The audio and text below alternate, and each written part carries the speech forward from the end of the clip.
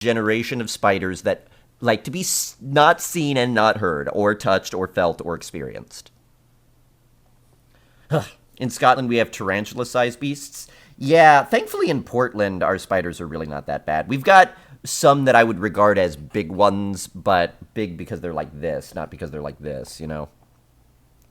Ugh. Ugh. Unless they're dangerous. Thankfully in Portland, also, the dangerous spiders tend not to be house spiders. You might run into them if you're, like, rebuilding a deck and there's a lot of wood that's been sitting around for a while. You might have a problem if you, like, leave a work glove outside near your shed for, like, months. But generally, you're not going to run into them inside.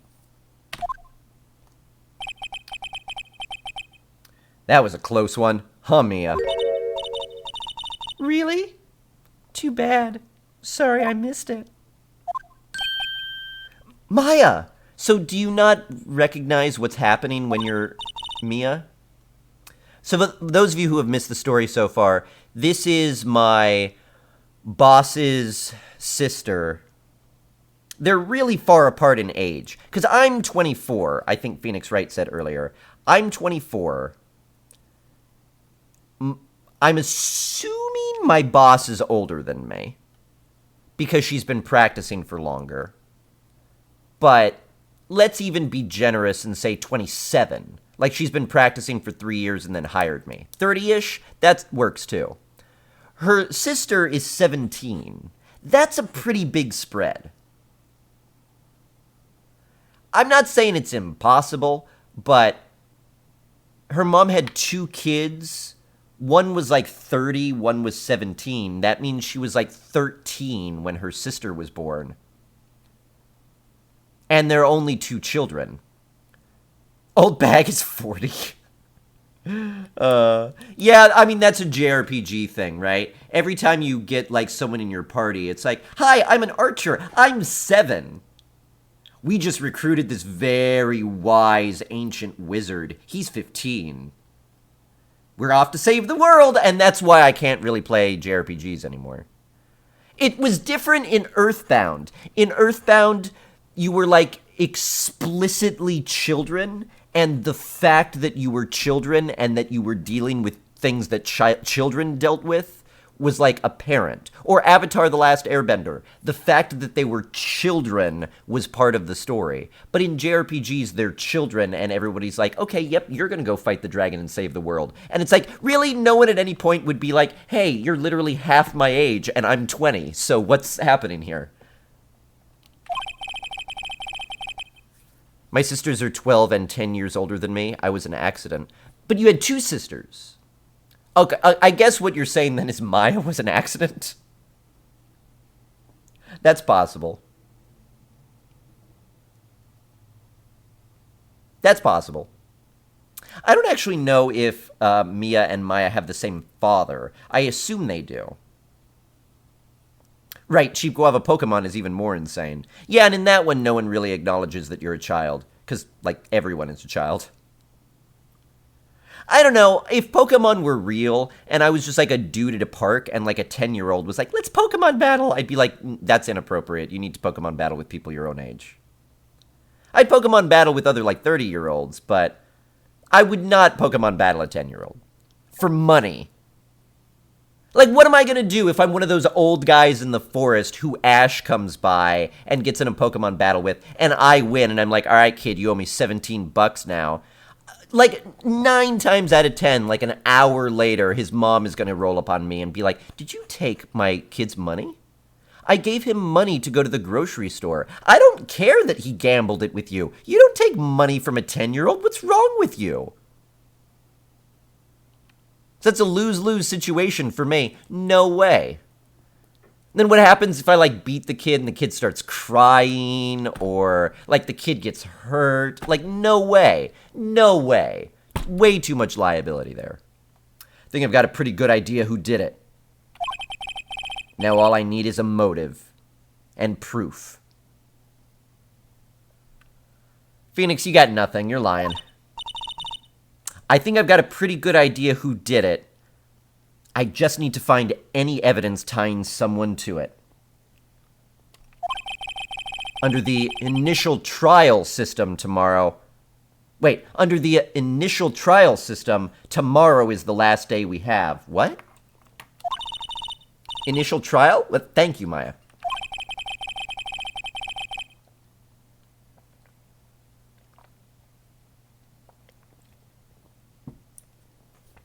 That's the new court system they introduced 2 or 3 years ago. Boy, that must be rough for practicing lawyers to adapt to. They had so many cases in the system, they decided to speed the whole process up. So under that system, trials have to end in 3 days? Yeah, pretty much. Yeah. Okay, so if at the end of the 3 days, my client should be innocent, not guilty. And let's keep in mind, the murder was committed the day before. So it's like we have a dead body. The closest person is that person. Find yourself a defense attorney. You have 3 days for your defense attorney to find the real killer, or we're just going to pin it on you. Is basically the Phoenix Wright court system. I love it. But again, I don't know why we're not the prosecutor. If we were the prosecutor, it would still be kind of silly, but it would be silly within reason. Like, all right, we've got political pressure. We got to find and arrest somebody in 3 days, or, you know, the case is going to go cold and we're not going to find them. Like, that makes sense. But your client, who has absolutely no connection to the murder at all. Like, at this point, my client is unquestionably innocent. We proved yesterday that the murder took place on the other side of a fallen branch. So my client could not have even got there. So at this point, we're out of the trial. It's find my client not guilty. The prosecutor can figure out who actually did it. But no, my client, who unquestionably at this point could not have done it, will still be found guilty of murder tomorrow if I can't prove conclusively that somebody else instead did it. The only thing they have my client on is, well, we thought for a little while he was the only one with access to do it. I have now proven that he did not have access and 2 other people had access. My client's still on trial for murder. If we had habeas corpus, I'd be taking this to the Supreme Court today. And no one can find the Steel Samurai outfit, Zanessa. That's another thing. We gotta find the Steel Samurai outfit. Alright, Maya. Let's talk about the director's alibi.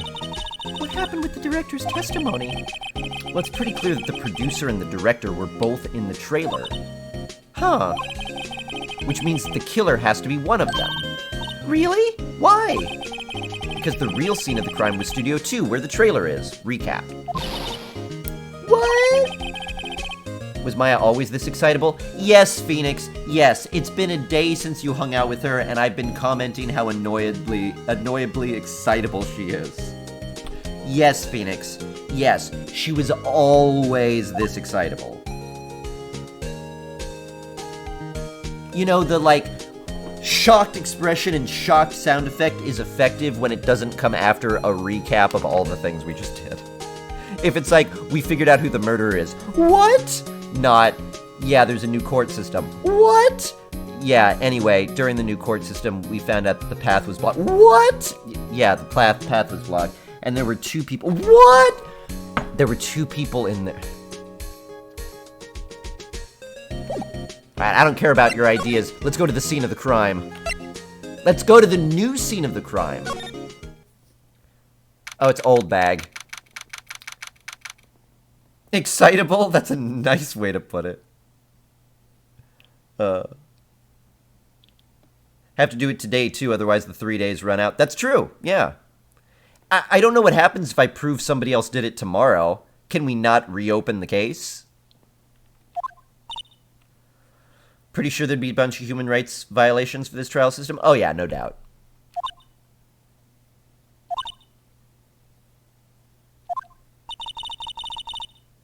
The old windbag sure is quiet today. Oh, don't provoke her in front of her. You know, this place is really peaceful like this. Nick, I think her guard's down. Yeah? I bet we could even eat those donuts in the guard station if we wanted. Oh, I missed you. You eat. You die. Phew, she's alive. Alright, I doubt we're gonna talk much. But let's try. I was wondering about Dee Vasquez, the producer. Oh, the studio bigwigs love her. She was always gets her way. She seems bitter. Oh. Do you not like the producer? Look, the studio people don't want me talking about her, so sorry. Can I ask you about Sal Manella, the director? Sal? He's soft. A pushover. Does whatever Vasquez tells him to. She treats him like dirt, but I think he likes it. Raffle. Lols. Ew. Maya. Of course. No, it doesn't, Maya. Hey, Mr. Hammer. Who's that? That's the victim. About Mr. Hammer. I heard about what you said today. Cheeky whippersnapper. Poor old Hammer. You drag his star name down from the sky and stomp on it, calling him a criminal, a thief. I won't forget this. Uh-oh, she's getting pissed this time. You listen to me, whippersnapper. My poor old Hammer would never do such a thing. Why would he steal Powers' costume so he could sneak by me? He would never stoop so low. It's impossible.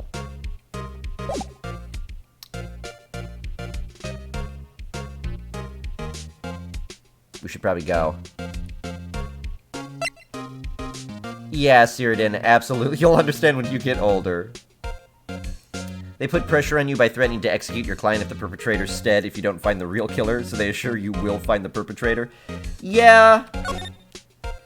It's definitely a way to pass off... Oh. What? What? Think back to the day of the murder. Mr. Hammer put on the Steel Samurai costume. Then he left from here to go to Studio 2. Right. But why?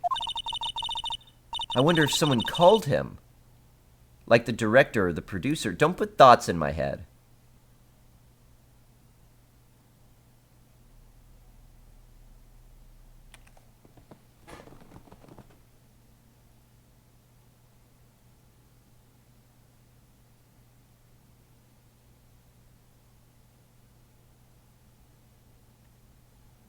I was gonna say maybe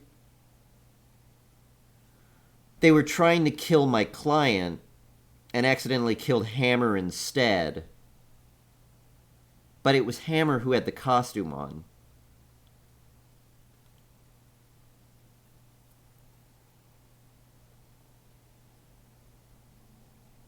I still don't know exactly where the murder took place. And the body was still found in Studio 1, so someone would have had to move him.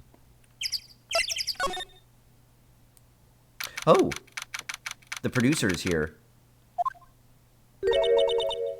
Hey, Nick. It's Miss Vasquez. Hello. Stop having her talk. Just have Phoenix do all the talking. I hate voicing her. Why the sleeping pills? Yeah, that I'm not sure of yet either.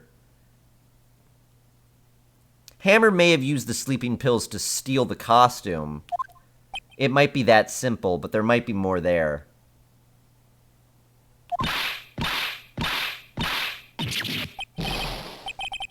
Maya, you should at least try to be polite and not annoying in literally every single line of dialogue. I hate your animations. I hate your, like, smug expression. I hate your bullfrog angry expression. I hate your surprised expression. I hate everything about Maya.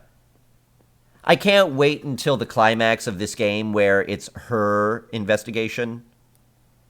Like she was murdered and I have to investigate her.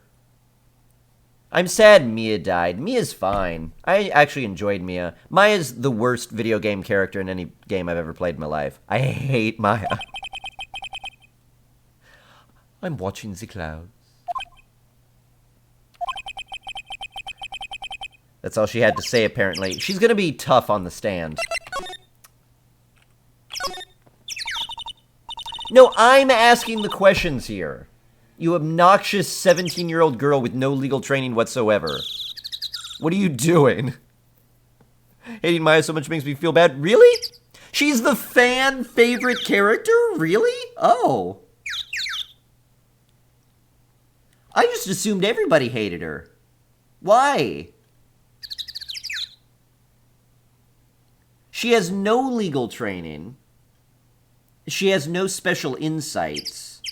For some reason, she has the power to communicate with the dead, and the only time she's useful is when she's her older sister. Like Maya, but you're giving me a new perspective. She's cute.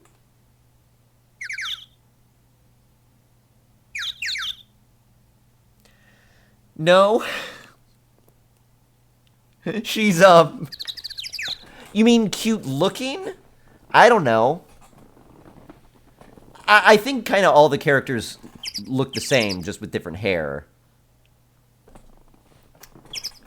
Yeah, I don't know.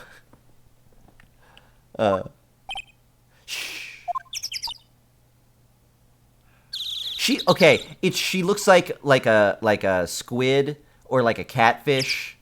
Do you know? I don't know if you see what I'm seeing here, but I feel like if you take her hair off and then but leave this, but just move them here so they're like tentacles hanging off, she's a catfish. She looks like a catfish face. I don't know why. Every time she makes this face, I'm just like, you're a catfish. Or like a squid character. I don't know. I don't know. Perhaps you didn't hear me. I'm watching the clouds. I'm not interested in talking to you. Do something, Nick. She's really ticking me off. Okay, yeah. Let's have the lawyer conduct this examination. That seems like it would be a good idea. Considering that literally any questions you ask can't go on the record because you have no business talking to her. Actually, I have no business talking to her. She's got representation. Anyway. Why are you asking the... Is there a reason I'm even here, Maya? Mr. Powers wasn't the killer. See, why are you spilling... We could have sprung that on her at trial today. Now we can't. You don't have to cancel the Steel Samurai. Yes, Maya, that's what's important. Maya. We're on a murder investigation.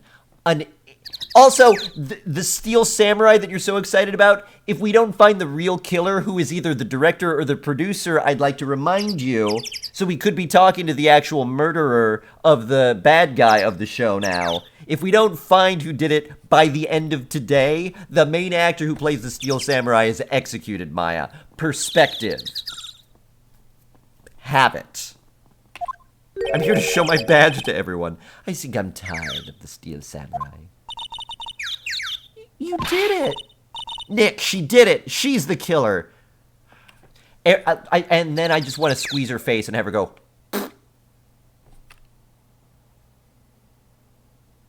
Right? It's fine. I mean, I'm not going to, but... Like, if she actually acted like this to me, I could not stop myself. I would go to her face. I would. I would. And then she would get even more upset. And she might even hit me. And if she did, I would have her arrested for battery, and I would never have to look at her again.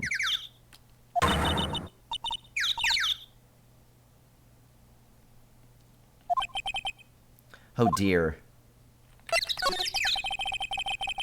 So, yeah, you completely ruined that entire line of questioning for me. Okay, now I'm finally asking a question that's going to go somewhere, I bet.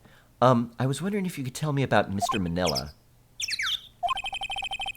If you must talk about that man, perhaps you could talk about it in the trailer. By yourselves. Oh. Oh dear. Does that mean he's in the trailer? Yeah, she's not giving me anything. Is she eating... Where Sal, Manila, and D. Vasquez ate, there's nothing left on the plates. So they ate T-bone steaks too. Something wrong? I don't know. I'm getting a funny feeling. Something just off. I know. We talked about this like 2 days ago. Oops. Not move. Not move. I needed to do the cha-cha slide over here. And I guess move indoors. Professor Layton? I've not actually played Professor Layton either. That would be fun. She just gave all your evidence to the person she claims is the killer so that she has time to come up with a lie. Yeah, she's terrible. She's blowing this case for me. I don't know. When I show up in court, the judge should literally be, Counselor, who is this child who has come with you to sit at the bench for no reason? Oh, she's my legal assistant? Okay, well, obviously she hasn't passed the bar, ergo she shouldn't be sitting at counselor's table, ergo get her out of here. Also, you're employing a 17-year-old girl. I'm fairly certain that's violating labor laws.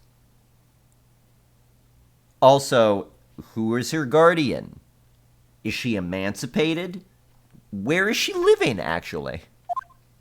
She's not living with me, is she? Wasn't the assistant cleaning up yesterday? Funny, it still seems pretty messy in here. I guess she was still on a high from getting that rare card she needed.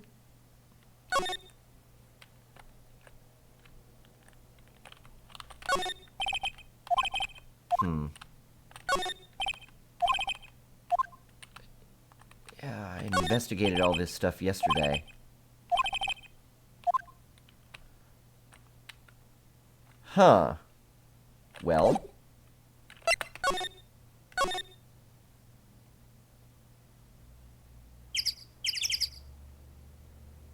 Let's go over to the employee area. Did they make a crossover game? Oh, that'd be awesome. She only exists in my head. That's a possibility. She actually died too, along with her sister, but I couldn't bear the truth.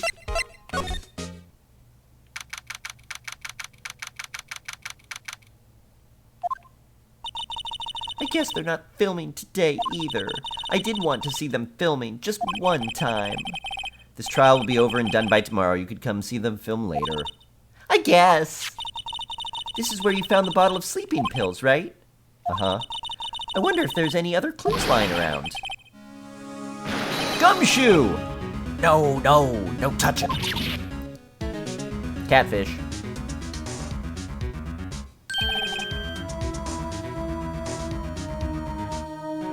Oh, that's neat, fake bagel. That's good to know. Well, I'm excited.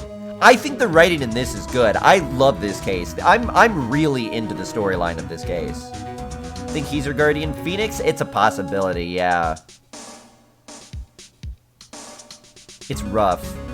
TV station only has samurai shows, it does. And the actor has always played a samurai. Oh, sorry, pal. Didn't mean to frighten ya.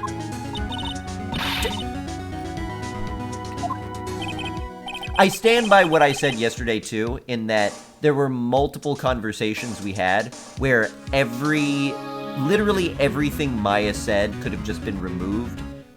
No other text is altered, and it all still makes sense and works. Guess I could be a little dramatique at times. I suppose it's the actor in me. Dramatique, indeed. Ahem. Anyway, I'm here to examine the plate on the table. Wait, are you looking for sleeping pills? Yeah, pal. Traces thereof. How do you know about the sleeping pills? I guess I talked about it. This is the PC version. The Switch version and the PC version came out like one day right after each other. So this one is the Steam version. I was gonna get the Switch version, but then it's like, it's on Steam. It's just easy. So you're looking for traces of the sleeping pills.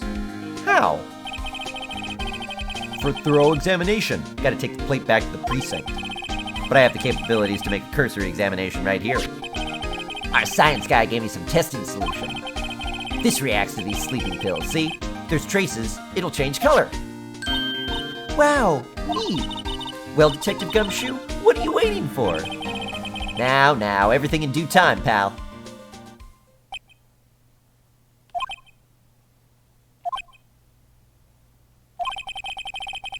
Well, testing solution on the plate changed color, alright. So the food on this plate has been laced with sleeping pills.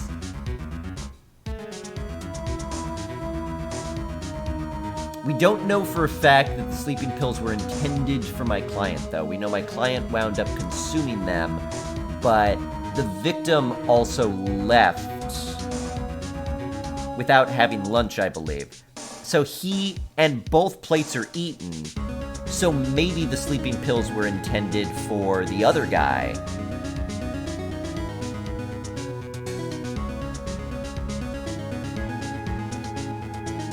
Maybe the sleeping pills were intended for the other guy.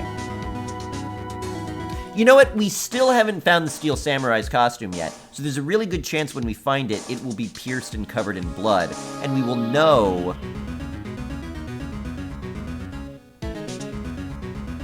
that my client was actually the intended victim. Oh, I'm feeling that. Looks like it. Found in the employee area. On it are traces of sleeping pills and a large bone. Yeah, this bone is important. No one else has the bone on their plate. So, like, someone's gonna tell us that the victim liked bones. It was the side dish of bones? That it was Sal who was complaining about not getting to eat at lunchtime. No, he didn't get to eat either because he wasn't there. But I feel like I remember the victim... Well, the victim definitely left early to go to Studio One. I just can't remember if it was before or after lunch. But I feel like I remember him leaving while my client was still eating. So it's possible he didn't eat too.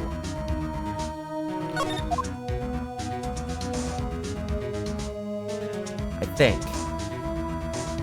Never got a 3DS, so I missed out so much on latent goodness. The 3DS, I think, was worth it. I liked my 3DS. And DS, too. How goes your investigation? Tell you the truth, it's a real mess, pal. Some people think we should pursue the case we already have against Powers. And some people think we should switch suspects.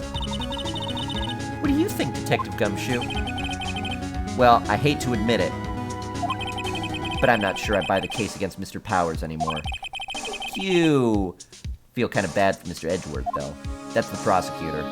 But why? How is Edgeworth doing anyway? Mr. Edgeworth is out of control. He was in the waiting room and he crushed this paper cup with hot coffee in it. Whoa. Talk about burns, pal. Wow, the fury of Edgeworth. See, she says nothing that's... Yeah, crushing paper cups.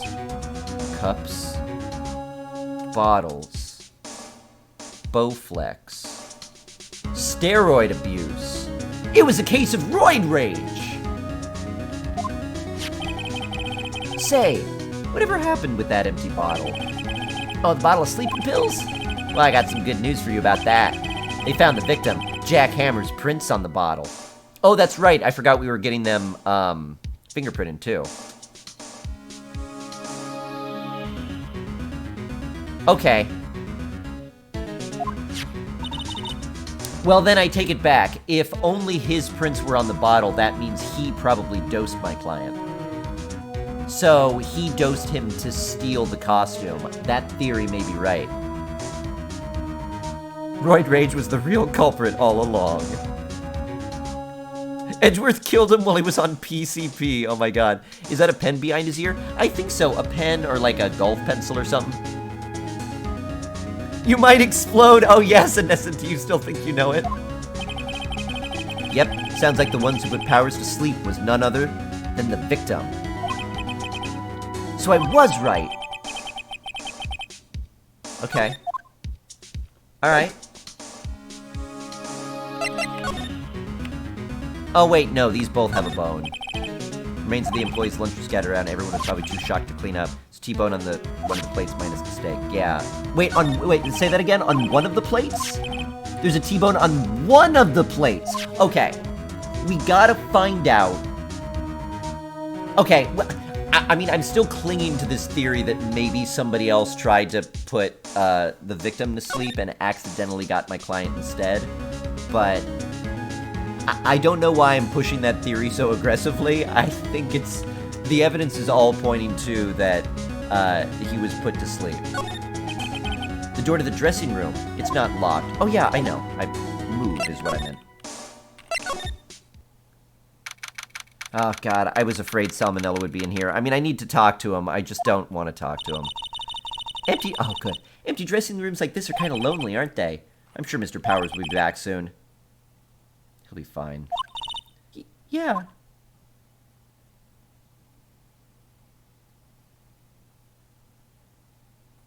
I don't think there's anything in here for me to examine. We gotta find that costume. Someone's covering up where the costume is. Either the fanboy kid or the person with the costume, no one was there. So copyright, we proved yesterday that you know the monkey head that dropped the path, that blocked the path.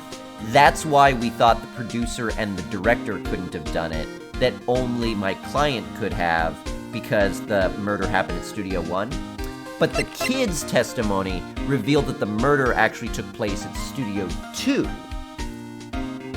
Or, well, probably. That at least the victim was over by Studio 2 at the time of the murder after Mr. Monkeyheads fell. So there's no way that my client could have done it, A. And it had to have been the director or the producer. So it's probably either the director or the producer. And I'm leaning producer just because, I mean, the director's an idiot. He's too forthcoming with things. He already testified yesterday. I think it's the producer, but so far I've got no evidence to really tie her to it. You, like everyone else, dislike the producer? Yeah. Well, I dislike the producer, but, like, she's trying to cover things up. She's trying not to talk to me. She does actually kind of have what I think might be a suspected motive. When we were talking to Penny, the production assistant, yesterday, she kind of dropped that something like the price of the movies was going to go up now that he's dead. So the producer might have killed him for the goal of driving up the value of his movies. Like, oh, he's a has-been, we can't make much money from him anymore. Let's have him killed, have all of his movies go up in price. So I think she at minimum, she knows something, or she's trying to hide something. The obviously unlikable character who has no other purpose is the killer? Right. Yeah, that's possible. Could also be a red herring. Could totally be a red herring. Sup, girl? Anyone think Penny did it? I do, kind of. I still do feel like it's possible. I mean, Penny's the only one whose movements I can't really account for. Although, in the first day of trial, I asserted that it was possible that it was Penny, and the judge was like, that's ridiculous. She didn't know that the samurai had a limp. But now we've proven that it doesn't matter. The killer didn't need to know that my client had a limp, because he wasn't in the costume anyway. We know who was in the costume. It was the victim. So the killer was obviously not the victim. Production assistant, I think, is still on the table. She would be the twist killer. She's the only one whose movements I can't account for. But I don't know what her motive would be. Let me see if I can examine the guard desk over here. She probably won't let me. Computer that runs studio security cameras. Looks like it's been turned off for the day. Oh, well, that's suspicious. Okay, no. Alright. Huh. Oh, you know what? It might be to our benefit to talk to our client.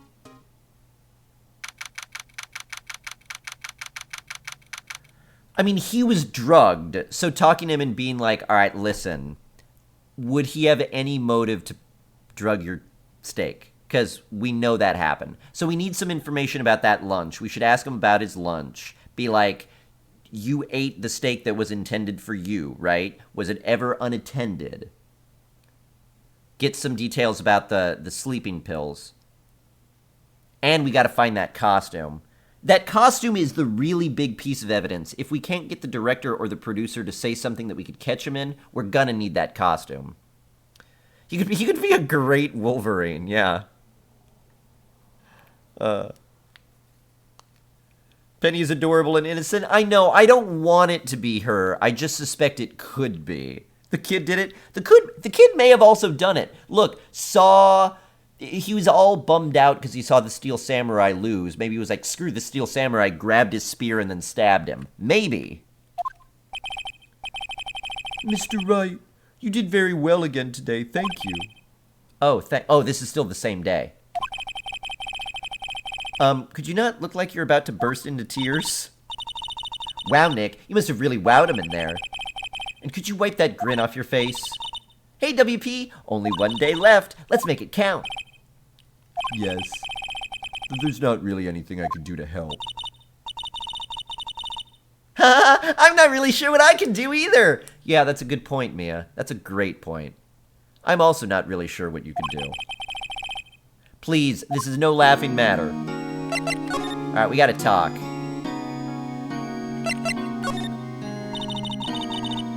I was wondering about... No, Mia. I was wondering about Mr. Hammer. Only one day left till you get sent to prison forever. Ha ha ha. Or executed. Thing is, if Hammer was in the Steel Samurai costume, who was in the other costume and why? No one was necessarily in the other costume. There was no necessarily other costume. But if he was in the Steel Samurai costume, that means at some point he had to switch into his own costume because his body was found in his costume with no blood, which has still been a weird point. So I believe that he was killed in the Steel Samurai costume, for some reason switched into the Magistrate costume, and for some reason taken to Studio One.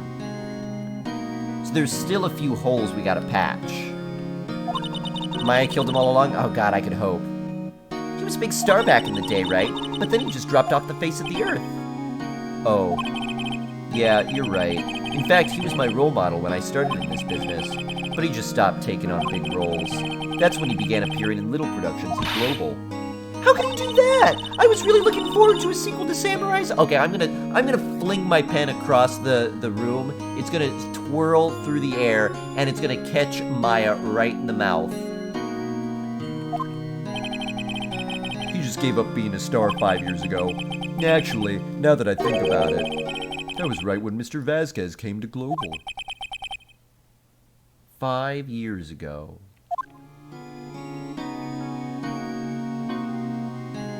Huh. So Vasquez doesn't like him, maybe. Maybe. Studio 2 is suspicious. Studio 2 100% is suspicious.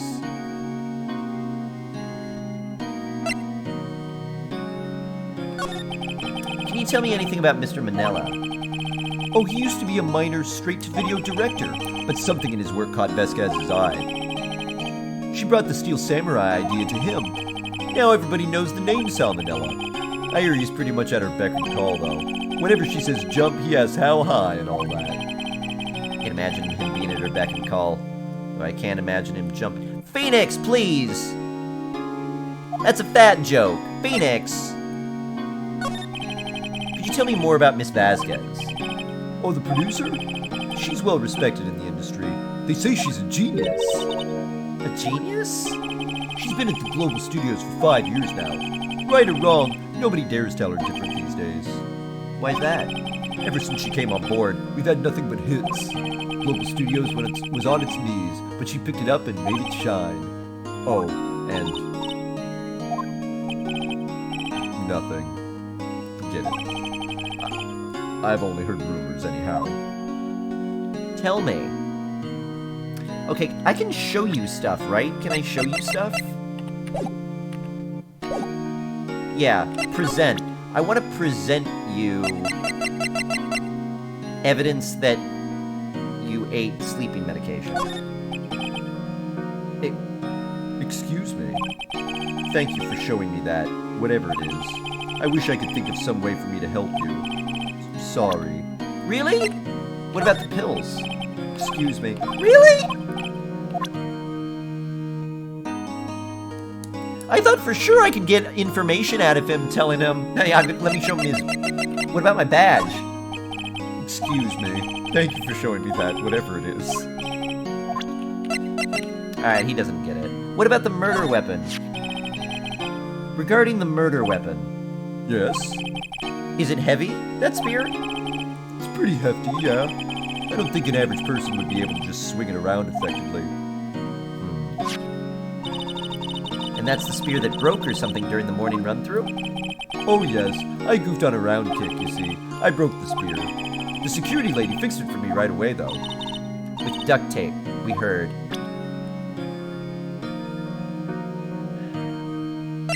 Yeah, not everybody would just be able to swing it around. I mean, there's that, too.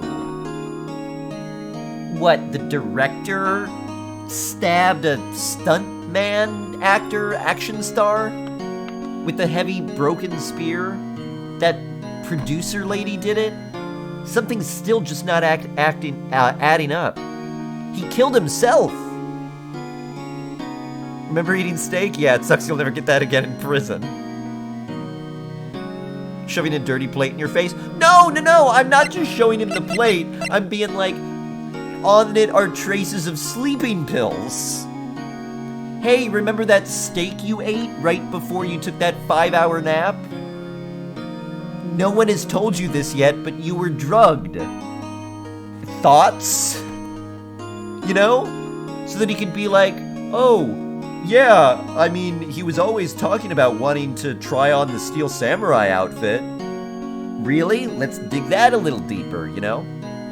Is there any reason why your co-star would have drugged you with sleeping pills and stolen your costume? That's a really big question mark, and I feel like he would know about it. The smoking lady, the obese weeb, which of them is stronger than an average person? Or the kid or the assistant? Yeah, exactly.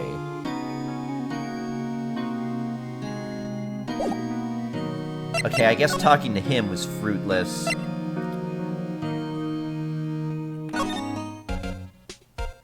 Talking to her is fruitless. Let's go back to Studio 2.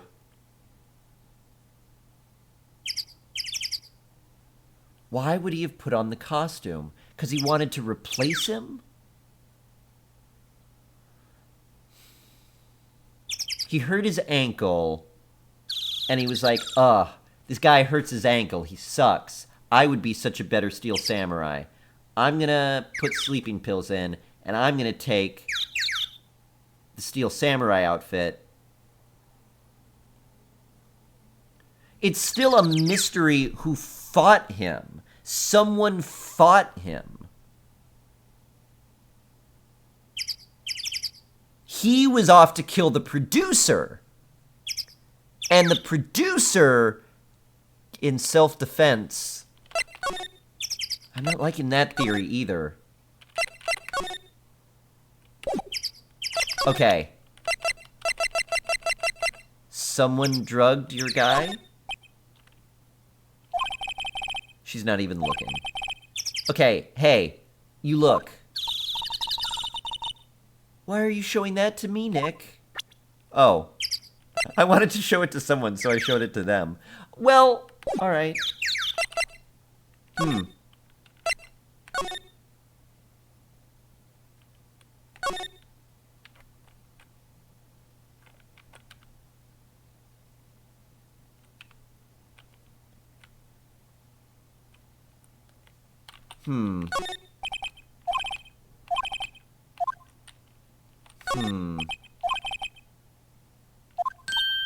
Oh my god, that movie. Right. We talked about that already. Huh. Have you looked at the incinerator again? I mean, we did really let the incinerator off the hook, didn't we? Incinerator, apparently they just put this one in and it's already covered in soot. Yeah, it's... they definitely... You're hiding something!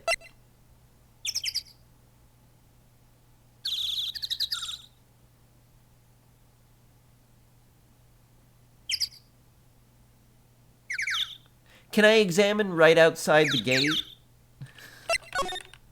Where the fight took place? That would be helpful. Oh! So this is the number in Cody's photograph. And to think, if he hadn't brought that photograph in. Don't get all teary-eyed yet. What? Can you examine the van? Yeah, there's not... It's a light van for moving stuff around. It's in good shape. Looks like it'd run fine. And then I don't have a driver's license. I don't know. Get a lot more clear what you have to do in the second and third game? Well, I mean, usually when I figure it out, it's not like, oh, that was random. It's usually like, oh, okay, I could have figured that out. I just missed it. But that's okay. I'm not, like, put off by it or anything. But that's good to know that it gets a little bit tighter. Do you really need to filter if you're smoking from a pipe? She is smoking a lot from that pipe. She is just downing that pipe. Present the weapon to her? Stab her with it. That could be it.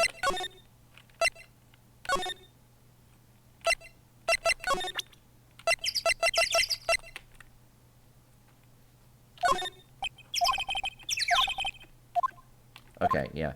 What if I show her the...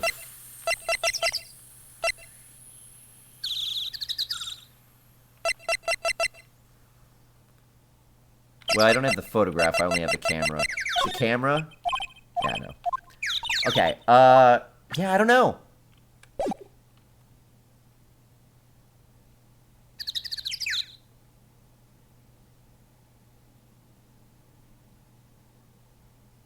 Trying to think of what I could show to people. Would Gumshoe be interested in anything? Maybe the guard lady would be interested in it. Maybe the guard lady could tell me something about the sleeping pills. Throw her a badge. Take that! Hey, thoughts about this? Miss Oldbag, what do you think of this? Think? Not in the mood for thinking, thank you very much. This? Yeah, no? Okay. This? Yeah, no, okay.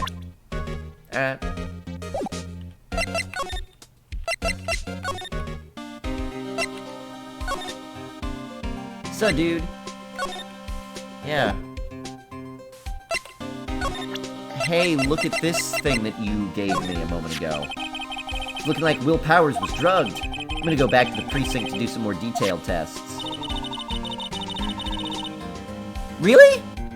I was supposed to show him the information he gave me back?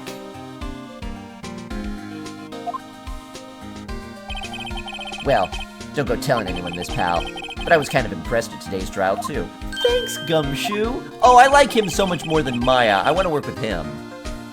Most lawyers wouldn't have given up after that director's testimony. I could have been in anyone else but you up there. Powers would have been done for by now. Thanks. Are you not actually going to go back to the precinct? You were just going to talk to me about that? Maybe I was wrong. Detective, about that bottle. Oh, that?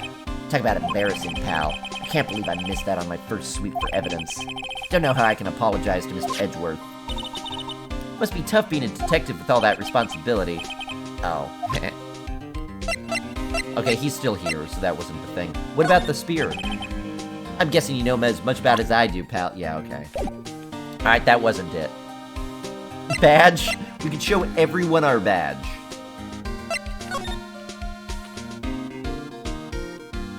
Also, we were such jerks to open this up again. Maya's such a jerk. Gumshoe is also one of the fan favorites. I like Gumshoe. I didn't in the first case, but he warmed up on me.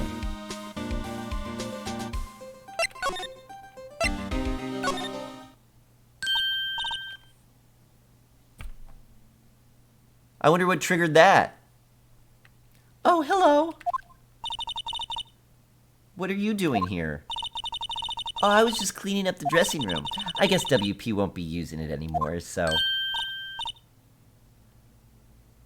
Why? But WP's innocent. Yeah, and I'm really grateful for all you've done. But This week is the last episode of The Steel Samurai. Oh no. The most random events? Yeah, I mean, I was already in here too. So I literally only came back here because I was just out of things to try. I don't know what triggered it though. How did this not come up before? I don't know. I walked in here, then walked out, and then walked all around and didn't really do anything. Oh, maybe I needed to talk to my client. I needed to talk to Will first. Talking to Gumshoe just now. But I had already talked to him before. The only thing I did with Gumshoe that I hadn't already done was showed him the things that he gave to me the last time we talked. Because I talked to him, then went in the trailer, then left, went all around. I think the only thing I actually did that added to anything other than showing Gumshoe stuff, which felt optional, was talking to Will. And given this is Will's trailer, I don't know. Either way, at least we get to ask her some information. Maybe it was also a time thing. Maybe a certain amount of time had to pass. A Tamagotchi? I think it's a stopwatch. It's kind of a weird trick. Right, it is that? That we have to show him the... Oh, that is weird.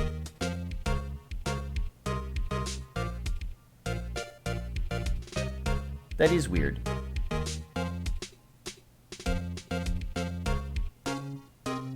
You never miss evidence and get into unwinnable trials? Yeah. Yeah, I mean, you know, it makes it a little bit easy because it means, you know, you're always going to have everything you need in trial. But on the other hand, it also means the things you have to make can be based more on logic. It's kind of the problem I had with L.A. Noire, that it was like, did you go to the right random location and talk to the right random NPC and ask the right random question that the game developer required you to do in order to get that one key piece of information to be able to know that this person is lying here, to be able to press them to get this? In this game, you can't proceed to that point unless you find that information. In L.A. Noire, the difficulty comes from the fact that you could just miss it. And I wouldn't say that makes the game any more fun. It makes the game harder. It makes the game harder. But does it make it more fun? I don't know. I don't think so. I think the games do different things. I think this game is meant to be more of a narrative than L.A. Noire is. But truthfully, I like this style better. I think the deductions in this game are a lot more satisfying than the deductions in L.A. Noire. L.A. Noire felt a lot more just figure out what the developers were intending to make. I don't feel like I had a real way to figure things out in that game.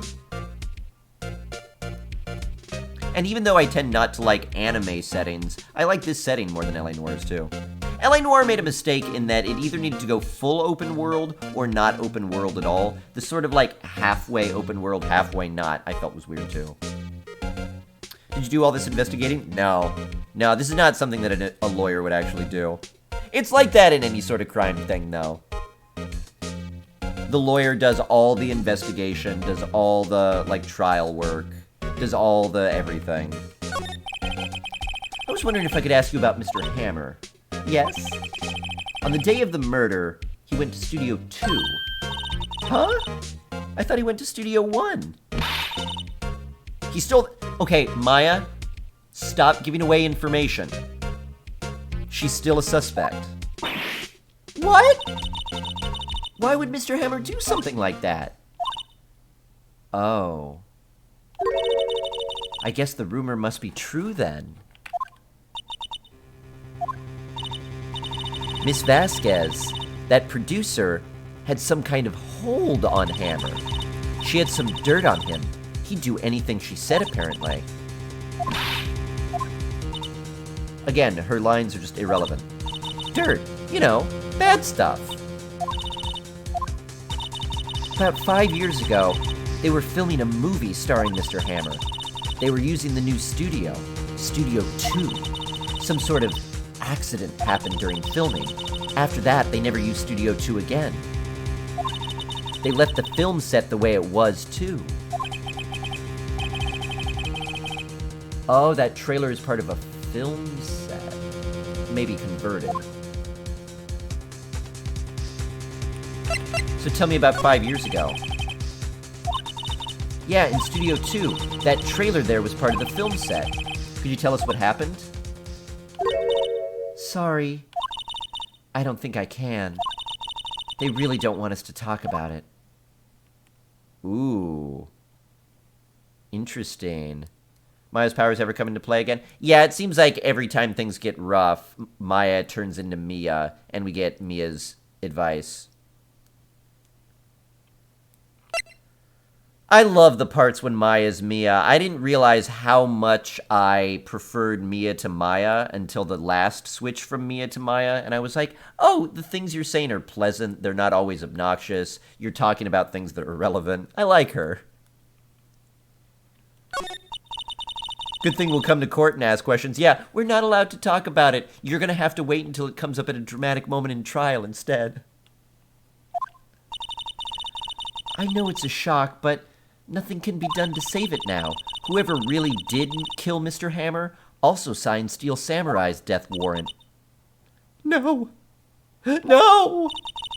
Also, I hear that Global Studios is going to change its programming. They're not going to make kids' shows anymore.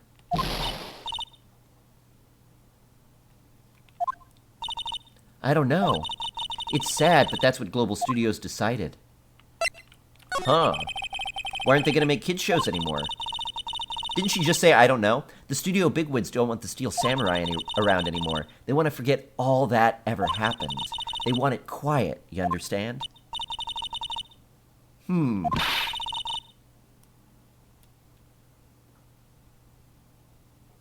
I think this is why I have difficulty with her.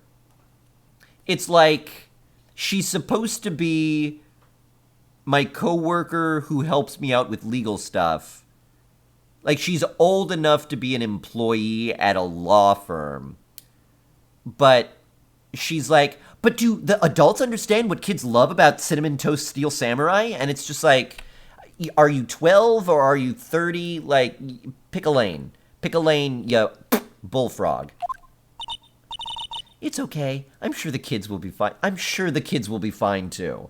No one's really worried. Oh, no, they're canceling a kids' show.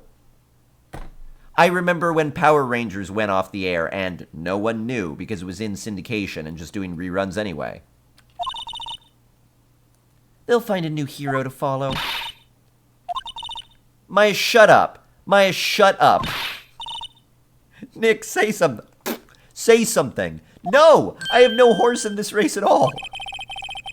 Think evidence rather than words is what's called for here. Here, take a look at this.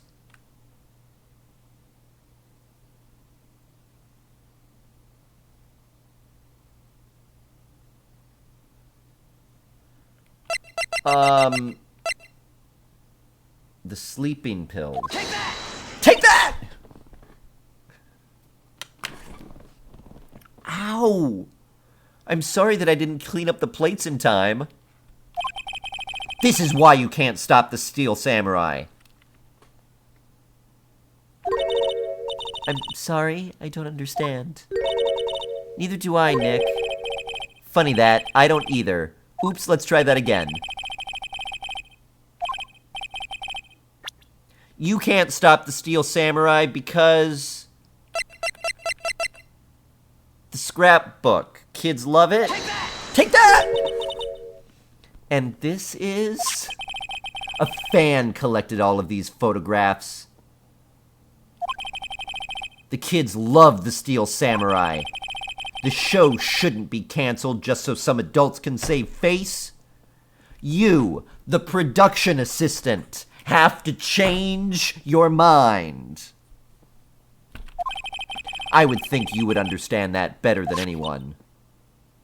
Why? You're right. Okay. But what can I do? Yes, thank you. What can she do? Well, for starters, you can tell me something. Tell me what it is that Global Studios is so intent on hiding. Tell me about this accident 5 years ago. Confess! Okay. Tell us what happened 5 years ago. And before she's like 50? Why would I understand that better than anyone? I've been working here for 45 years. Well, I can tell you what I've heard. Apparently, 5 years ago, someone died. And it was Hammer's fault. Maya, let her finish. It was an accident, of course. Anyway, the producer, Miss Vasquez, managed to hush it up. And that's the dirt she had on Mr. Hammer? Maya, thank you. But it was an accident, right? Why didn't they just make it public? Well, you know, Mr. Hammer was a big star back then. They were afraid about what would happen to his career if word got out. You know who knows more about this? Ms. Oldbag. She was here at the studios back then, you know. Thanks, we'll try asking her. If she'll talk. Yeah. Take that! Alright, we better ask Miss Oldbag. What? You're still slinking around? If you like this place so much, why don't you just take over for me? Everybody's doing their darndest to forget Hammer. Who do they think they made Bluebell Studios what it is today? Hammer! It's all due to Hammer! You know what? I think she might wind up being our star witness. She loved Hammer so much, if we find who the real victim is, or who the real murderer is, she's gonna be on our side trying to get that guy persecuted. Back when she was Mrs. Middle-Aged Bag. Love it. Revenge. Maybe what Hammer killed was the killer's family. Maybe.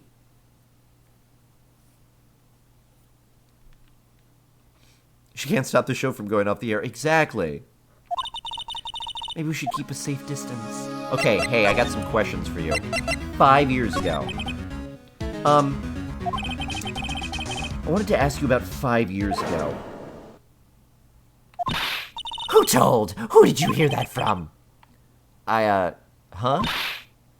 Nichols! Nichols? Nichols, Nick, Penny Nichols, that assistant we talked to. Oh, right. Anyway, we heard about the accident.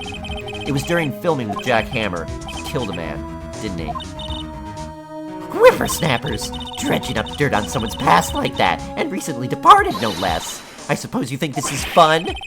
No, I'm just doing my job to protect Mr. Powers. And you claim that Hammer stole Powers' costume. You expect me to believe that rubbish? Or do you have some kind of proof? Proof that Hammer stole Powers' costume? Yeah. No.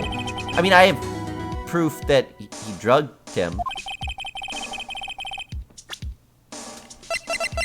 Maybe that'll work.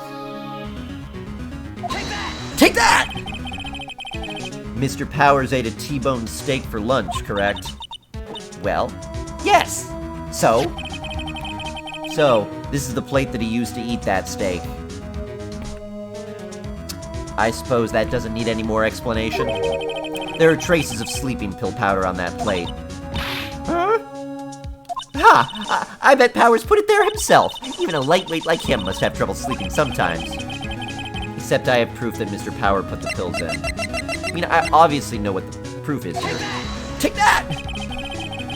I gotta stop throwing things in people's face just because I feel confident. This bottle contains sleeping pills. Mr. Hammer's fingerprints were found on the bottle.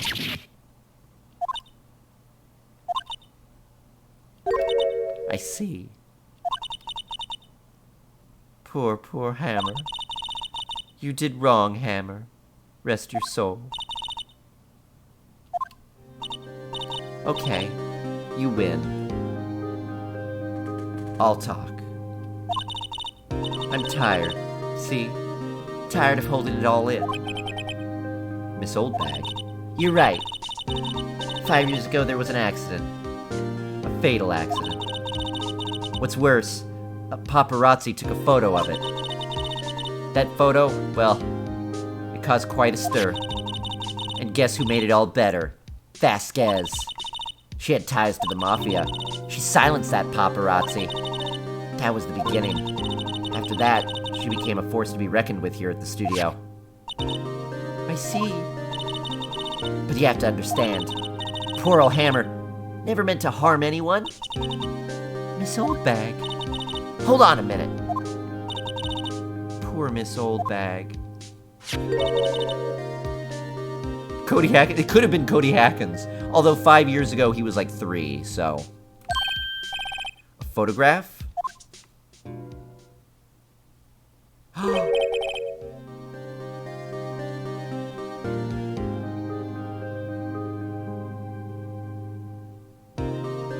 It was the broken thing! Wait, why were you trying to frame the Steel Samurai? Wait a second. This is the picture. Is this the trailer in Studio 2? Hammer was supposed to fight with a bad guy at the top. Oh, wait. Is this the old murder? This is the old murder? This is the old accident murder. This is the one the paparazzi took. Hammer was... Oh, but it was never fixed. They just left it exactly like it was, all creepily. Hammer was supposed to fight with a bad guy on the top of those stairs there. He was Tennis Samurai then, you see. He pushed the other actor, and the man fell onto the flower box fence.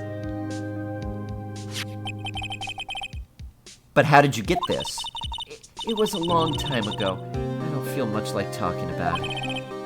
I understand.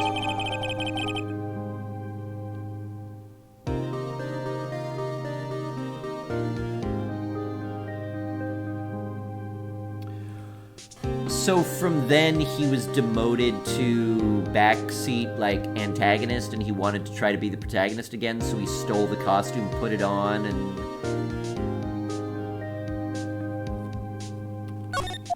Still a gap.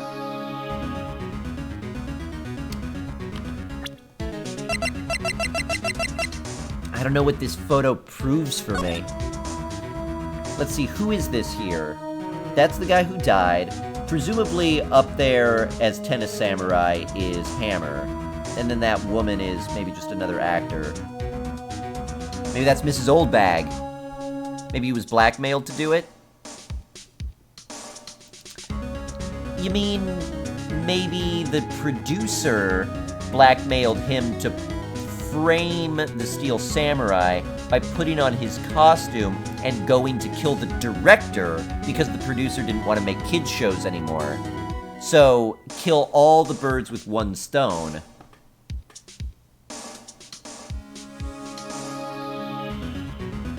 But he killed himself in shame. Like a real samurai. By disemboweling himself with the spear.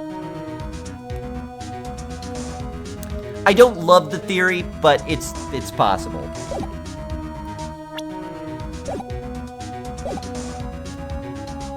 It's a theory. Okay, who could we give this photograph to?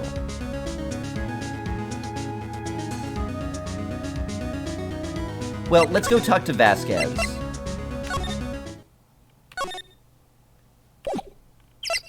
Having the photo might get her to talk.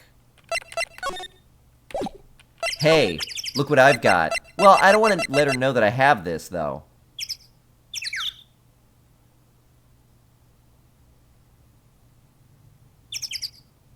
If she knows I've got this photo, I won't be able to catch her in a lie about it never happening. Because she tried to cover it up.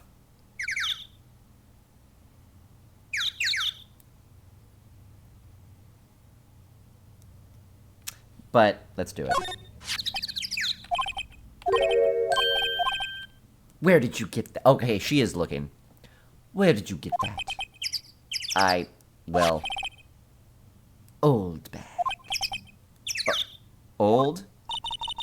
She means the security lady, Miss Oldbag, Nick. Are you serious? How did Phoenix Wright not know that? We've known about a woman named Miss Oldbag for like 3 days. She's like a key part of the investigation. What? Right. Anyway, Miss Vasquez, you hid this incident from the press, didn't you? And you used it to control Mr. Hammer. The wind. The huh? It's gotten stronger, don't you think? The wind. Your conversation interests me. Let's talk about it more. Inside the trailer. She went inside the trailer. Is she gonna wait until I get to the top of the steps and then push me down? Actually, I want to examine this first. There's some flowers here. Wow, so pretty. They're good at taking care of these. Don't get too close. That fence looks dangerous. Yeah, someone died on it. We know that now. You came. Well, then, what was that you were talking about? Why is she so eager to talk all of a sudden? Miss Vasquez, you were using that accident. You were blackmailing Mr. Hammer so you could control him, weren't you? That's why he was doing kid shows for petty change. So I'm a blackmailer. Well, that's what it was, wasn't it? I mean, sure, it was an accident, but he used it to drag Mr. Hammer down from his place as a star. Oh. I haven't pulled anyone down from anyone. Mr. Hammer's career went sour of its own accord. But you were the cause. You pressured him. And to think it was just an accident. Excuse me. What is this all about? You keep saying accident, accident. How are you so sure? What do you mean? Must I spell everything out for you? Think. What would it be if it wasn't an accident? An act of God.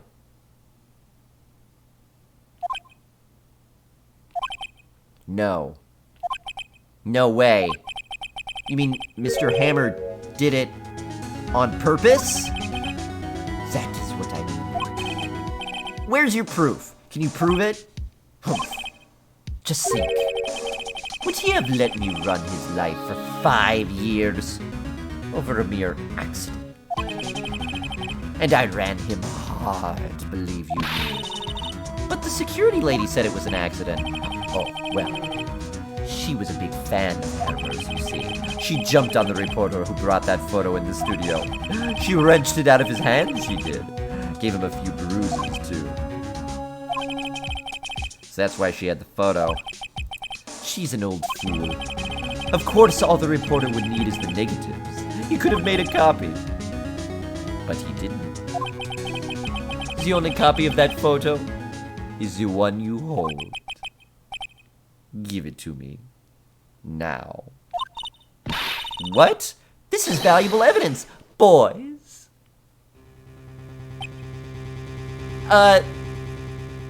This is a small trailer. Were you guys all waiting in here the whole time? That's a pretty cool trick. Hey, so, boy, I think the fire marshal would have a real big issue with 7 of us in here, right? So, given that this is your own private property, we're gonna skedaddle.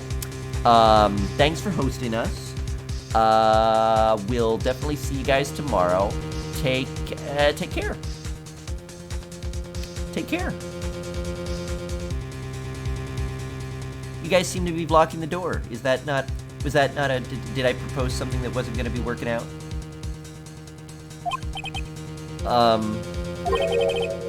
Who were they? Professionals. They're good at erasing various things. What do you think? Would you like to be erased? What? The trial ends tomorrow. How unfortunate. It's a shame you'll have to miss it.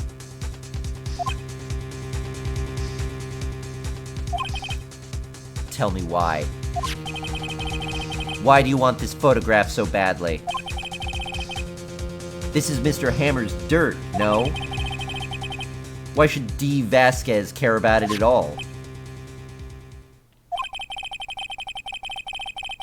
I'm sure you'll have plenty of time to think about that where you're going. So long, friend. Boys, erase away. This doesn't sound good. This doesn't sound good at all. This doesn't sound good at all. This is the first or the second game? This is the first one still, yeah. I'm a defense attorney. Hey, do you guys need a lawyer? Because I could totally... No!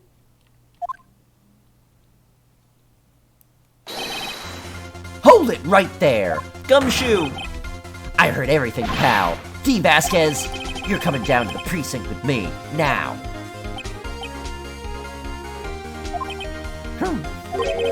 Not bad. Very well. It appears this contest will be decided tomorrow, then, in court. I'll be looking forward to it. Well, I mean, you clearly just made a murder threat, so, like, all of you are going to prison now, I hope? Because, I mean, police protection, maybe? Hey, Gumshoe.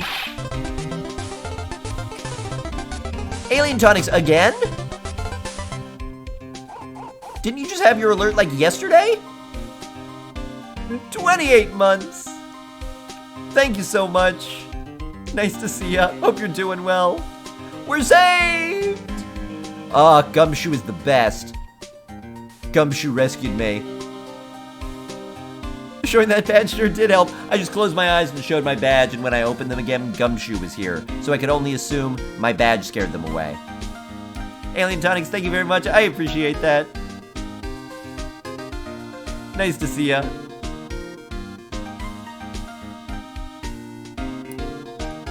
Gumshoe was your real partner all along. He was just laying low. He's the best. Sorry I was a little late with my entrance. I don't get many chances to practice that sort of thing. Detective Gumshoe. Thank you, thank you, thank you. I was really scared. Huh? Don't mention it, pal. Just doing my job. Detective Gumshoe? Sorry, it's just... I wanted to say that line ever since I became a detective. Okay, I've got one more job to do today. I'm sure we'll run into each other again soon. Oh, I like him. Well, Nick, looks like we're getting close to the bottom of this. And who's at the bottom? D. Vasquez. Well, yeah, now it definitely seems like D. Vasquez is behind it. I even more feel like the lady who threatened to kill me over someone that she may... I don't know. Hammer didn't necessarily do the killing. Maybe she wants him to believe that he killed her on purpose, but really she killed him on purpose. I don't know. Looks like it's trial day, though. That's true. Yeah, Gumshoe walks in and 4 professional erasers are like, outie.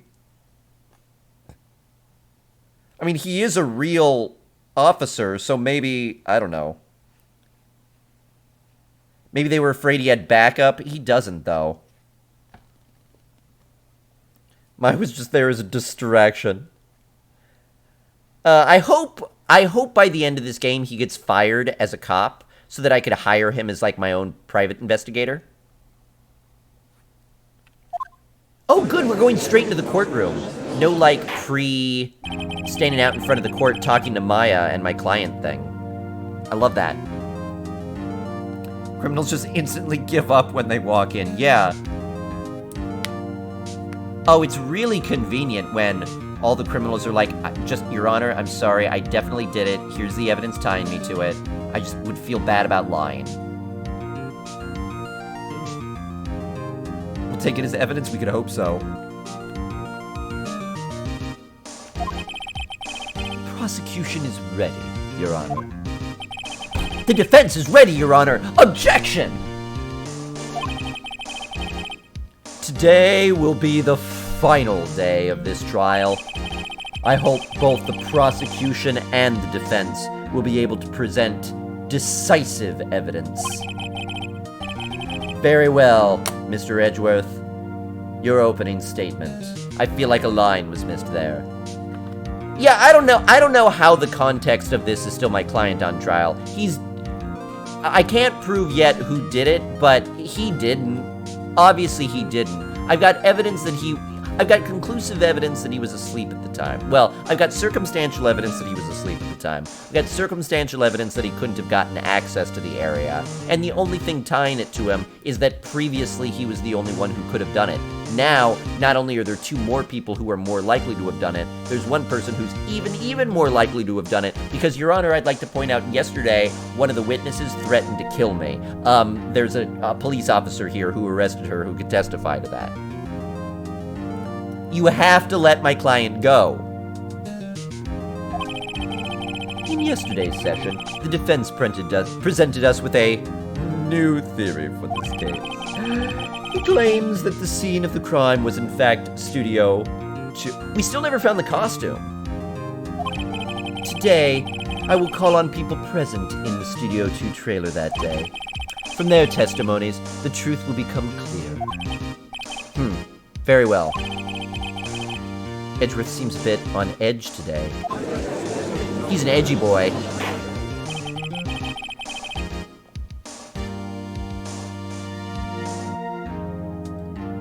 You may call your first witness, Mr. Edgeworth. The prosecution calls Miss D. Vasquez to the stand, in handcuffs.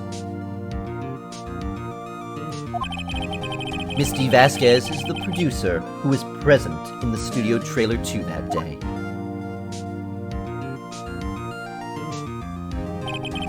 Will the witness state her name and occupation? Good luck. Oh, she got it. D. Vasquez. I'm the producer for Global Studios. On the day of the murder, you were in the trailer in Studio 2. As everybody here knows, yes? I dislike needless banter. If you must pontificate, do it when I'm not here. Very well, Miss Vasquez. This judge is a pushover. Please give the court your testimony concerning the day of the murder. Nick, I know she did it. Make her pay. Why is she smoking in the courthouse? It was still legal then. Do you guys remember? I grew up in California, so I don't think I remember it in California. But I remember sometimes when I would go out of state when I was a kid, if you would go to a restaurant, they would be like, smoking or non-smoking? And you'd have to decide whether you wanted to sit in the half of the restaurant where people didn't smoke, or the other half of the restaurant where people just smoked sitting at their tables. Then California was like, oh, it turns out just sitting people on the other side of the room doesn't actually prevent you from smelling it or interacting with it, and it's deadly, so people have to do it outside. Maya, your ear is too big and swollen. Sorry that I punched you in it last night, apparently. Non-smoking section of the restaurant was basically just a thin half wall which did nothing. Oh, yeah.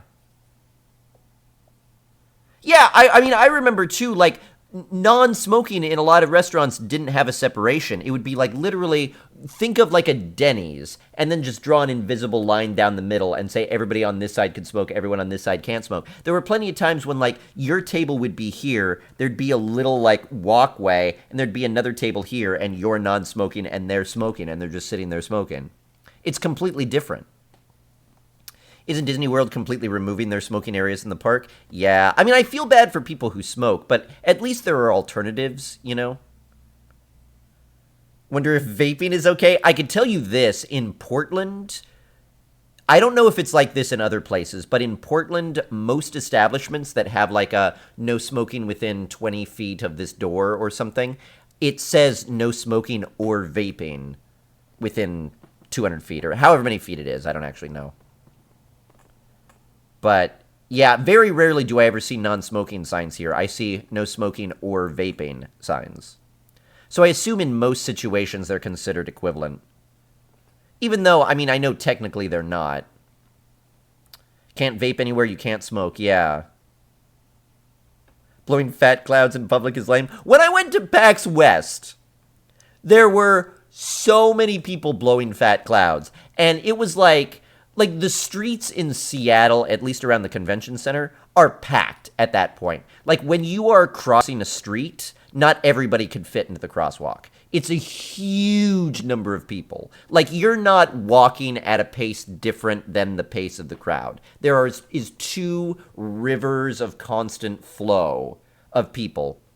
And like, I don't know, maybe 10% of people are like vaping at the time, and it's just clouds, clouds, clouds, clouds, clouds, clouds. Everywhere you're going, you're just like constantly walking through them.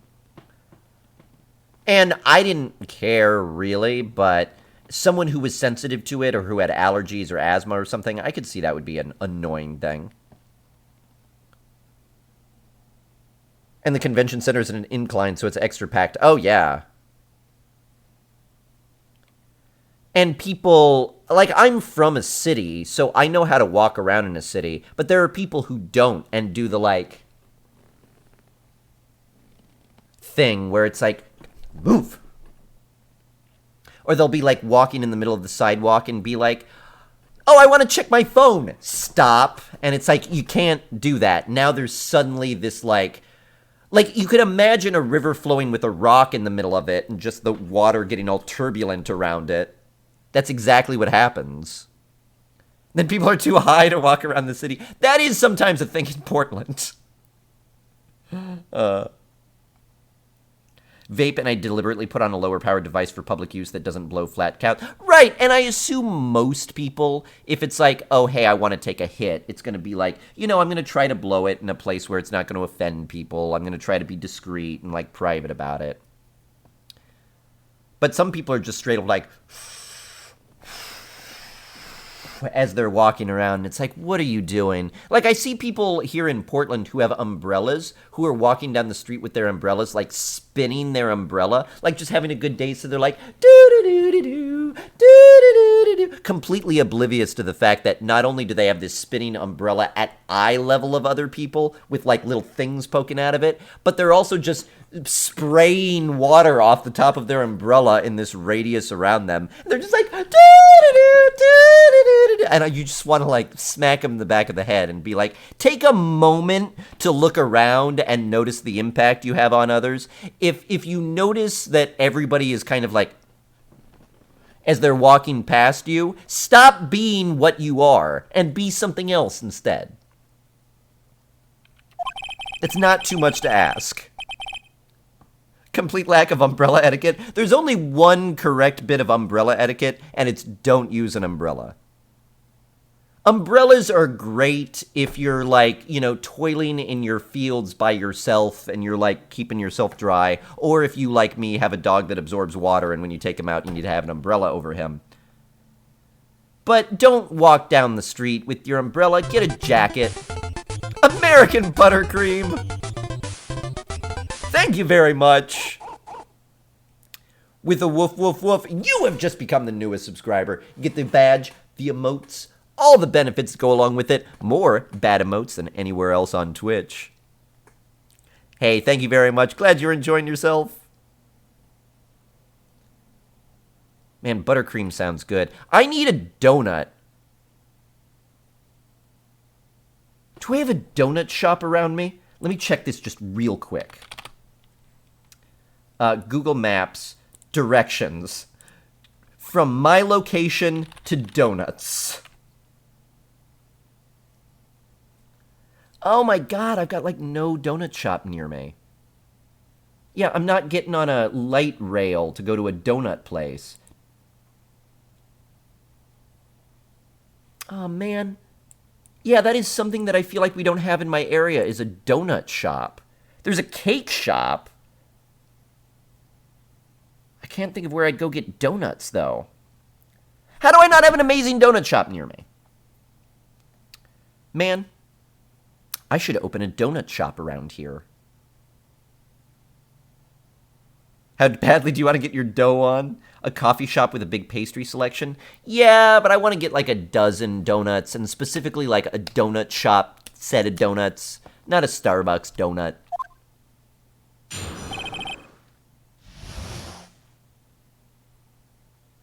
Murder music time.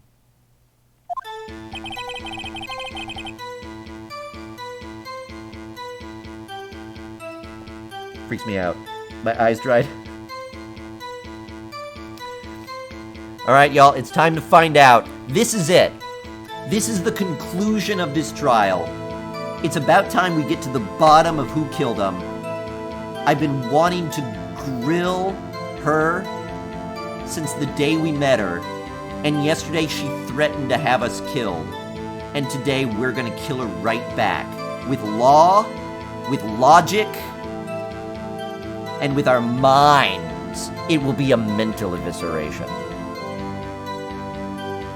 We're about to make D. Vasquez be dead. Past. Cat. Alright. Facts and logic. And we're gonna throw some things at her face and say objection a lot. I entered the trailer. Oh, a little before noon. The meeting began at 12 sharp. It ended at 4. I think that's consistent with the information I have so far.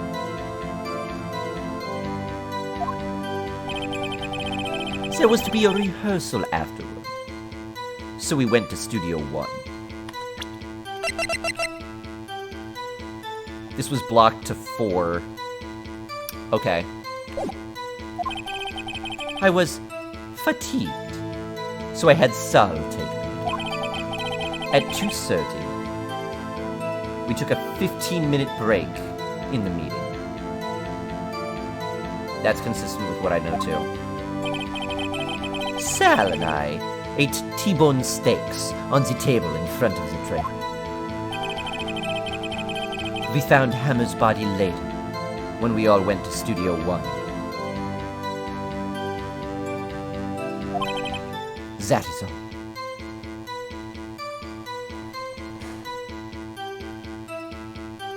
Bare bones testimony. Her timeline, I think, is consistent with everything we know already. 4-hour meeting! I know, 4-hour meeting with one 15-minute break. The thing is, we need to press on, what did you discuss in that meeting? Gonna press her on everything? Yeah, we're gonna press her on everything. You got there at 12. Do you have evidence? The meeting lasted from 12 to 4, and there was only one 15-minute break. Elaborate. What was the meeting about? Who was there? Who can verify you that you were there? What do you mean Sal took you? There's definitely something going on.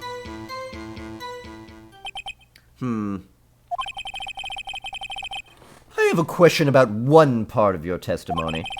You were fatigued, so you had Sal take you. The van. There's a van at Studio 2. I had him take me in that.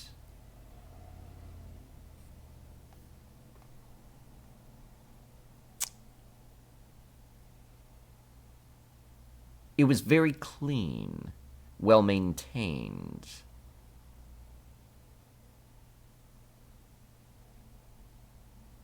I don't know. I don't know if I believe that. I thought it might be risky to walk, what with that monkey's head toppling over. Did you think it would be risky, or were you fatigued? I see. Very well. Mr. Wright, your cross-examination. This is the final battle, Nick. Let's do it. Is this the final battle? Am I not going to interrogate the director again? How would they get it there? There's a gate. Cue the boss battle music. Alright, Chicky Poo. You and me.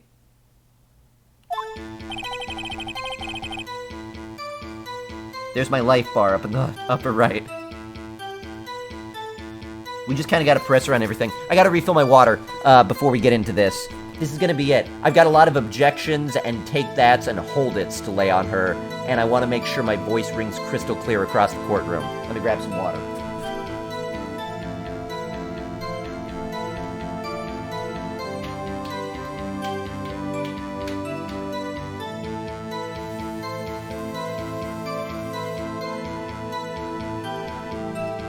I don't know if you heard me snapping. I snapped at the spider. It took him a little while, but he went away. I think I trained him back again.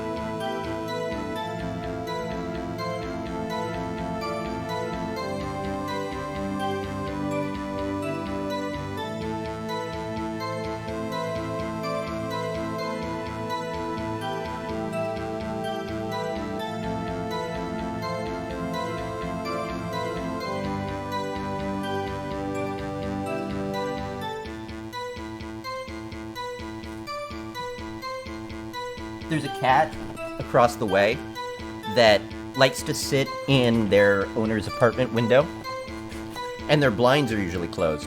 So I notice the cat there all the time because the blinds are open and the cat's just like sitting in the windowsill. So I like to open the blinds and put my face up to it and look at the cat, and the cat's just like...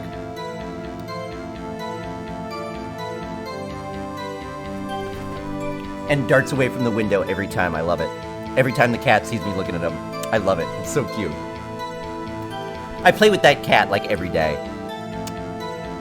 Yeah, she is just chain smoking here. She's got a lot of opium in that pipe. Also, it looks like she's using a metal pipe. That's dangerous. That lets off toxic chemicals. Shouldn't smoke out of a metal pipe. No, no, no. Aren't supposed to show the banana, you're supposed to show the photo of the banana. She's pretty attractive, you think so? I mean, she's got that, like, exotic-ness, but... Uh-oh. Wait. I scrolled. Hold it! By yourself? Yes. And you didn't stop in the employee area? No. Are you always this terse? Yes.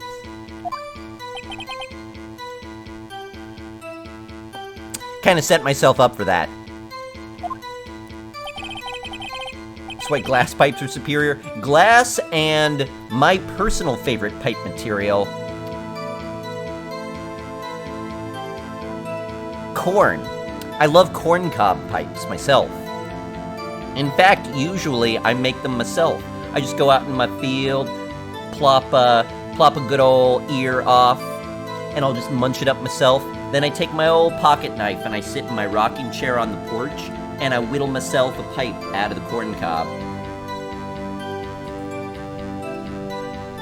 This is how I do it. I'm really good at it. And then when it's done, I just get a little bit of my crack cocaine. And I do it like the old prairie cowboys used to do. I look out over my field and I just wig out. I wig out on my corn cob full of crack. They call it corn cob cracking. You've heard the song Jimmy Cracked Corn and I Don't Care? That's actually what it's referring to. Not a lot of people know that. Very, very few people know that. In fact, up to this point, I was the only one who knew that. But now I've shared it with you.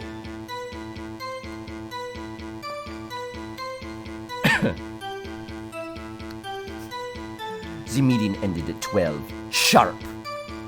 It ended at 4. No, sorry, it began at 12 sharp. It ended at 4. I've been blessed with this knowledge. Please share it. Tell everyone no. Hey, did you know Jimmy Cracked Corn and I Feel Fine? Wait, what is the rest of the song? Jimmy Cracked Corn and I Don't Care. Jimmy Cracked Corn and I Don't Care. Jimmy Cracked Corn and I Don't Care. Jimmy Cracked Corn and I Don't Care. Are there any other lyrics?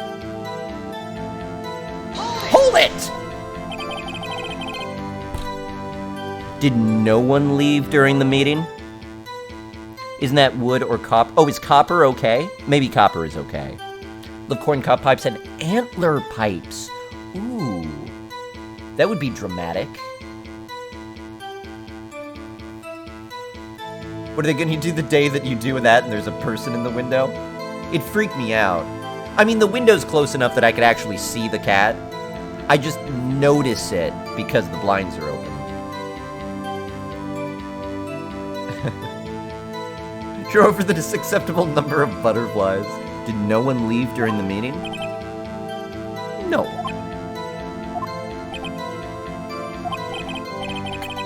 Come on, let's talk a bit more about that. The witness... sorry, I gave you the wrong accent. The witness did not come here to engage in idle conversation. Stop interrupting the testimony. The same could be said to you, Mr. Edgeworth. And please, stop banging on your little desk. It hurts my ear. You are screaming at me. I like the way she holds her pipe. It's so elegant.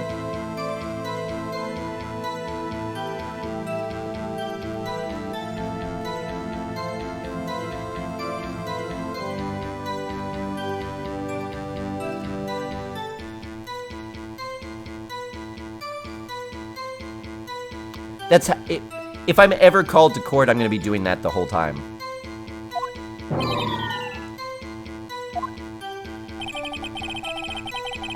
There was to be a rehearsal afterwards, so we went to Studio One. Hold it! And when exactly was that? I've forgotten. Yeah, convenient. Convenient.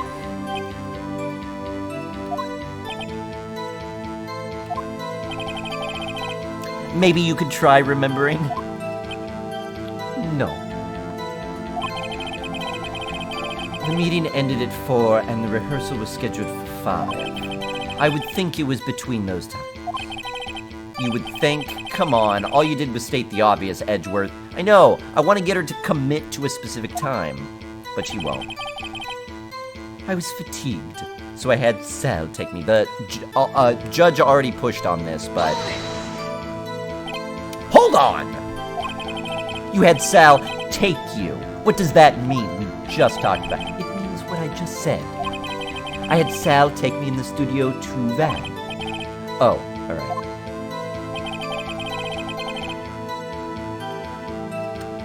Hold it! Which case are we on now? We're still on 2. Hold it! And what were you doing during that time? They were having lunch, we think, but, you know, sometimes you ask questions you already know the answer to. In fact, in court, you only ever ask questions you already know the answer to. But sometimes you ask something you already know, hoping they give more details or wrong details. Doesn't hurt. Don't hit your desk. It irritates me. Nice, Edgeworth. Well. Yeah, Mr. Wright. Oops. It was a 15-minute break. Sal and I ate T-bone steaks, some ziti-tela in front of the tray. Hold it. Do you have someone who could verify this? Sal. No. I mean, someone else? One person is enough. She committed murder during that break. She wouldn't have had time to eat a T-bone steak. Cheap guava. Rackest, 28 months! Piling them on like an American stack of pancakes. More like generous guava. Cheap guava, thank you very much. That is very generous of you. Rackest, welcome on back. All that benefits are yours. Once again, hold it, Vapor. Is she allowed to smoke in court? So, okay. I remember this was... Okay, I was still in law school, so this must have been like 2008. 2008, 2009. So like 10 years ago. I was with my ex-fiancé in Florida. And, like, being introduced, like, oh yeah, these are my friends from law school, like, kind of situation. We were both in law school. And one guy was such a douchebag. Like, oh my god, I hated him from the moment. Like, everything out of his mouth, I was like, I hate you more and more. He was the son of, like, a rich family, and was very convinced that his family was better than other people, and he was better than other people because he had money. And he was very, like, direct about that. Also, he was losing his hair, and would make, like, snide comments to me about, like, hey, like, looks like you're thinning a little up top. And it's like, dude.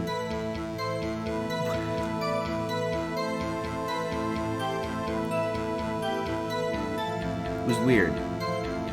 Anyway, I hated it. The reason I'm bringing him up is because of the vaping conversation. So this was 10 years ago. This is before vaping was really a thing that was catching on. And his dad apparently used what was then called an electronic cigarette, which is basically a vape. And so he's telling me this story. He's like, yeah, so my dad gets on a plane. And you know how you're not supposed to smoke on a plane? Well, he had an electric cigarette, which is not smoking. It's water vapor. I'm sure you know that. Anyway, so he takes it out on the plane and starts smoking. And the stupid stewardess comes along and is like, sir, you have to put that out. And you know what my dad does? It's so great. He goes, it's an electric cigarette.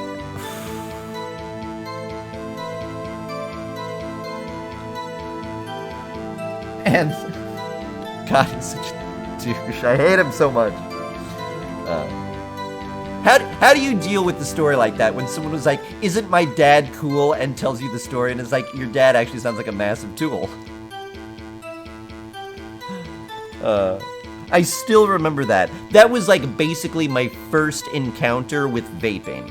Because like I said, vaping wasn't a thing. He's the first person I ever knew of who vaped, basically. And right then, I was already like, yeah, I hate this technology. So here's basically what I'm saying. I hated vaping before it was cool to hate vaping. I'm just saying. That's actually a statement of fact. I hated vapors a decade ago. I don't actually, like, I know he doesn't represent everyone, and I met plenty of people who vape and are totally cool, so I'm just kidding, but your dad is the reason why air marshals are a thing, right? Yeah, Gemini, there's a vape store down the street from me that has that sign. I don't do vape. I am vape. It's like, what? Okay, so during that 15-minute break, allegedly, she wouldn't have time to eat an entire T-bone steak and commit a murder. It's very probable that Sal ate both steaks, though. If I had some evidence that proved she didn't eat that steak.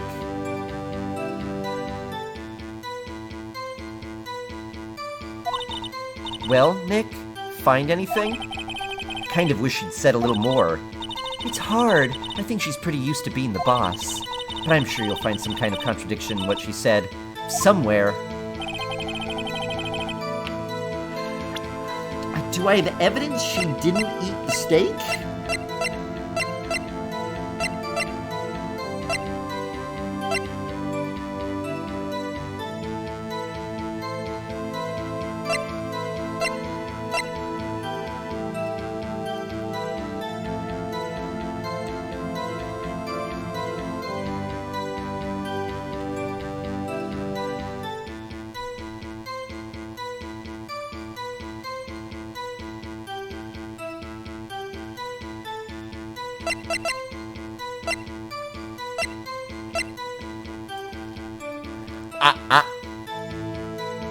Show the pills? See, that's the only thought I had, too. Is, oh, if you had eaten the steak, you would have fallen asleep. But no, she wouldn't. The only steak that was drugged was our client's steak. No one else who ate the steak fell asleep. Old Bag ate the steak and didn't fall asleep.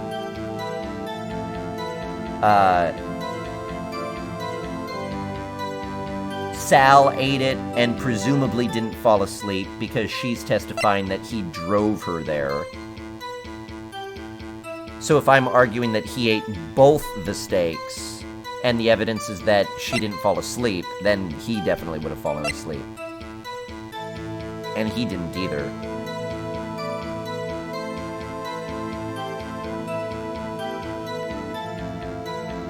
Someone's life hangs on whether or not a steak was eaten. Yeah, that might not be what I have to prove as true or false.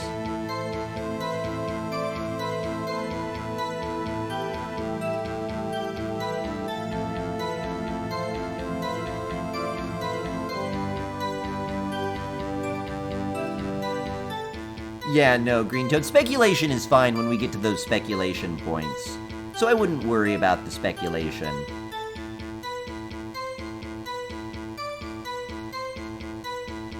So it's okay. But sometimes it can be a lot. So it's okay to not always have a guess. It's been 3 days, right?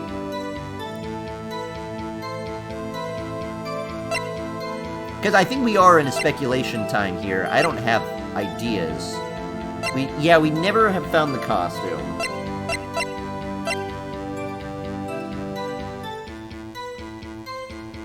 Mr. Monkey's head doesn't disprove anything she said. She said the meeting ended at 4. Mr. Monkey's head was cleared up by then. And she was in the meeting at noon, so it hadn't fallen by then. So she was there the whole time it was collapsed.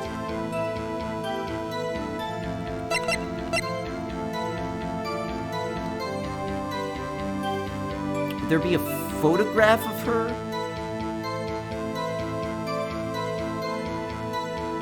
No, because she wouldn't have had to go past that arch.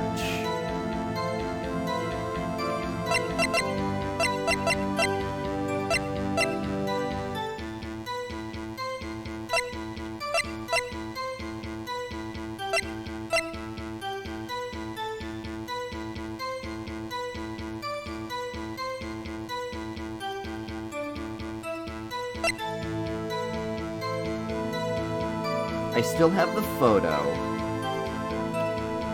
That doesn't prove anything. The sleeping pills aren't connected with her in any way. What's the blue thing? This is the book. Have to use your memory for this one? Well, I already edited everything that she said. So I need to call her on a particular piece of evidence. Right? But yeah, this is a scrapbook that the kid made of every battle the Steel Samurai has won. Okay, let me look at the guide map. So her alleged timeline of events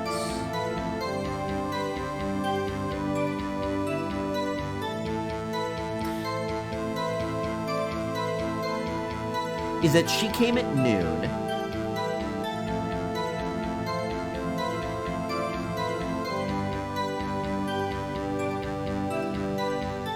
I mean, it's still throwing me off that that gate takes a photo of everyone who passes through it, and the only one who passed through it that day was the kid who testified that he didn't pass through it, and the Steel Samurai. Because the director did too.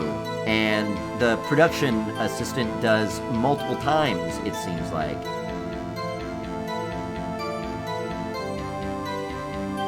See if she didn't have fingerprints on it, so she didn't eat it. But I don't have the plate. Got stuck on this one for a while when I played this back in 2005. Good, it's nice to know it's not just me. Think the evidence of the steak and the sleeping pills could be feasible evidence? That what? Proof she didn't eat it? It's a completely different plate, though. She was in Studio 2, and the plate that we found and the sleeping pills we found were in the employee area. There's no reason to think that Powers put sleeping pills in everyone's food.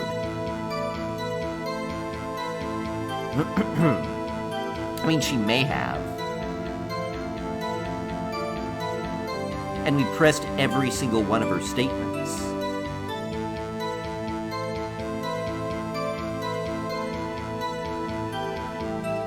We pressed her final statement, and she said that during that 15-minute break, she and Sal sat outside and ate steak.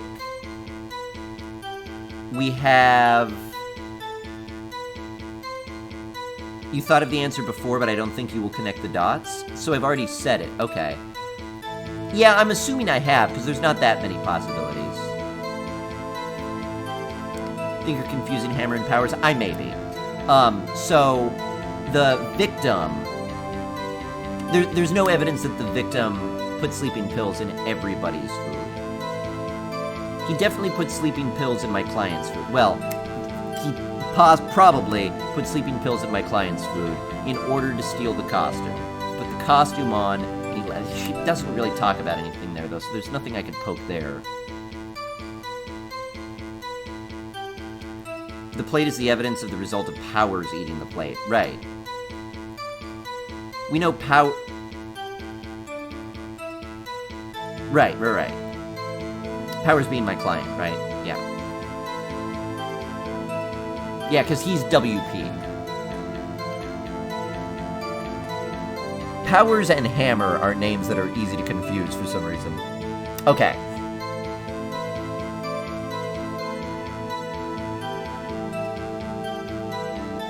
I mean, I really think it's plausible that Sal ate both steaks. But I can't prove that. Powers looks like he could eat a whole plate. Powers definitely ate a whole plate. But the thing is, if the evidence of her not eating the steak is that she didn't fall asleep, I would have to prove that Powers put sleeping pills in all the steaks. I mean, Sal's the one who brought the steaks. Sal testified that he brought the steaks from the employee area. That he, stole them. And brought them. And then they ate them during the break. He testified that both of them ate together, too. Oh, including the plate. It's the blue plate special. What if she didn't have any steak that day? Well, that's the thought, is that she didn't eat the steak. I gotta prove that, I guess, she didn't eat the steak. Entered the trailer before noon.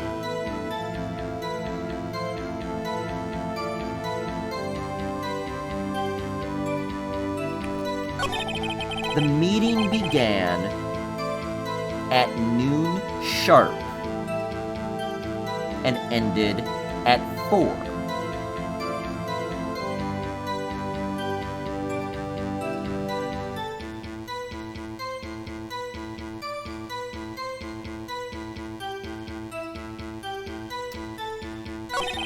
There was to be a rehearsal afterwards, so we went to Studio 1. The way she tells this is all out of order. She got there at noon, meeting was noon to 4, then at 4 she left. She was tired, so she had Sal take her.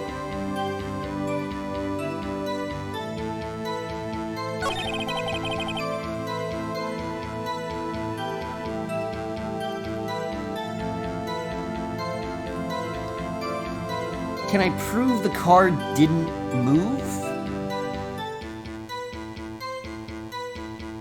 Have to consider that they didn't have time to eat the T-bone steak? I mean, she didn't have time to eat the T-bone steak and commit the murder.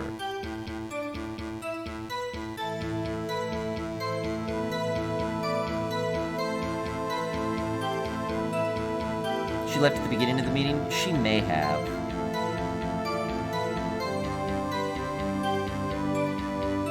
Sal killed the victim? It's possible.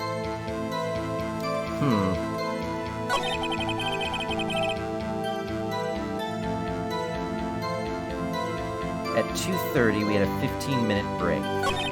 Sal and I ate T-bone steaks on the table in front of the trailer. Do you have someone who could verify this? Sal, yeah, we just talked about this. She committed murder during that break. She wouldn't have had time to eat a T-bone steak. If I had some evidence that proved she didn't eat that steak...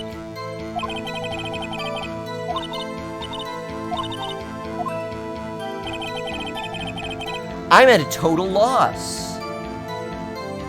I'm at a total loss. Hey, no, the kid, this is actually our first cross-examination, so you missed our evidence gathering, but this is our final court scene.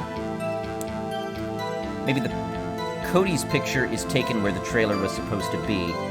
It's hard for me to tell where... Oh, I can't look at Cody's picture anymore.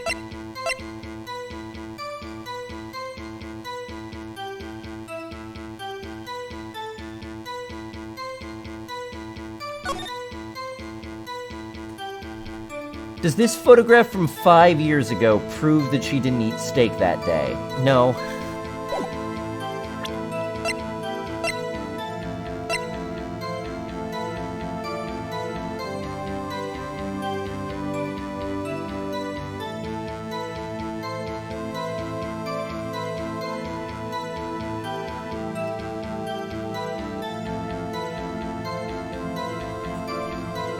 She used the van. Manella used the van to drive Vasquez to Studio One after the meeting.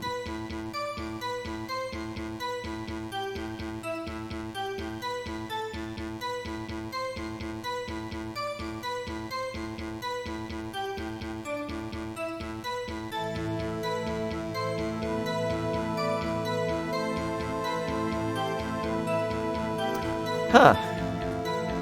Try to remember what Studio 2 looked like when you investigated it. I mean, the car was still there. I was thinking, like, oh, if you drove the van to Studio 1, it would have been at Studio 1, not at Studio 2. But they could have just driven it back to Studio 2 at any time. Would the plate contain any DNA? Possibly, but I don't have that with me. The plates that were in Studio 2 aren't in evidence. Van doesn't have grease on the wheels. I mean, that's what I'm thinking. Like, this is where I feel like we could poke a hole in it, is via the van. But I'm trying to remember. I remember saying it was clean. What was on the plates in Studio 2? Steak.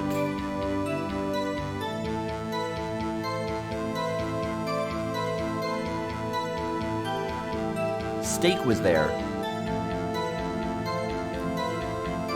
What about the thing that was blocking something from 2:15? They didn't leave, though. They didn't leave until 4, and it was cleaned up by 4. So if they took a meeting at 2:30, that's fine. If she had said they took the van at 2:30, then I could disprove something. But they took the meeting they took the drive after the meeting, and it was cleaned up at 4.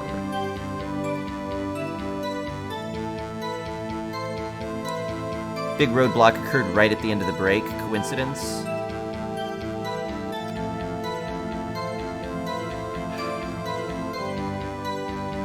Maybe.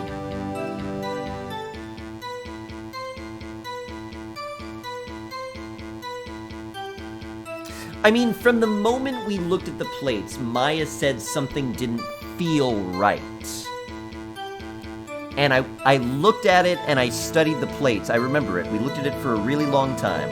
It was 2 empty plates, 2 glasses, and 2 sets of silverware. I mean, I suppose one difference was that one fork and knife wasn't on the plate, and the other fork and knife was on a plate. But that's not ridiculous, because it's a T-bone.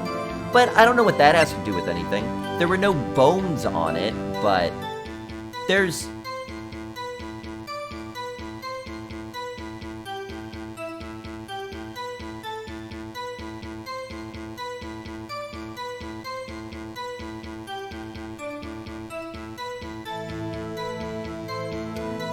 That feels kind of weak. Plates at Studio 2 had no silverware. No, they did have silverware. It kind of looked like a butter knife, but they definitely had the silverware. I mean, they didn't have bones, but... we noticed that right from the beginning, and then they explicitly said, it's plates of steak. This is the steak they ate. These are the plates with steak. It had steak on it. So they just kept saying it had steak on it. So I was like, okay, it had steak. Like, if it was something other than boneless versus bone-in steak, like if it was like, hold on, these were hot dogs or something, then sure, but it's still both steak. One set of silverware was clean. They were both clean.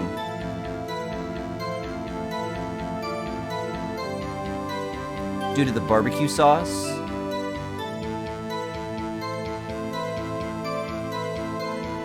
It's also not what a T-bone looks like. Notice how it doesn't look like a T?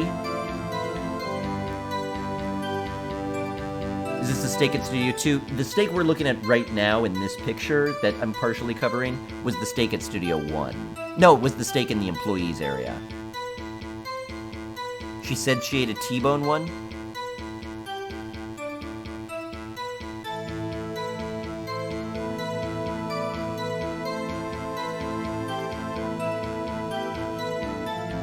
But I don't have the plates. If I had those plates, I could be like, no, these plates didn't have T-bone. But it feels really weird for me to be like, oh, you had steak? Well, here's a picture of a plate that has a T-bone on it, but it's not the one you had. Your one didn't.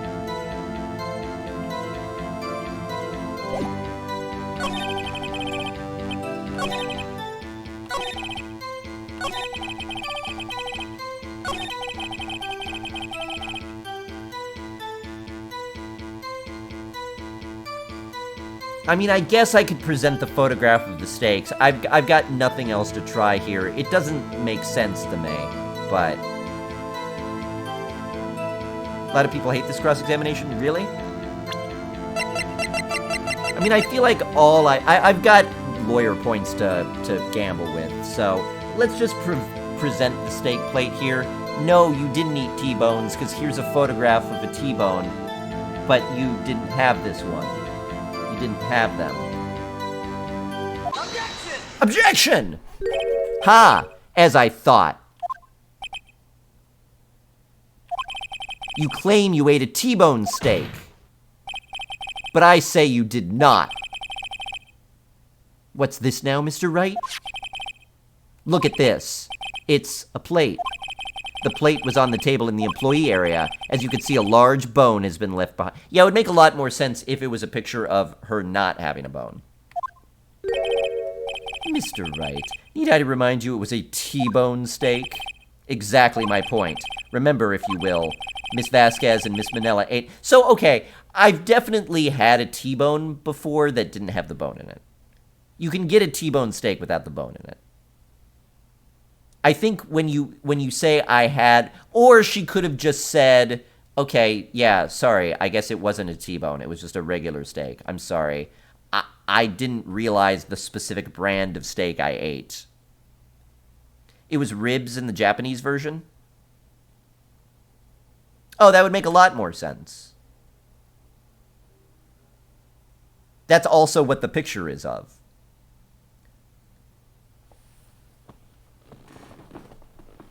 Or, I don't know, like corn on the cob. Something that definitely leaves something behind. Maybe they just think we don't eat ribs here, we eat steak. But when I eat steak, very rarely am I eating a bone-in steak. So the fact that they had bone-in and not bone-in made sense to me from the beginning. Oh yeah, Americans definitely eat ribs. I'm just saying, maybe they thought that and were wrong. But yeah, ribs would make more sense, because then it'd be like, oh, ribs have to have bones, so you would expect it to. But when they were like, oh yeah, we ate steak, I was like, yeah, all right. Also, I'm proving it with a picture of different steaks. Anyway, okay, it's fine. Yet there were no bones left on the plates. The plates were bare!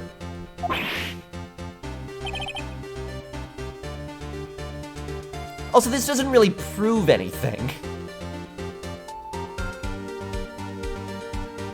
Because easily she could be like, alright, well, sorry, I said T-bones, but I didn't know what I was talking about. They were petite fillets. Is that better? And it'd be fine. Or she could say, oh, we threw the bones away. Or she could say, yeah, we got a new incinerator, and Sal was like, oh, you want to see it work? Let's incinerate these bones. So we did that. Or an animal came and got them. They're sitting outside for 3 days. But let's say none of those excuses come to mind, and we go with worst case scenario, she lied about eating T-bones. So? Okay, you caught me. Sal was hungry. We had, you caught me. We didn't have T-bones. We had porn. Caught me, I murdered him. Tell me, how can a person eat a T-bone steak and not leave the bone? We're just talking about that. I think I know how. You ate the bone too. You ate a boneless steak. Again, totally plausible explanation.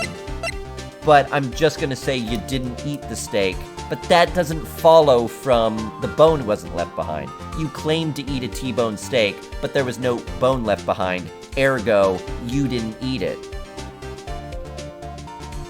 You ate a boneless steak is the only sensible conclusion, but that doesn't help me in any way. So I'm gonna say you didn't eat the steak, because that's what I'm trying to prove.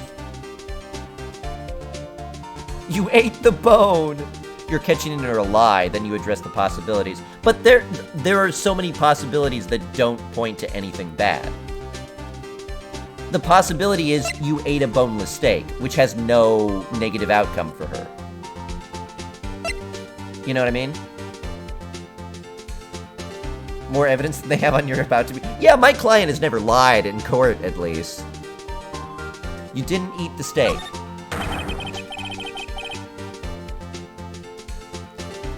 I, again, don't know why the lack of a bone proves that. You took your steak and threw it somewhere. Like the incinerator. But as I was just saying, she also could have done that with the bone. Just because she did it with the steak doesn't mean she couldn't have done it with the bone.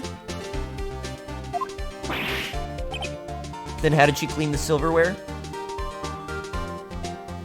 Look, I don't know how you eat your steak. My fork generally isn't that dirty. That goes into my mouth. I eat most of the stuff that's on my fork. My silverware is usually relatively clean at the end. And it's a T-bone. Is it so saucy that it's getting all over the knife? If it were ribs, that makes sense. Ribs can be saucy, although I prefer drier ribs. A good dry rub is always better. Clean with my saliva, exactly. I like to lick the knife when I'm done. Don't do that. I see. Then what was Miss Vasquez doing during her break? Well, why did she even incinerate it? Isn't it obvious, Your Honor? She was murdering the Steel Samurai.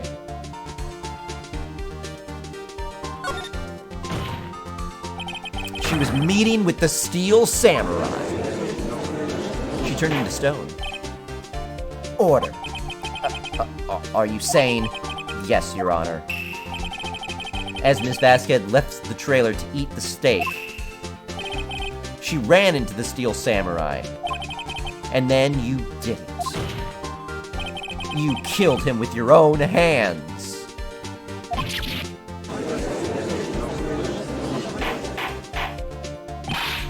Mr. Wright, isn't that a little presumptuous? Sustained. What kind of stunt are you trying to pull, Wright?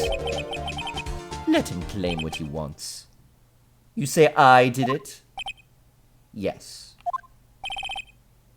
Fascinating. And here I was worrying that today would be as boring as all the rest. Very well. Let us have a battle of wits, you and I. Any day, Vasquez. Good luck, Nick. Alright, new testimony. We'll probably get this one. What kind of person puts ketchup on steak? It may have been A1. Or barbecue sauce. I gotta be honest. I've had some really bad steaks before. Like, you know, don't have much money, get a cheap cut of steak. Oops, I cooked it a little bit too much. It's really tough, it's a little bit drier than I wanted. And maybe moisten it up a little bit with some ketchup. It's not ideal, but sometimes you gotta do what you gotta do. If it's a dry piece of meat, you either toss it or you make it work. And if ketchup makes it work, ketchup makes it work. What was that murder weapon again? Oh, yes. The samurai spear. Yes. I am, as you can see, a woman of petite stature. How could I possibly use that heavy spear as a weapon?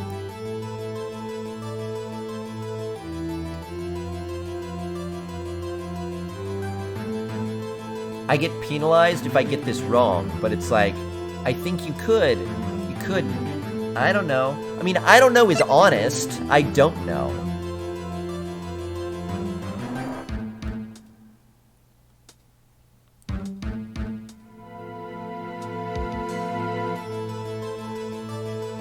Do we know for a fact that the spear is the murder weapon? Pierced through the chest by a spear. I mean, I'm only kind of going on the fact that the spear was the murder weapon because they told me the spear is the murder weapon.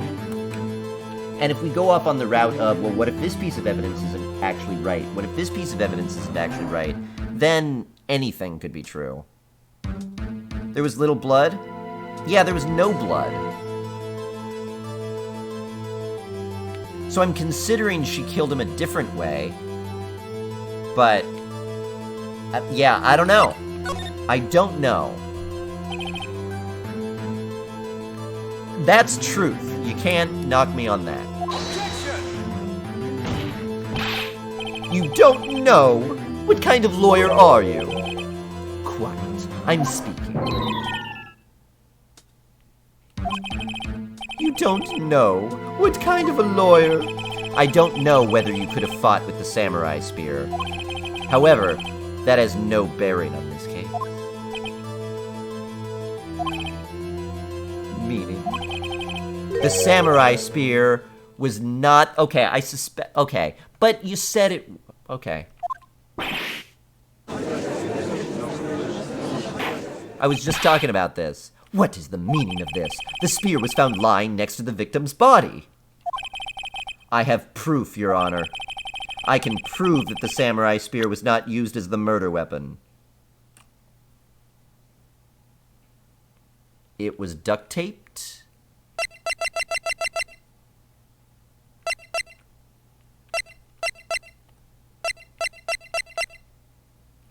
It was duct taped. My badge! Would I lie to you? They identified the murder weapon the same way they identified their primary suspect. Yeah, I mean, that's not good. I mean, if now I can presume that the descriptions might be inaccurate, then I can't trust anything. Like, it literally says, cause of death, pierced through the chest by a spear. Spear, the murder weapon. So if I can't rely on those descriptions, how could I trust anything? Think what Cody told you. He fell.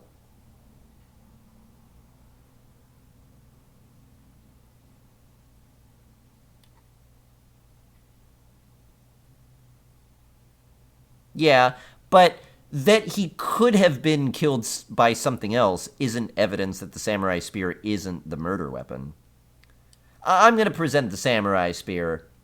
I think the strongest argument is that it's mended with duct tape, so you can't stab someone with it very well. Take that! Take that! Oh my god, I'm sorry, Your Honor. I got really excited. Why did she try to erase you?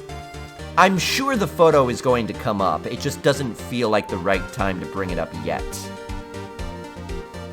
Second story where you're supposed to present the normal evidence, but you could just present your badge instead, and they just accept it. I present my proof, the so-called murder weapon. But that is the murder weapon. Not so fast! Remember that the spear broke during the morning action scene run-through? But someone fixed the spear. It was the security lady. She fixed it with duct tape. Now tell me, how is it possible for someone to stab a man who is wearing a thick costume with this through the chest? But we had that since the very first day. If that's persuasive evidence to say this can't be the murder weapon, that would have exonerated my client from day one. Mr. Wright, what are you driving at? Think about what you're... Silence. I'm the one testifying here, and I will be heard. Are you quite sane? Are you even aware of what you're saying? Oh, wait, no, that was her. If the samurai spear was not the murder weapon, then pray tell, what was? How was Hammer killed? She's the witness! Why is she asking me questions? Can you tell us what weapon was used to kill Mr. Hammer? Yes. Would I make a claim like that if I couldn't tell you what the weapon was? I'm afraid your confidence can sometimes be unfounded, Mr. Wright. Very well, let's see this murder weapon then. My attorney's badge. I guess the... But this isn't, that's not, it's conjecture. Okay, I'm gonna say the fence thing.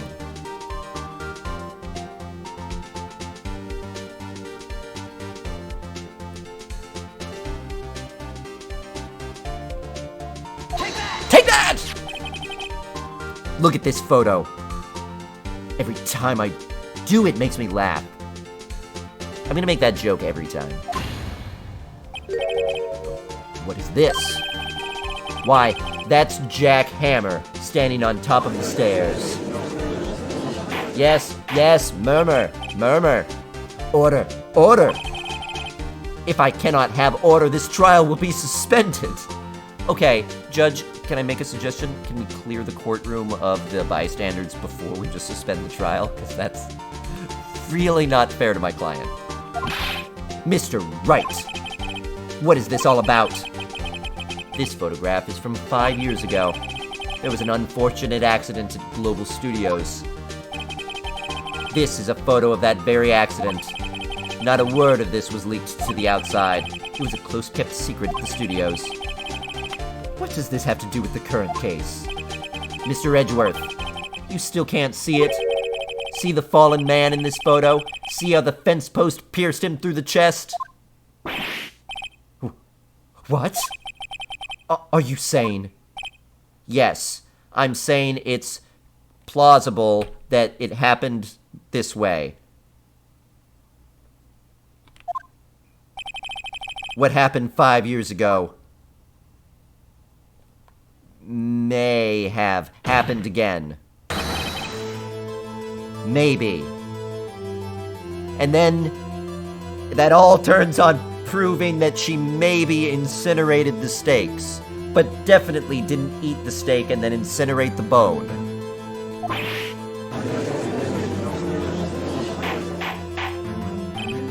Mr. Wright, continue. I am very pleased, though, that the logical chains that I followed were actually the correct ones. Like, going down the route of, like, well, she couldn't have incinerated the bone, even though the game is like, haha, she incinerated the entire steak. Like, we thought through all the things that the game did, we just thought about them the right way. So, I like that. I think we did a good analysis here. It's 2:30 p.m. on the day of the murder. Picture it, Sicily, 2:30 on the day of the murder. Miss D. Vasquez meets Jack Hammer outside the Studio 2 trailer. Then, she did it. She wore a ridiculously revealing dress with her head covered, making you wonder, is it hot? Is it cold? What are you dressed for? She pushed Mr. Hammer off the stairs onto the fence. Just like Mr. Hammer had done himself 5 years ago. Though whether she did it by purpose or on accident, I cannot say. In other words, the victim, Mr. Hammer, he died in the same way that he caused another man to die. 5 years ago. Yes. I just said that, precisely. Ironic, isn't it?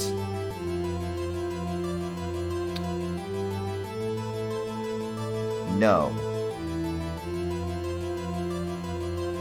No. Objection!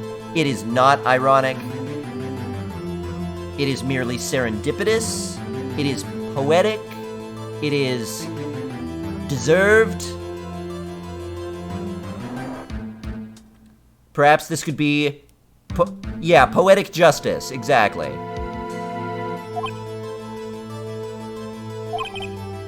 Ho ho. Very creative, Mr. Wright. I could use a man like you in my script writing staff. You deny that what I say is true? Mr. Wright, let us say, for the sake of argument, that Hammer died at the trailer, as you said.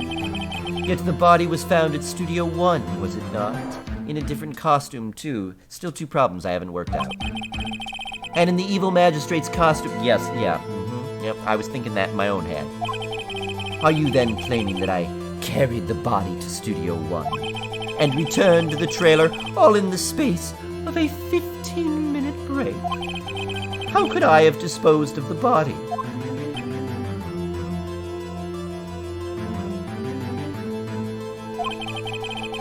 The break in the meeting in the trailer lasted 15 minutes, from 2:30 to 2:45.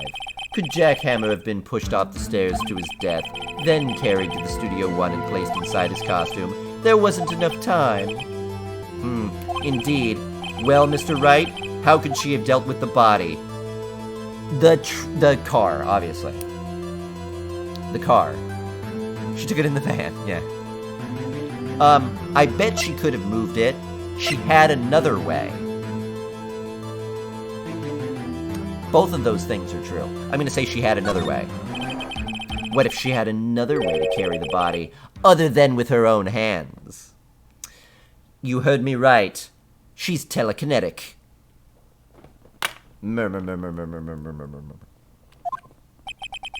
For instance. Actually, for that matter, there was no need for her to do the deed in 15 minutes. And there was a way for you to carry that body. Interesting. Let's hear it then. Mr. Wright, please show us how she carried the body. With Mr. Monkey's... the van. Take that! Whack! I carried this entire thing here. Ms. Vasquez, you carried the body to Studio One. And you used the studio van to do it. With my badge.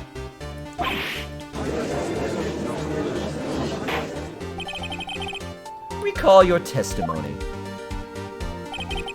There was to be a rehearsal afterwards, so we went to Studio One. I was fatigued, so I had Sal take me. There was a van there, right? I had Sal drive me. She didn't say that. There was a van there, right? Used the van to carry the body to Studio One. Then, before everybody else got there, you put the body into the magistrate costume.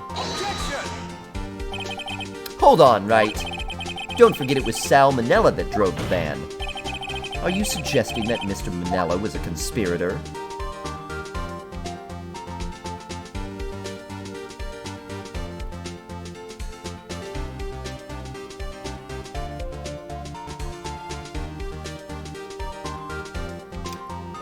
I mean, she basically owns him. I don't think he was a conspirator. I think he was kind of forced to do it, but that makes him a conspirator?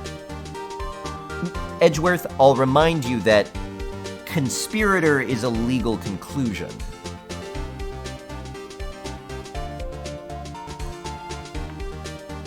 He is whipped, yeah. Okay, as a matter of law...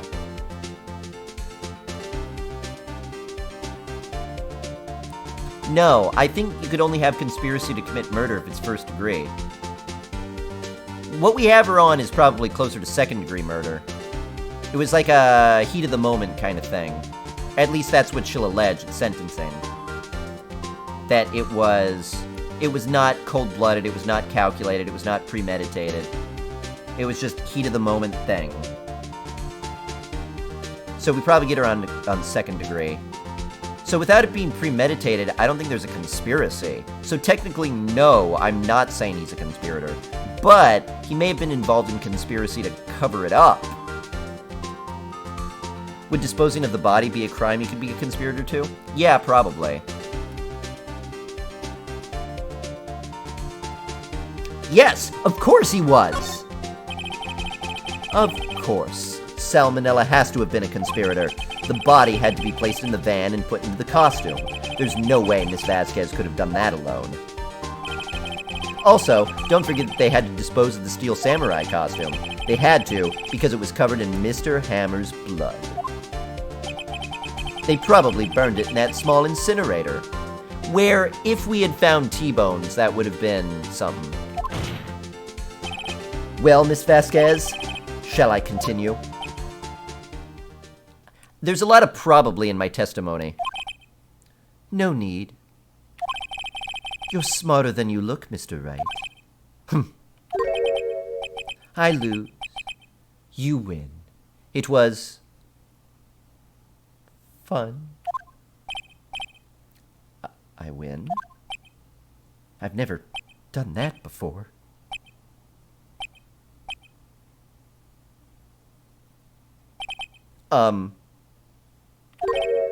So, what happens next? Don't question mark me! Don't you have anything to say? What would you like me to say? Huh?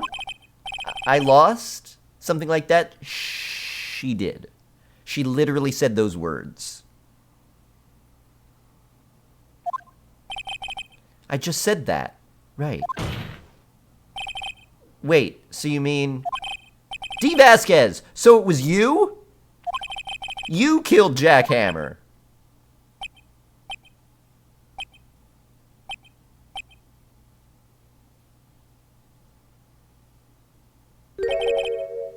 Who can say?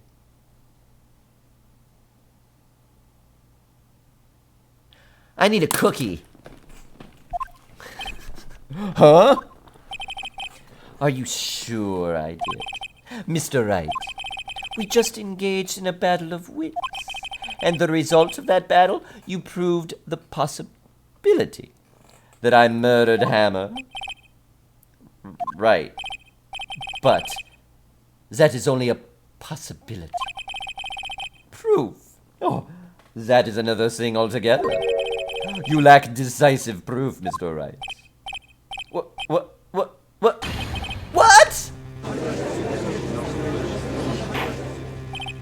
Order. Mr. Edgeworth, your thoughts? Month? Of course! It's just as the witness says. Certainly it does seem very likely she did it. But, there's no proof.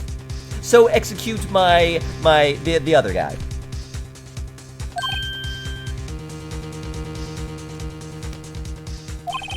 Edgeworth isn't sure. Well, I came here as a witness today. If you've no more questions, I'll be leaving. What do I do now?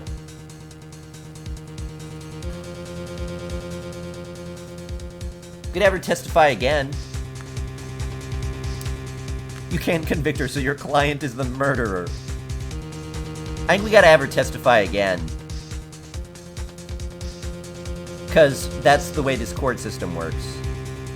But there were inconsistencies in her last testimony. So let's get her to testify to what actually happened. Or is she just going to stand by, I never saw the Steel Samurai, I ate steaks? Testify again, and I'm going to get a cookie.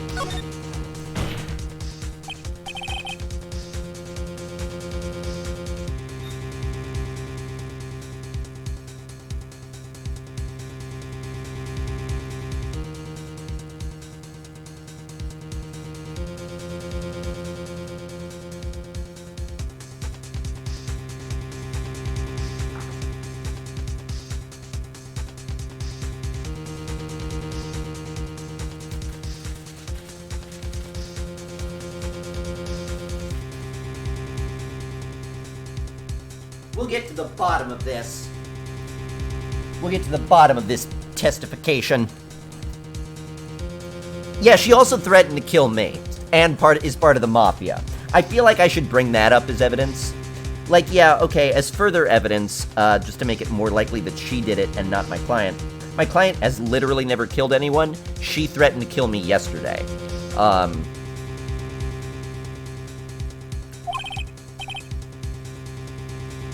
Yeah.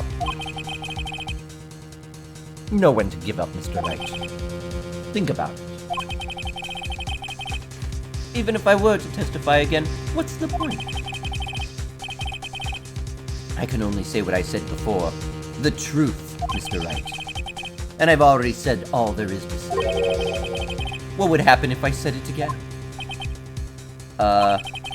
You'd ask the same question. Get the same answers. A waste of time. Damn. Damn. To come so far, only to fail. Really? As it seems there are no further questions, I would like to end the cross-examination of the witness, Miss Vasquez. Objection! Edgeworth! Yes, Mr. Edgeworth? I was hoping to come up with a question while I was objecting, Your Honor. I didn't. Edgeworth. I see. Very well. Edgeworth! Objection!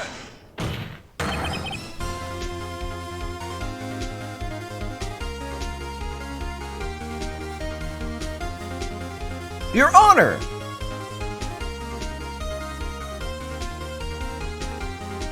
If I may so debate the court, I request that the witness testify again.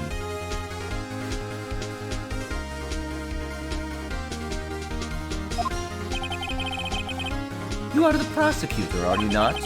Why are you badgering me? I just want to hear your testimony again. Does this make any sense to you, Your Honor? I don't see that we have anything to gain by repeating the last several minutes. Mr. Edgeworth, I too see little point in making Miss Vasquez repeat herself. What exactly did you want to hear her testify about?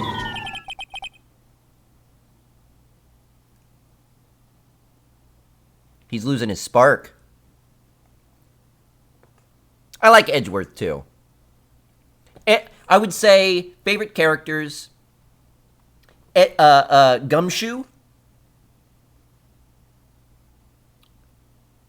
Edgeworth. I'm going to say Mia. The Judge.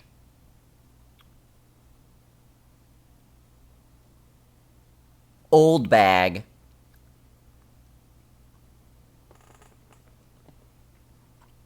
Favorite character, Maya? No.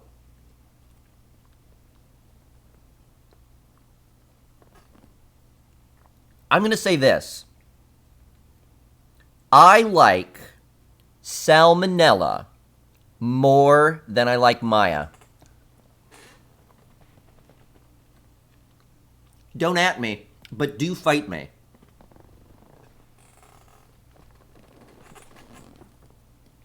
Prefer Edgeworth's outfit? Edgeworth's outfit is wonderful. Indeed. Verily, I say, ergo. I want to hear about what happened after they found the body. After they found the body? Very well. The witness will testify to the court concerning this matter. I don't know why I say I like the judge. It's just because I like the scenes that he's in. The judge himself is actually kind of an idiot. Humph. Nick, why did Edgeworth... Who knows? Because he cares about catching the actual killer. He probably realized she did it too. Yeah. But... wasn't he the one that said he always gets a guilty verdict? After all that... Edgeworth. All right. That's true, Krill. That is true.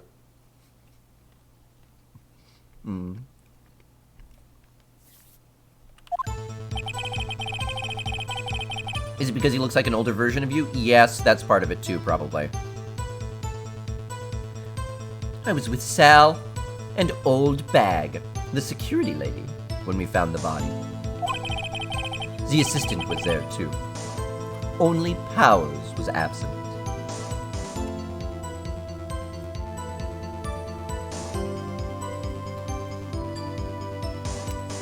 The production assistant did say she felt like there was another person there. You know what? I'm gonna take notes in a notebook on the next case. Writing down details like that would be helpful. I assumed all the details would be in the case notes, but they're not.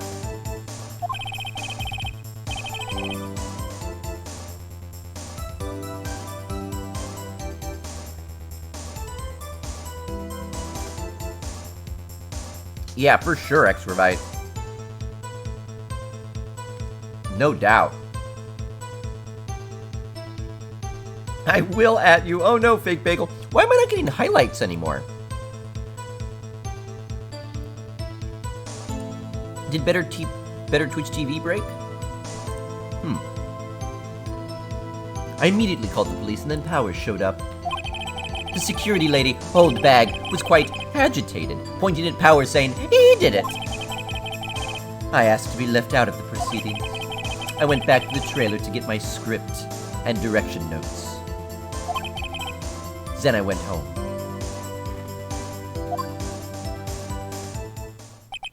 Huh.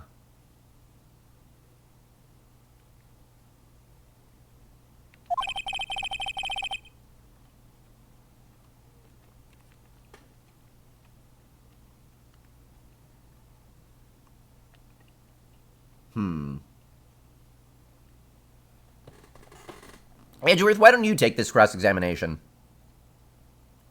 Stream crashes every 15 minutes or so all day long. Oh, really? Oh, no. That's annoying. Mr. Wright, your cross-examination. Okay, Nick, we're close. Real close. She may be acting tough now. But if you put her on the spot, she's sure to falter. Find the key you need and twist the truth out of her, Nick. Right. Weird metaphor.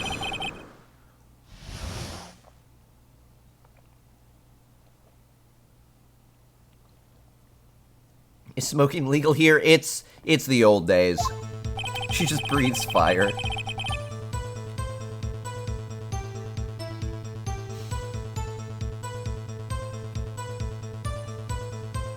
Hold it. What time was that? We were to meet at 5 for the rehearsal, so I'd say it was then. 30 minutes after the death. When exactly did you and Mr. Manila arrive at the studio?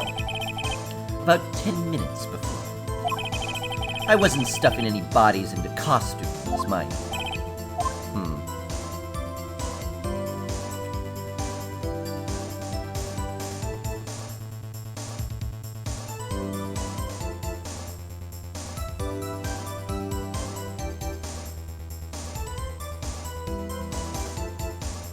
I don't think there's anything here. Vape incense burner combo. Oh, man. I like it. It's holistic. You have full hit points, press harder.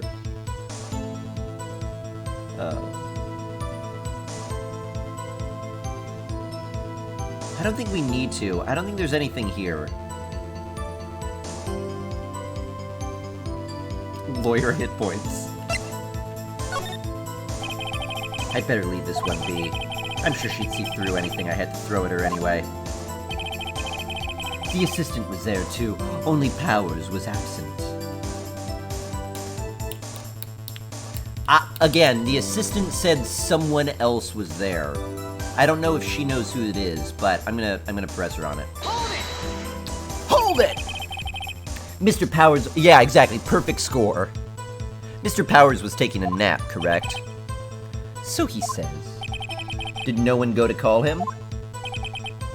Remember. Remember what? There was a dead body lying in front of us, yet you expect me to be calm. Certainly seemed calm enough when I accused you of murder.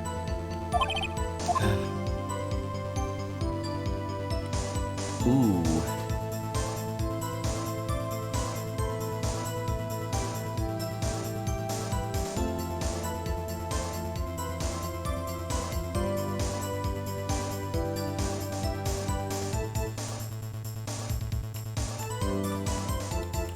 Yeah, I feel like they would want to get everybody around. Because they'd be like, oh my god, who did it? Where's Powers? Someone go get Powers. I'm gonna press harder on this one. Wait a second. Wouldn't that be the other way around? The other way around? You discovered a murdered body and one person was missing, right? Wouldn't you normally go looking for the missing person? I have to agree with the defense on this one. Well, Miss Vasquez? Logically speaking, perhaps, but no one there was thinking very logically, I assure you. Also, without his steel samurai costume, Powers doesn't really stand out. We often left him on the bus when shooting at a location. No one noticed he was missing. Poor Powers. Well, I suppose that explains that. Very well, Miss Vasquez, you may continue. Almost there. I immediately called the police. Then Powers showed up. You called the police and then Powers showed up with the police, or showed up after you called the police? Hold it! What was everyone doing at that time? Yeah, we're following our heart. Our heart is telling us the right thing. Tall, buff guy with crazy hair and sideburns does not stand out at all. I know, I wanted to push her on that, too. What was everybody else doing at that time? No one said a thing. It was silent. Completely silent. So we stood there until Powers finally arrived on the scene. Sorry, I'm late. Then, silence. Dead silence.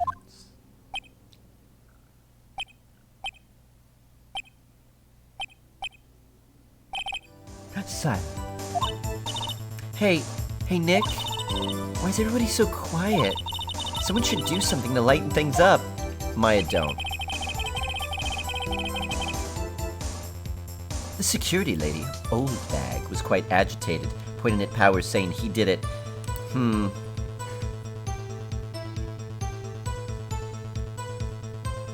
I believe that. I want to press it and ask something like, what did you think? Hold it! Old Bag, the security lady. Why did the security lady think Powers had done it? She said because she saw him going toward the studio. Right, the Steel Samurai.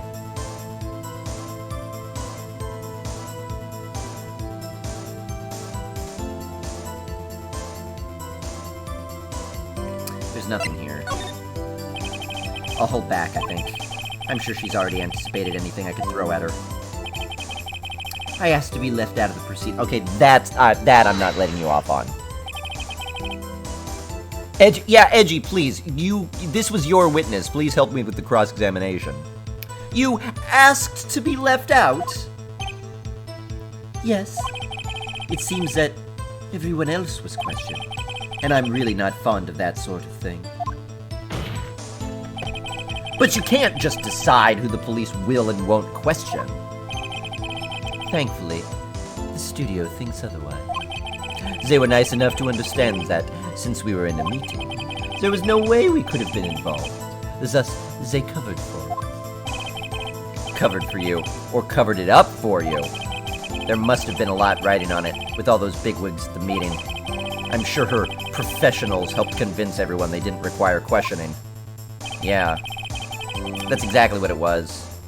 Especially since now we proved that the body was over in Studio 2. Like, her testimony is still, oh, we showed it up in Studio 1 and there was the body, but then her testimony doesn't explain how the Steel Samurai was in front of Studio 2. She had to have an interaction with them. He was there. He was there. Hold it! The script and your direction notes. Yes, they're quite valuable. It wouldn't do to have them stolen. Okay, Green Toad, you're doing it again. People have asked you. Please, you gotta stop just, like, telling me what to do every step of the way. I understand you're super excited, and I encourage you to maybe play the game on your own if that's what you're excited about, but I'm not the controller through which you're playing the game. Please stop doing that.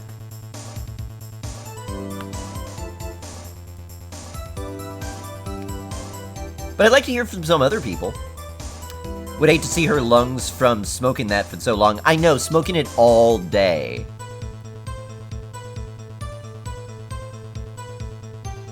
She's got dark black coal lungs. It's a nightmare.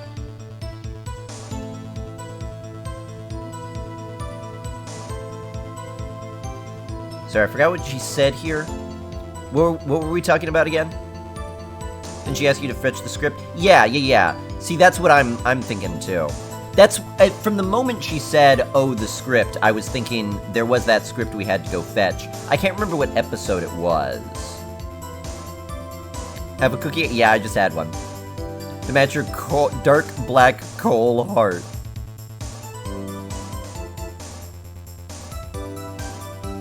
Alright, let's press harder. Oh. Wait a second. I thought you came to Studio One for a rehearsal. Why didn't you bring your script and notes? Well, I was under the impression we wouldn't be able to rehearse anything. Why? There was a murder, after all. Who could think of rehearsing after that? Oh yeah, I guess. No, but she didn't know there was a murder before she got there. Very well. Miss Vasquez, please continue. Your Honor, I have an objection to the witness's last statement. Mortal Kombat time! Worth pressing the timings on a statement the meeting finished at 4 and they found the body at 5. After arriving at 4:50. I mean, it's a big studio. It could have taken a little while. It's time to duel! Think. Miss Vasquez said she didn't bring the script because there wouldn't be a rehearsal. Don't you see what that means? She wouldn't have known about the murder before going to Studio One. Yeah, I just said that. But then no one said anything. The judge was like, oh yeah, okay, I accept that at face value. And I was just like, oh, okay, I guess that's not... Yeah, I know.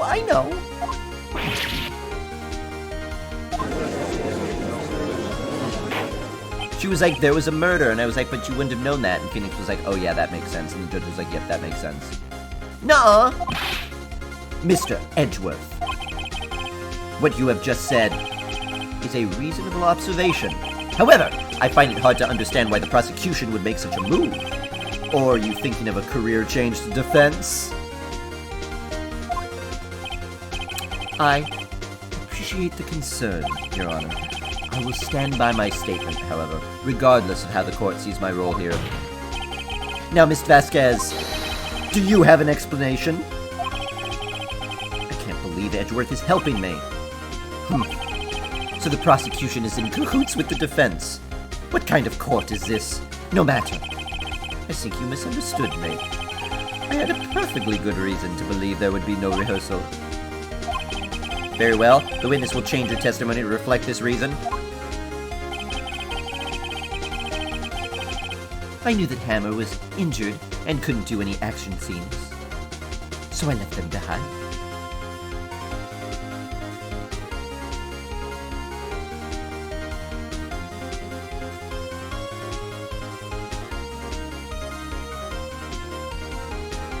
How could you have known that? One of the faster music tracks that is playing matches the trial perfectly. Oh, nice. Yeah, I was playing some Tropical last night. If you want to play a game from Edgeworth's POV, play Investigations. Chainsmoke, she is smoking faster. Hold it! How did you know about the injury? How did I know? Sal! He told me. Sal, the director. Yeah, I guess he was there. You have to find something to peg this on her here, or everything we've done till now will have been wasted. I believe in you, Nick. Go get him!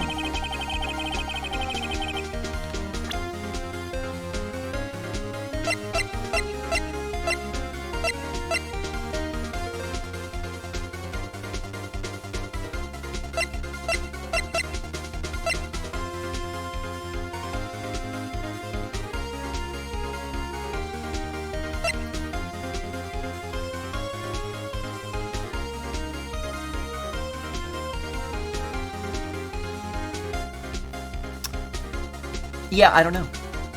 My badge proves you're lying. I mean, it's probably on that last statement. Because it's the only statement that's new. If I could prove something on an earlier statement, I would have done it already.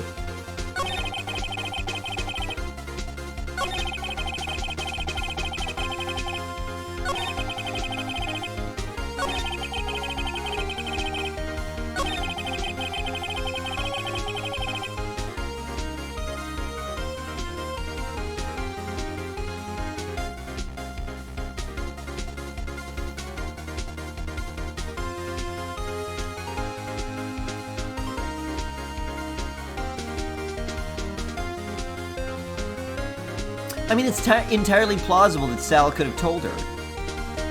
Wasn't it Powers who was injured?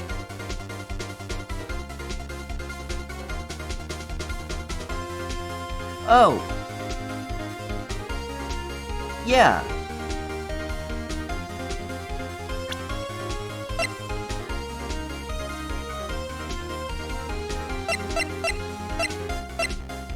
Well, I can't... That might just be a mistake. I don't think there's anything I could... I don't think I have anything to call her on that with. That might just be a mistake.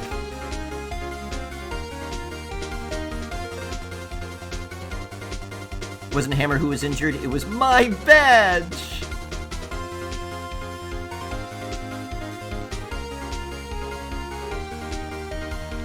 No, Green Toad, it's a different sort of way.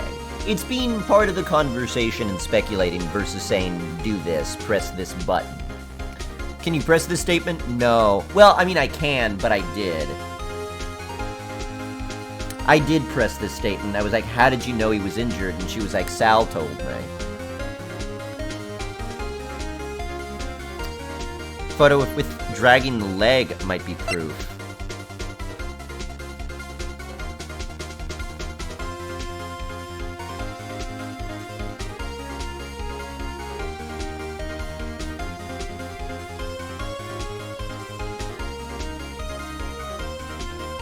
Maybe.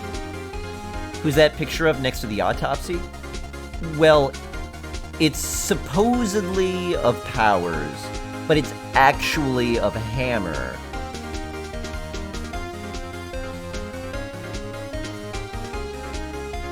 We still don't know for sure why he put the costume on.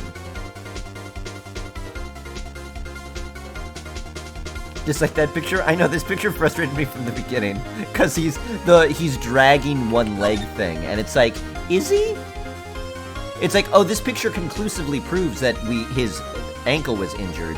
And it's like, does it? He kind of looks like he's just walking normally with really long pants. She must have known that Hammer was in the costume?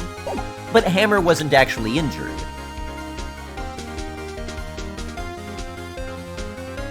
Oh, wait a minute, wait a minute, wait a minute, wait a minute, wait a minute, wait a minute. She knew Hammer was injured, but if Sal had told her anything, Sal would have said, Powers is injured.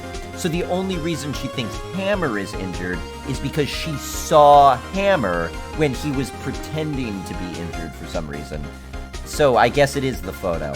I don't know, that seems like a stretch because she didn't see him when this photo was taken. So if Powers was if Hammer was pretending to be Powers, he would have only dragged his foot for this photograph. He wouldn't have dragged his foot the entire way, unless he was trying to get other witnesses to think it was him too. Okay, the photo. Objection! Objection! You knew that Hammer was injured? Don't you think that's a little funny? I mean, it was the Steel Samurai who was injured. It was Will Powers. What? Mr. Wright, explain yourself. Yes, Mr. Hammer is dragging his leg in this photo, but that's because he was pretending to be Mr. Powers. Pretending? One person was injured in the run-through that morning. That person was Mr. Powers, not Mr. Hammer. Now, why did you think it was Mr. Hammer who was injured? I already said it was Sal who told me. That's right. He must have gotten it wrong. I think not. Mr. Manel was at the run-through that morning. He would have known it was Mr. Powers who was injured. He saw it happen. That's what I said. Why would he tell you the wrong person? Miss Vasquez, you saw Hammer limping. Actually, you didn't hear anything from Mr. Manella. You saw Mr. Hammer limping with your own eyes. Okay, that's a sweet gotcha. That's a good gotcha. The gotcha you lied about eating steak and actually put it in the incinerator. Not only was that kind of a stretch of logic, it also didn't help my position at all, so I just never noticed it. This is actually a little bit more of a clever one and kind of a satisfying reveal. Wasn't it Mr. Powers who was injured? Yes, but remember, bird brain, Mr. Hammer was dragging his leg too. He was pretending to be Mr. Powers.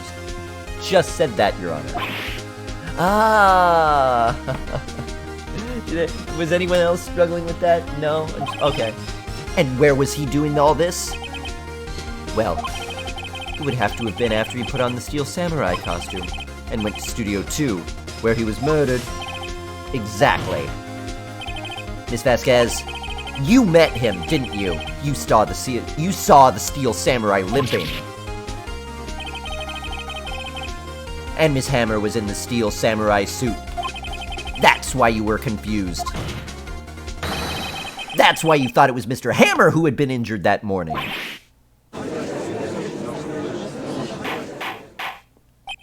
That's pretty good evidence.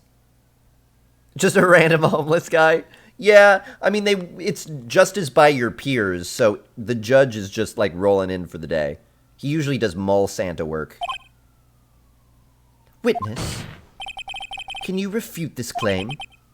Yeah,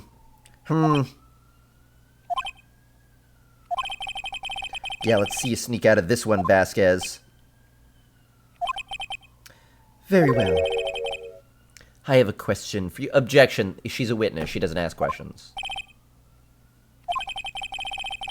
Why are the real killers always so persistent? It's almost like she knows her life is on the line. Why in the world would I want Mr. Hammer dead? Yes, he's fallen on hard times and fallen on sharp fences, but he was a star. I had nothing to gain from his death. Nothing. Yes, you would need a motive. Why would she have killed the victim? If there's a reason, it is unclear to this court. Does the defense have anything to say on the matter? In other words, can you prove she had a motive? Of course I can prove it. Okay. I have proof, and I'll show it to you. I present to the court evidence as to Miss Vasquez's motive in this murder.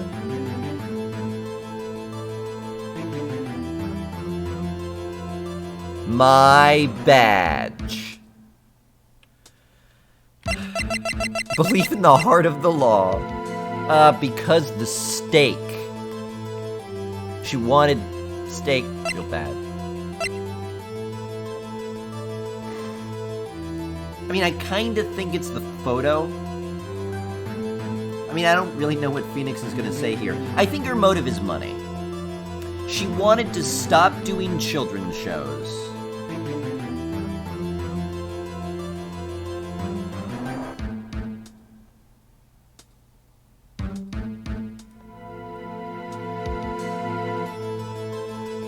Okay. Hammer, the victim, was being blackmailed, right? We know that for a fact. She was blackmailing him, forcing him to make kid shows. He didn't like it. He sees an opportunity to go kill her and get himself out of it. So she kills him first. Flex the badge when they ask to present the real murder weapon. Bling! You just fling it up there like a coin. The photo. Take that!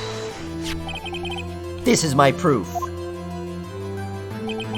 This is the photo from before.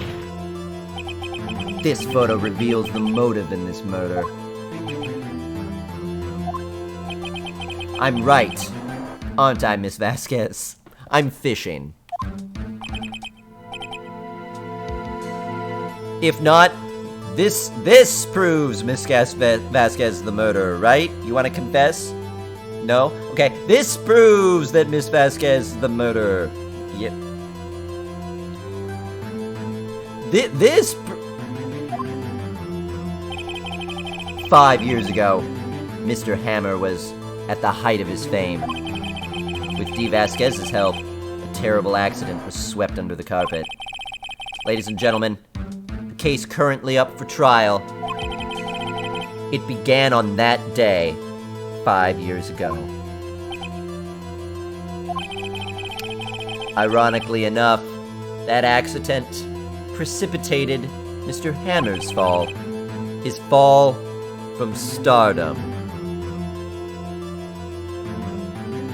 Phoenix Wright. His guilt weighed him down, no doubt. However, you, Dee Vasquez, used Mr. Hammer. You made him work for you for petty change. Bringing us to the present day and Mr. Hammer's last role as the evil magistrate. Yes, undoubtedly, it was a constant source of shame for the ex-star. One moment, Mr. Wright. We are talking about motives here, yet you have only talked about Mr. Hammer. It almost seems as if... it was Mr. Hammer who had killed Dee Vasquez, not the other way around. That's correct! Dee Vasquez is actually Mr. Hammer, in really, really, really good makeup. He killed her and replaced her, wearing her face instead of his own. I'm Phoenix Wright, the greatest attorney in the world. What a twist! What motive would Miss Vasquez have? Yes, that's right. According to what you say, I would have had no reason to kill Hammer. He was a good source of income for me. And I never get rid of useful men. It's a policy of mine. Mr. Wright, please explain Miss Vasquez's motive for the murder.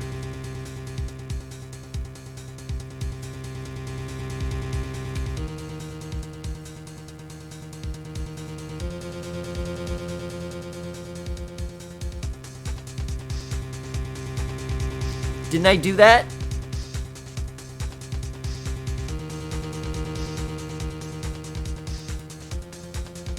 You know what I'm leaning toward? She had no motive. My theory, which... okay, I had a lot of theories. This is how... We walked into the courtroom with a tree, like this, which is fine. This is a perfectly valid legal strategy. We walked in with the tree like this. We were like, you know, maybe she did this, maybe she did this, maybe she did this, maybe she did this, maybe she did... We had a number of different theories. As we went through the evidence, it's like, okay, she didn't do this, she didn't do this, she didn't do this. We still have one theory that we've had since before the trial. One of the theories was that her motive was financial, but we can't prove that without testimony, and it's also speculative. However, there was another theory that she didn't kill him. He came to kill her, and she accidentally, like, no, don't kill me, and pushed him off the stairs, and he died. And then she was like, oh no, I have to cover this up, because that's what she does with things. She covers them up, even if it's an accident. She already like, Mr. Hammer's murder was, or the murder that he did was maybe an accident, maybe not. But she covered it up, so she clearly doesn't mind covering up accidental killings. I think she had no motive. It was an accident. She's a bad woman, and she threatens to kill people, but I don't think this was intentional. She was going to confront her about the blackmail, and she pushed him away? Yeah. Well, I mean, I just revealed the photo right now, so it feels weird. Think the Mafia lady killed the man on accident? Not an accident, just... She didn't have a... I mean, her motive was he was there to kill her. In self-defense, a little bit. That's what I'm thinking. I'm gonna go for it. She had no motive. She had no motive, Your Honor. Music's still playing, that's not good. What's that now? It was Mr. Hammer who was out for blood. All Miss Vasquez did was push him off the stairs in self-defense. What's that now? It's simple. Mr. Hammer was intending to kill Miss Vasquez.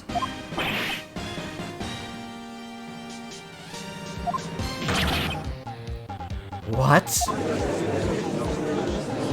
Although, once we were on her trail, she should have been like, okay, here's how it happened. He came at me.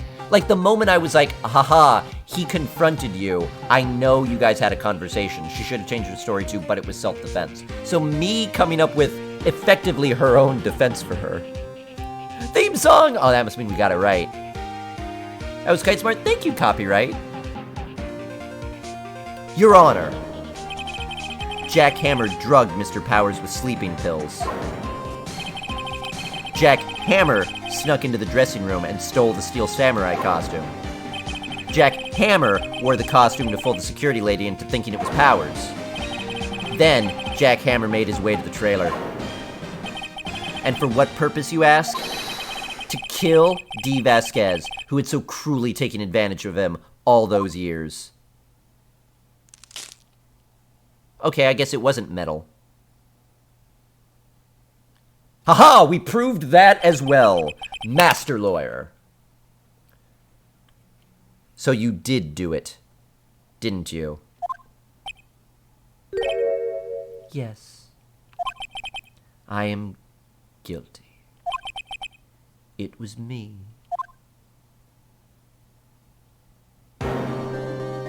Someone call a wambulance. There's blood everywhere. We're too late. Ah, Miss Vasquez. What? What happened here? Manuel fell from the trailer stairs. Manuel! Manuel! Miss Vasquez, please try to remain calm. No, how could this? It was an accident. Mr. Hammer was doing an action scene and... No, Manuel!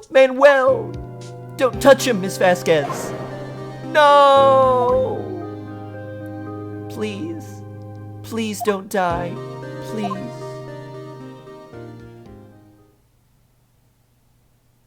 Oh, so it was an accident, but she, like, really liked the guy or something. Congratulations, Mr. Wright. I lose. Again. Manuel isn't doing so... Manuel.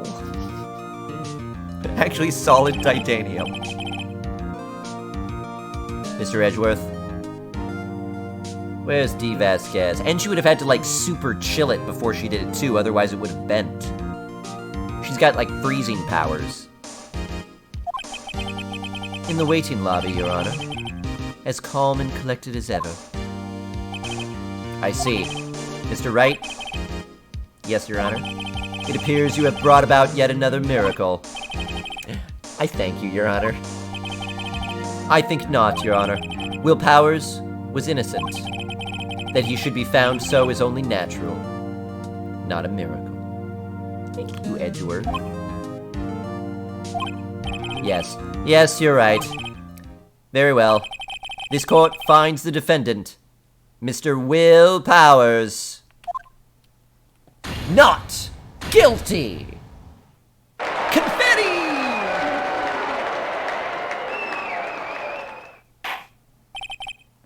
That is all. This court is adjourned. Yay! October 20th, 1:12 p.m. District Court. Defendant Lobby number 3. I don't know what to say. Thank you so much. I'm just glad you're okay. Yes, but it's sad. I know now that Mr. Hammer stole my costume. It's bad enough that he wanted to kill Miss Vasquez, but to think that he tried to frame me for the murder. It makes me sad. Tell me why, Mr. Wright. Uh-huh. Tell me. Why did Mr. Hammer want to blame me?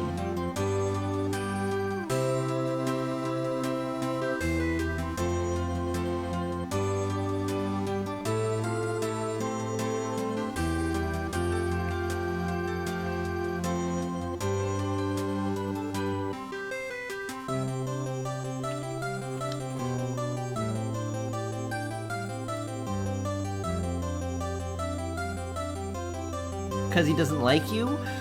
My badge!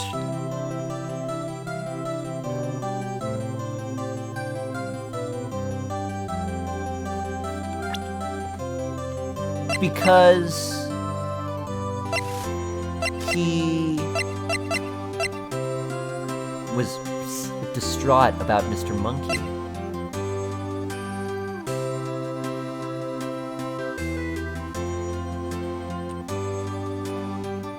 Because the Samurai Scrapbook. Because look at all the times you defeated him.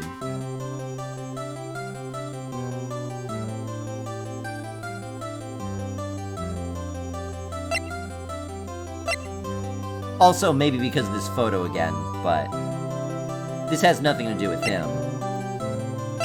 The sleeping pills happened, but that's not why he wanted to frame him. Also, possibly, I don't know. But show evidence. Well, this is what I think. Mr. Hammer wanted to put the blame on you because I'm an attorney. He knew that you and I would have a special bond, and the only way that we could be brought together was if you were accused of murder. So he engineered a situation where it would seem like you murdered him, so that he could bring us closer together. I love you, Mr. Hammer. Jealousy? I mean, jealousy is pretty much the motivation, I think, yeah. Take that! Whack! It's because you were the Steel Samurai. Because I was the Steel Samurai? Mr. Hammer was a big star once, but he was reduced to acting in a kid's show, and as a villain to boot. The kids loved the Steel Samurai, and so he hated you. I think I understand. He could have just told me. I would have changed places with him anytime. I think you're missing the point. Thank you. I'm just glad it's all over. So am I. So am I. Congratulations, WP! Oh, thanks to you, I'll be able to don the Steel Samurai outfit once more. Well, the show is canceled. I can't wait to get back into that sweaty costume and...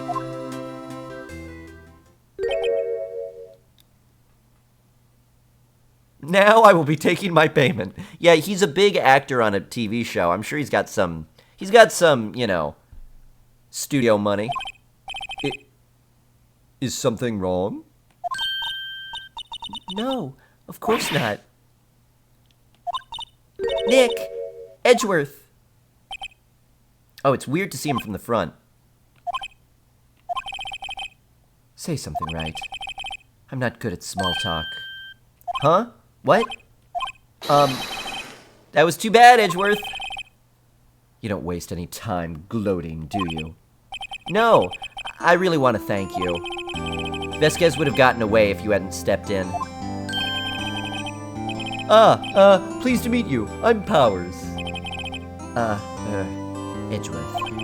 I'm a big fan of your work, Mr. Powers. Liar. Right. I must say, I hadn't expected to meet you again after all these years. Ooh! Meet again? However, in retrospect, it would have been better had we not met. Thanks to you, I am saddled with unnecessary feeling. I miss you, Phoenix. Unnecessary feelings? Yes, unease and uncertainty. Aren't those kind of necessary? They only serve to get in my way. You listen to me, Phoenix Wright. Don't ever show your face in front of me again. That's what I came here to tell you. That's not going to be easy to do. We go against each other in court. Mr. Wright, was that guy your friend? Edgeworth? Aw, man, he's so nice. He may have just bumped up my... Well, he was like my third favorite, right? Second favorite? Maybe he's my second favorite. But we're both lawyers. They're rivals. Rivals. Right, Nick? For now we are. I guess. Huh? Why do I get the feeling that I'm missing something? Come on, Nick. Tell me, what's your deal with you and Edgeworth? Aw, man. They're not gonna tell me. And so the curtain closed on another trial. I caused quite a stir by revealing that accident from 5 years ago. It was the talk of the town. Thankfully, Global Studios rethought its programming change. They went back to making a kids show again. Good Lord. Nick!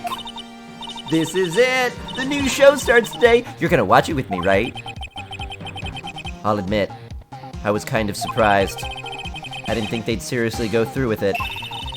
You have to buy trading cards too, okay? We have to trade with Cody and that assistant. Fine, I'll do it. Isn't it great that WP gets to play the lead again? I wonder if they'll show his real face this time. He's the Pink Princess? I don't know. I don't think the world is ready for the real Will Powers.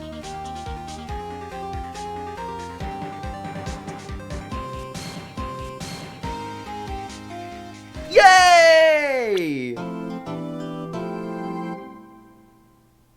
Turnabout Samurai! This episode involves a bird!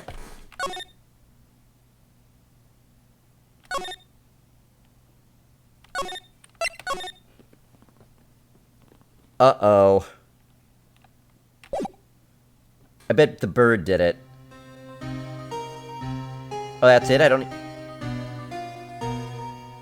We're just going straight into the drama. Wait. No. Time out. Hold on. Stop. Stop for a sec. No. Hold on. No. Beep. I'm gonna reload it. So I'm not gonna look at this. I'm not gonna look at it. Spoilers. I wasn't ready yet. This case is about 1.5 times longer. Yeah, I don't think we're gonna finish case 4 today, but we definitely need to start it. I'm excited about this one. Oh! Merry Christmas, dirtbag. Oh no! Wait, no, I'm not watching it. I just saw a gun. No!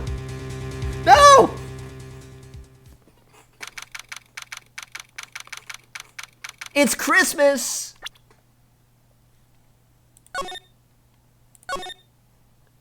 It's Christmas! I don't know what happened. Did Edgeworth kill someone? No, I don't know. I don't think that's what happened. I'll have to watch it again. I think he found the body. I don't know. All I saw was a gun and then Edgeworth. No, edgy boy. He did tell me never to show his face in front of him again. I'll defend him. I want to go against him, though. Oh, man. Edgeworth is the bird. Well, this is why I didn't want to go on to the next one yet. I wanted to debrief from the last one. And now we have that, next time on. And it's like, no, shoot, I didn't want to see the next time. I don't want to go into the next episode yet. I want to ruminate. Because I really liked that. That Steel Samurai episode was really good. I was super into that.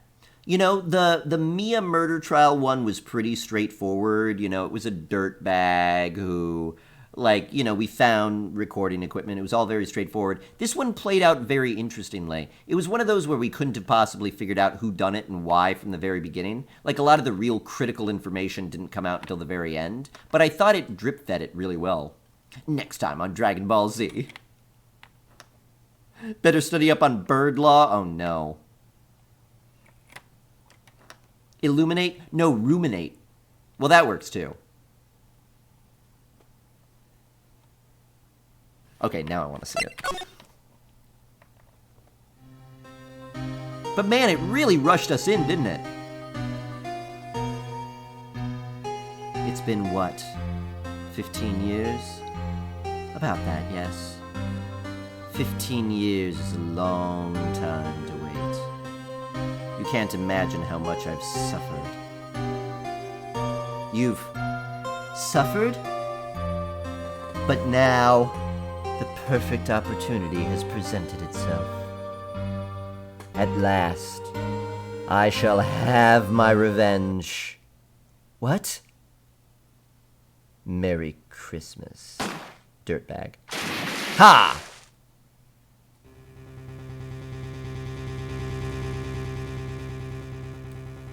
Oh no, he was holding the gun too! That makes it even more likely it was him! Oh no! I could defend him though. I'll defend him. And then I can have him at the table next to me rather than Maya. Aw, Merry Christmas, dirtbag. Aw, man.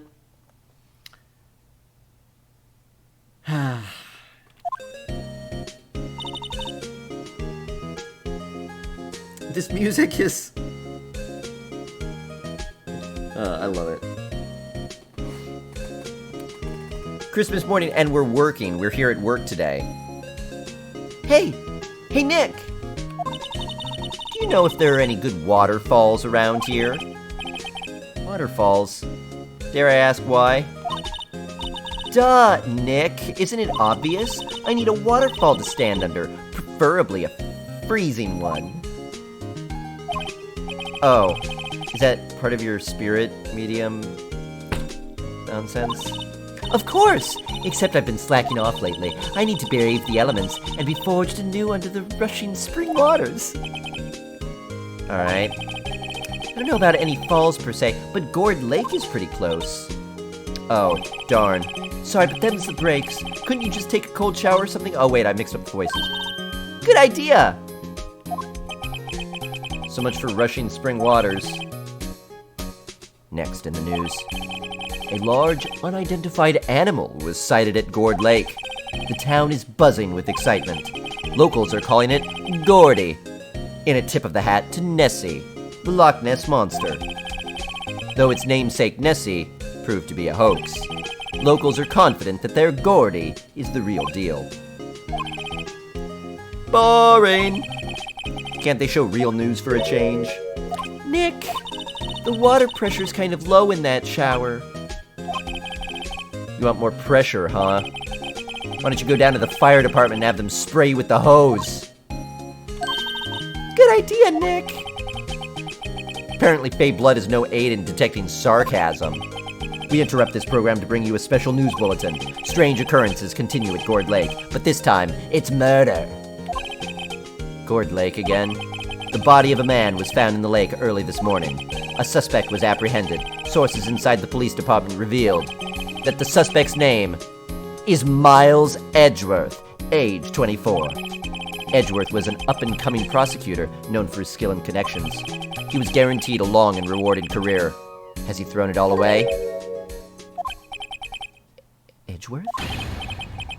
What's going on? Edgeworth would never do something like... Nick? Yipes! Maya!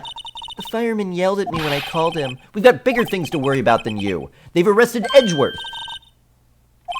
Yeah, he's a suspect in a murder. 24 seems young. He's pretty young. He's up and coming. I don't know. Alright, let's go find out. Can we just, like, show up and be like, oh.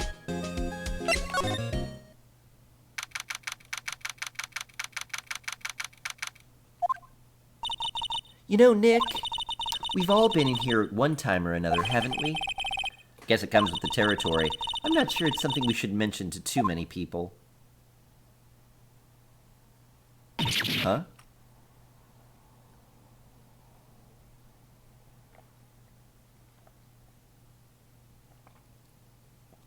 Edward said not to show our face to him again. I know, but he needs a brilliant lawyer, and I'm the most brilliant one there is. He'll want to see me again. Hey, Edgeworth. Oh. Bye, Edgeworth. Hey, Edgeworth, come back! What are you doing here? Nick, I don't think he's in a very good mood. Thanks, you must be a spirit medium. Well, he's in detention. Were you in a good mood when you were here? So you've come to laugh at the fallen attorney. Then laugh. Laugh! Well, why aren't you laughing? Nick, should we be laughing? Nah, it's a trick. Laugh and he'll get mad. Or burst into tears. Edgeworth, we don't have so much free time. We could spend it coming down here to laugh at you. Yes, you do. Actually, he's right. I hoped you wouldn't come. I didn't want you to see me. Not like this. I didn't want to see you like this either, believe me. Oh. Edgeworth's trying to become my favorite character. We're in love. We dated. We dated in law school. We dated in lawyer school. And we broke up because he didn't think I dressed well enough to be a lawyer. And I was like, you overdress for being a lawyer. But I was wrong. I was wrong. I see that now. Also, your hair is better than mine. Your shoulders are a little... You could get a better fitting suit. Forgot Edgeworth was likable. He's so likable.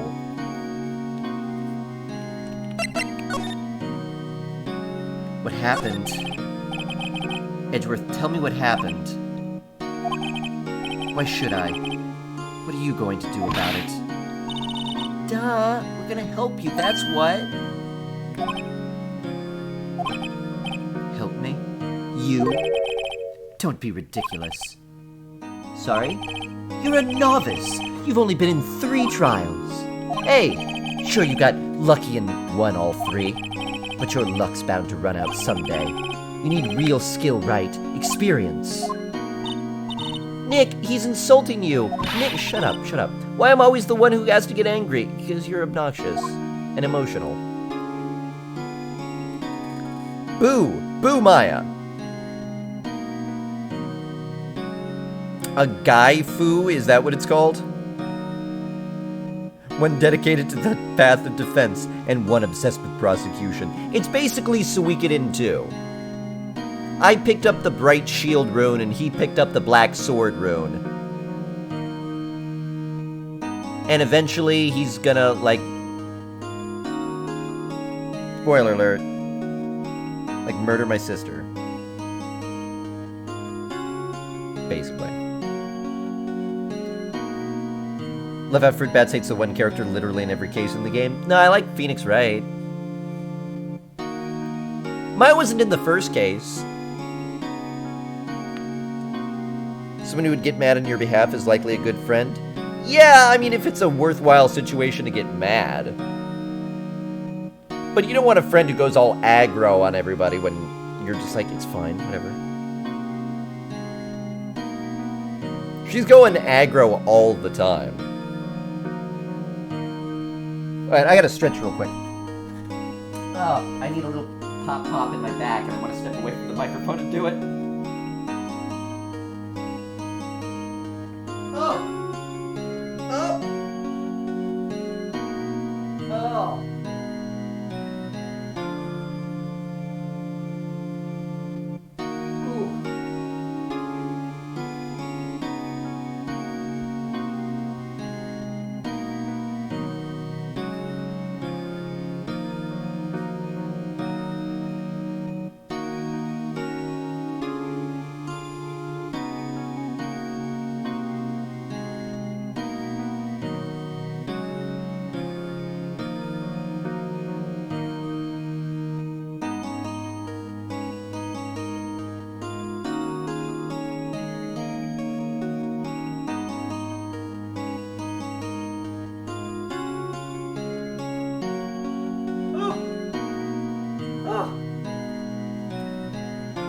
I am so rejuvenated.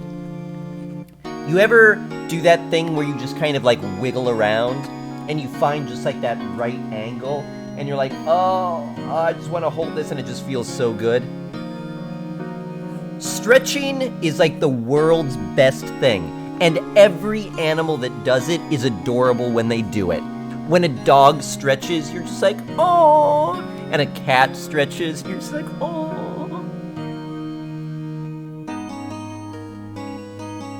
It's so cute. A snake? Do snakes stretch? They're all one big muscle, I would imagine they do. No one who goes aggro on Edgeworth is a friend of mine. I like Edgeworth. Is this what happened 15 years ago? If so, why is Maya in the picture? Didn't they just meet? No, this isn't what happened 15 years ago. This is happening now.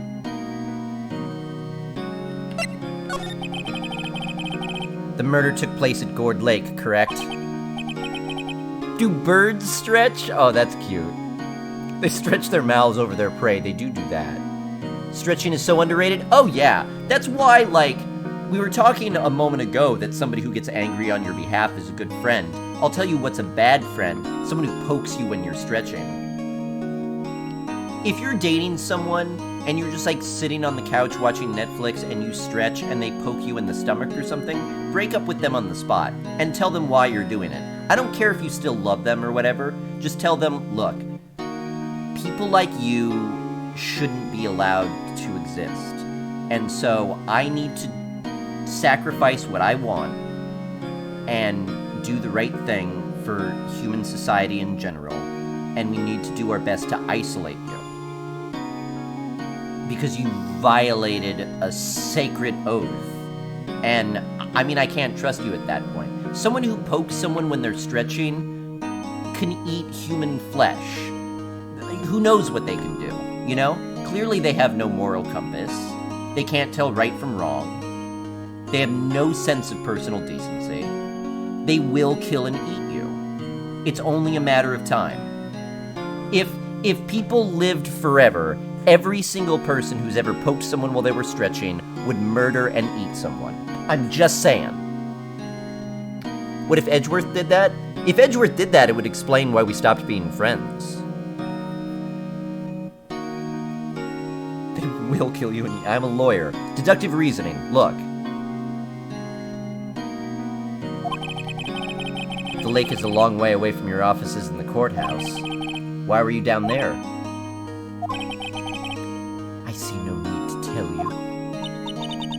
Mr. Edgeworth, you didn't really... Gordy.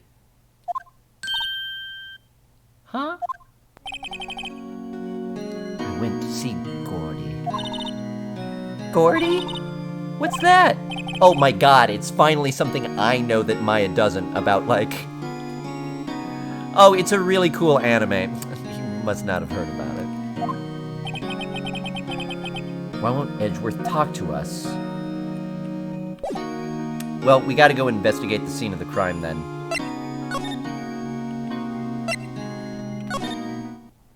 I don't know, I believe him that he went to go see Gordy. There's a cop right there. Yeah...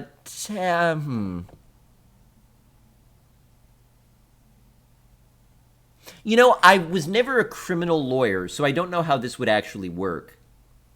Conversations between clients and attorneys are privileged, which means that the attorney can't testify to them. But there's some ways around privilege. Like, for instance, like, I'm an attorney.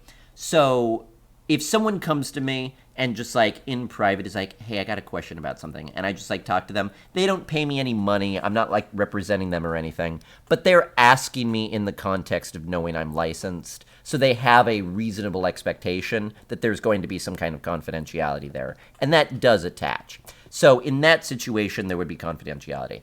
If it's like at a party and we're all at a table and something and someone asks me, oh, hey, fruit bats, blah, blah, blah, blah, blah. No confidentiality there because you just said it in front of a bunch of other people. Clearly, you don't intend for it to be a private thing. I don't know how it works in a custodial place like that because the cops won't just leave you alone.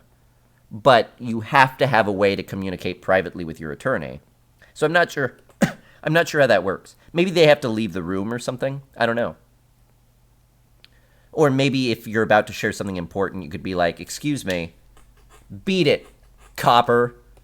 And they're like, "That's not how it works." And I'm like, "Okay, sorry, I was taking a gamble." Also, there's no rights here. Show him the badge? I could be like, "Hey, did they take your lawyer badge away while you were locked up? I still have mine." "Hey, you gonna represent yourself?" "Oh, how are you gonna do that without a badge?" "I got a badge."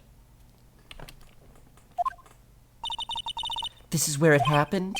"Yeah, Gourd Lake is in the middle of this park." "I can see some police walking around in there." "Questioning people, probably." "Hey, isn't that Detective Gumshoe over there?" "Well, pal, there's enough of us here. Anyone found anything?" Sorry, sir. Nothing. "Idiot. The trial's tomorrow. We need clues on the double." But, sir, there weren't any clues. That's why we arrested the attorney, Mr. Edgeworth." "It's clear, sir. He's the one who..." "Shut up. Just you try saying that again. I'll make you sorry if you do." "Oh, that's right. He likes Edgeworth." "So just get out of my face, pal." Yes, sir." Detective Gumshoe's kind of scary today. Recruits. Peh. Hey. Ah. Eek. Hey, you're that hairy guy. Hairy butt Gumshoe. Are you kidding me? We bonded. Wright. Phoenix Wright. Will he ever learn my name? Watson, is that? Yeah, he's like Watson. I would like a Watson. But, yeah. Well, and she does that thing that you kind of need. Like, sometimes you need your sidekick to be like, "Huh, wow, we're at a real block, huh? Man, I think maybe we should go back to our office." And it's like, okay, and then you go back to your office and, oh, a scene happens. Like, sometimes you need someone to do that. But it's always really annoying when you're working something out and she's like, "Phoenix, maybe we should go question that person." And it's like, oh, you think, thanks, you know? You don't want to feel like you're not figuring things out on your own. The game is just telling you to do it.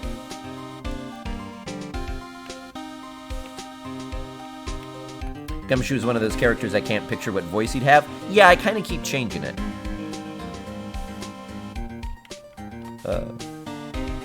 I like her, though. Huh? Well, yeah, I suppose. Well, I'm here to help. Ask me anything you want. Bring it. He seems different than usual. I wonder what's up. Mr. Edgeworth hasn't actually asked us to defend him yet. Huh? Oh. You don't say.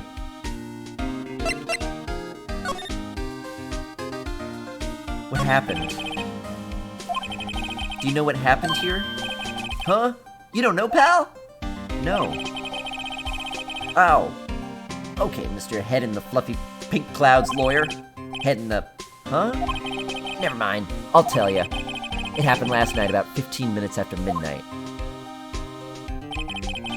There was a boat out on Gourd Lake. In that boat were two men.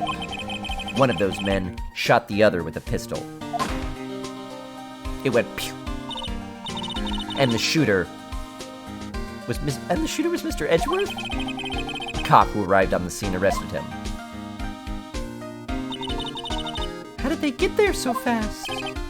Well, there was a witness. When the report came in, we raced to the lake. A witness? We gotta question that witness. Gumshoe gonna give us... Yeah, I'm glad Gumshoe is on our side. I'm glad. An ancestor of Phoenix Wright who works with Sherlock Holmes? Really?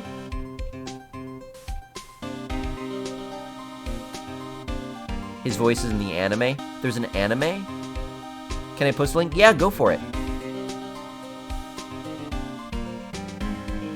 One of those parody huge bodybuilder guys with a voice like an 8-year-old? He looks like Bolin from The Legend of Korra to me.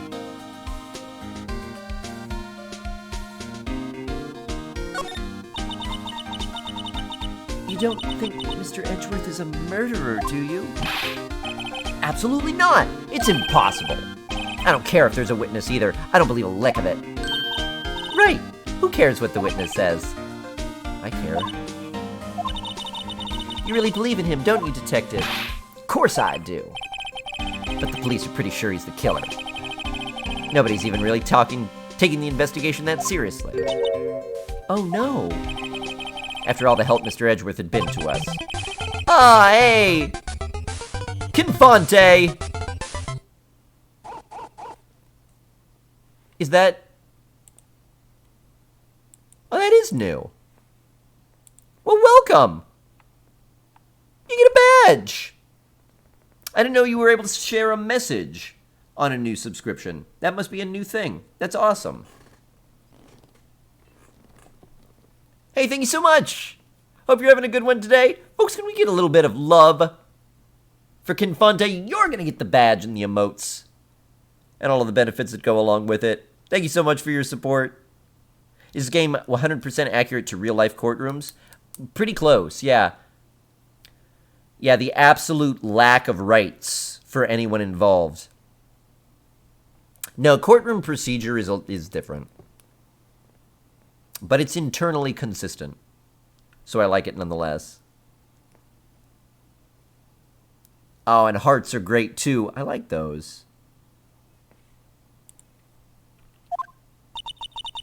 Well, at least you are, Detective. At least you are. Do you know who will be Mr. Edgeworth's defense attorney at tomorrow's trial?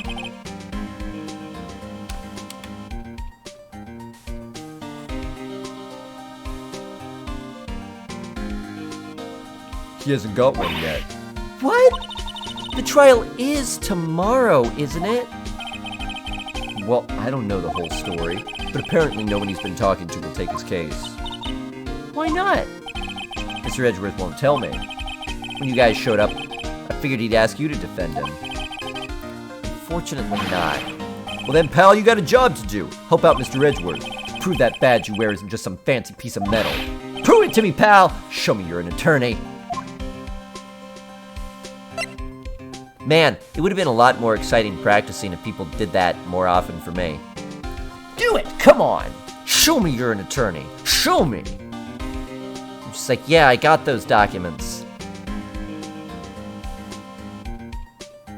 Slams his badge to his face. Show me! Who was the witness? Sorry, pal. That's confidential. Anyway, the witness saw everything, apparently. I'm sure they'll turn up at the trial tomorrow. Was there only that one witness? Yep. It was pretty cold out on the lake last night. And it was Christmas Eve, after all. Still, we're being thorough. You never know when you're going to turn up another witness. That's why we're here today, checking things out. So far, we're coming up empty. Oh, it's Christmas today. I'd forgotten. What are you getting me for Christmas, Nick? Talk to Santa.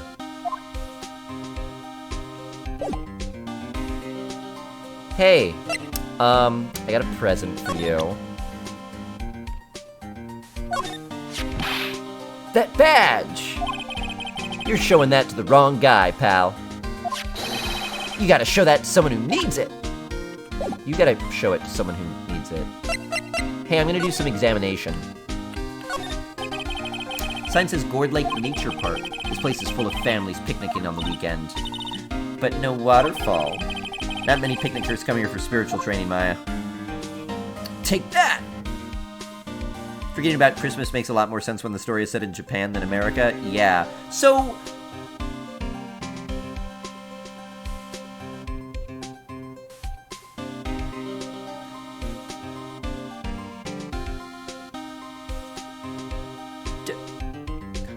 does Japan celebrate Christmas? I mean, I feel like if you don't celebrate it, not knowing that it's Christmas makes sense. But if you do celebrate it, are there places that celebrate Christmas, but it's just not a very big holiday? Because I could see forgetting that it's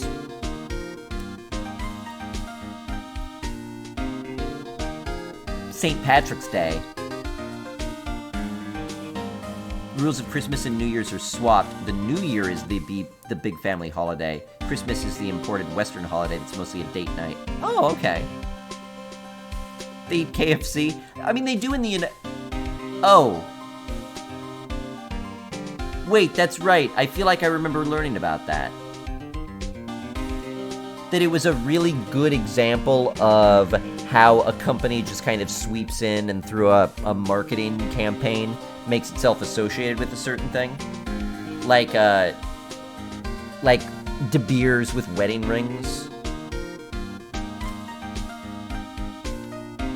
That it's just like KFC was like, oh yeah, it's Christmas food. Come eat it at Christmas. And it was like, oh okay, and then it just became a tradition.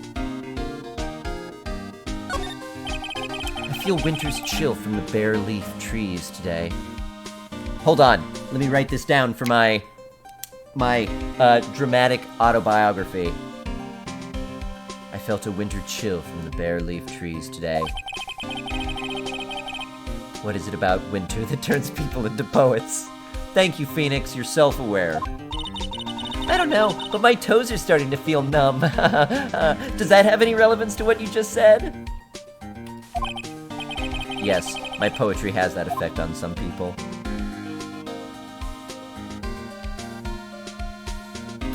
What is it about winter that makes people feel like poets, huh? I don't know, but my toes are numb.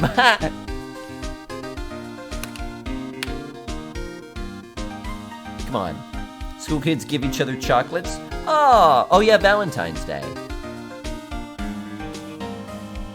I mean, that's basically what it is here, too, I feel like. Anyone, like, I've never actually been in a relationship on Valentine's Day, but if I were and they were like, you want to go somewhere for Valentine's Day? It'd be like, no, you know what I want to do special today? I want to stay home. I want to rent a movie on Netflix. I want to just log on to Netflix. I don't know, renting a movie isn't as exciting as it used to be. I'm gonna say it. Netflix ruined it. Yeah, it's super convenient. Yeah, I love Netflix, but the whole experience of just like, oh, I'm gonna get a movie and I'm gonna rent it. I miss that. I miss, like, getting the DVD and putting the DVD in. I miss it. It's not the same. Streaming isn't the same. It's way better, but it's not the same. It's like reading on the Kindle is way better, but it's also not the same as reading a book.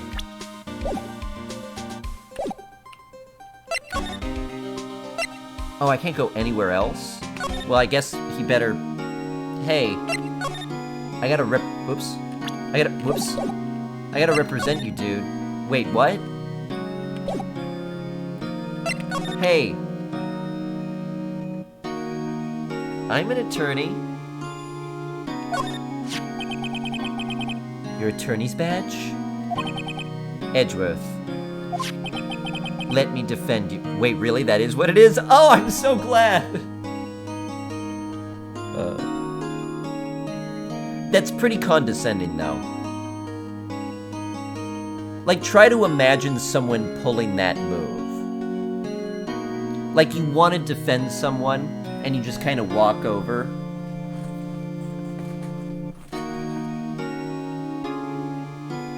Set your badge just in front of them. Don't say a word. And they're just like, that's your attorney badge?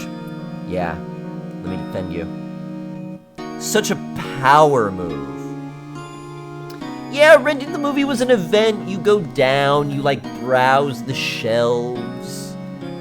It just doesn't feel the same of just like browsing through the categories. Like, oh, okay, I'll watch this, and you put it on.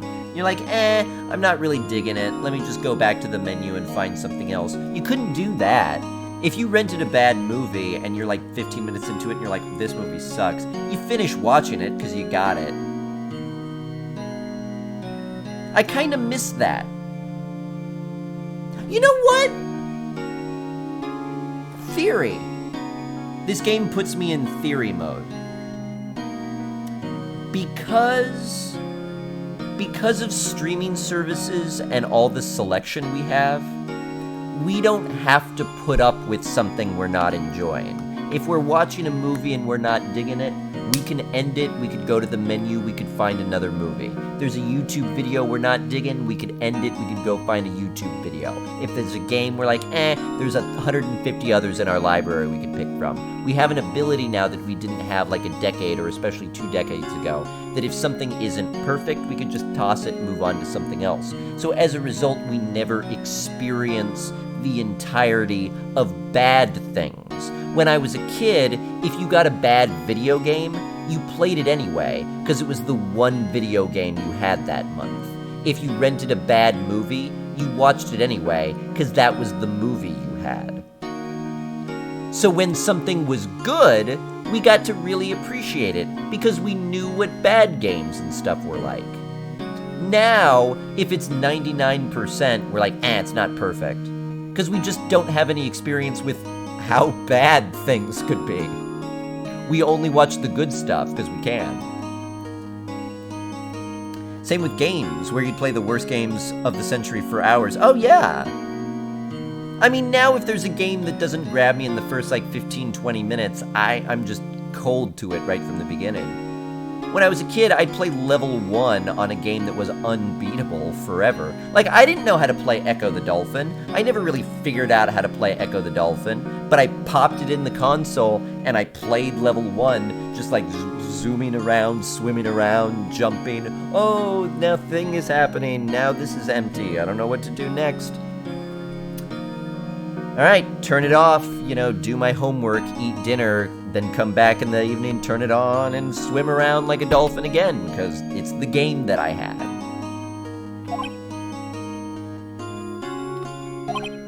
Ha. Ha ha. Good one, right? But I'm not that hard up. Not yet. What do you mean by that? Me? Just a wet behind-the-ears lawyer with only 3 trials under his belt? Never. What? My case is near hopeless, right? Every defense attorney I've talked to has turned me down. What? Simply put, they were afraid they'd lose. It occurred to me that it might be my fault that they lacked confidence. After all, I did get every one of their clients declared guilty. I don't believe it. Regardless, I don't want you involved in this. You in particular, I cannot ask to do this. Yeah, you can. Dude, no. Dude, yeah, you can. Don't ask, did he do it? Then you should hire us, right. Everybody else has turned me down. You're asking me to do it, therefore, I'm gonna have to turn you down. I think what you like is rejection. You're only attracted to unavailable attorneys.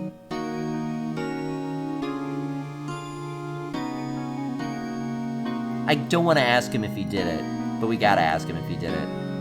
He's gonna say no, or at least he better say no. If he says yes, then it's gonna be like, oh, okay, well, see ya. Then I'm not gonna help you find who actually did it. Show him the badge again. People treat relationships as completely... Yeah, you know what? I think you're right. It's the same thing with relationships. I agree completely. I like to think of it as like sort of the Tinder effect, but I mean, I experienced it with dating sites before then. There was like Plenty of Fish and all of those things. The idea that you can just sort through multiple profiles of a bunch of different people is different than the way dating used to be, where it's like, you maybe went on a couple of dates every so often because you had to go out and meet someone, and that was the one person you met. Now it's like, okay, I'll meet this person. And then you meet them from the very first moment of, like, the evaluation. Do you meet, like, I was in love with this digital version of you created. Do you match that perfectly? And none of us do. Edgeworth. This is really hard for me to ask, but you didn't do it, right? Right? Think what you will. I have only one request. Huh? stay out of this case. But Nick is trying to help. Shut up, Maya. He doesn't... We have a history. You're a stranger. Shut up. Shut up. I don't want your help, okay? Catfish. Why not? Look, just go away and leave me alone. Nick. Mr. Edgeworth did it, didn't he? Maya, let's go investigate elsewhere. But, Nick... Where elsewhere? Hey, he still doesn't want us to represent him.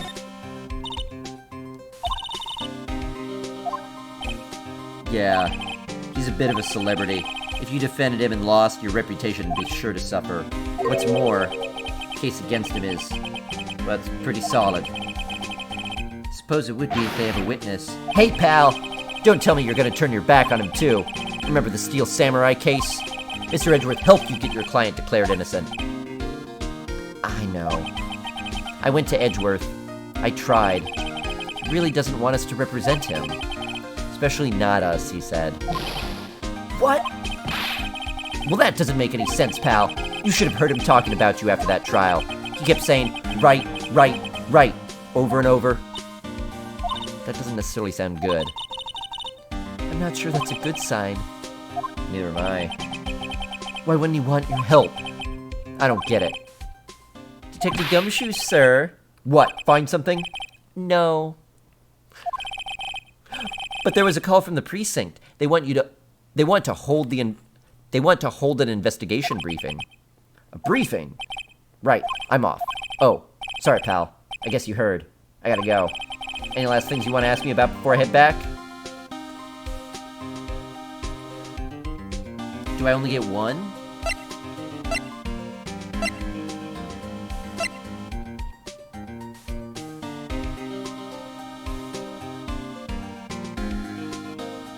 I should get the autopsy report. Do you have any information on the victim? Sorry. They haven't worked up the autopsy report yet. I'm still waiting for it myself. Actually, say, if you get the time, drop by the precinct. We can talk more there, pal. You're not coming back? You're not coming back, detective? Probably not, pal. So what should we do if we have something to talk to you about? Ah, right. Here, I'll show you how to get to the precinct. Come down and see me anytime. Oh, hey, Detective Gumshoe. What? We'd like to take a look around in the park. Can we walk around? Yeah, no problem. You got my permission.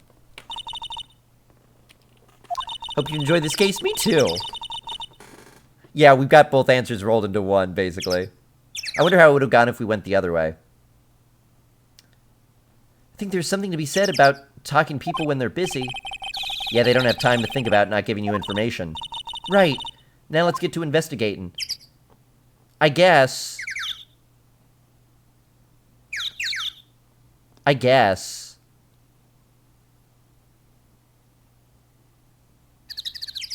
But yeah, Svargonst, you're right, too. It's definitely easier when you're a kid to repeat the same things over and over.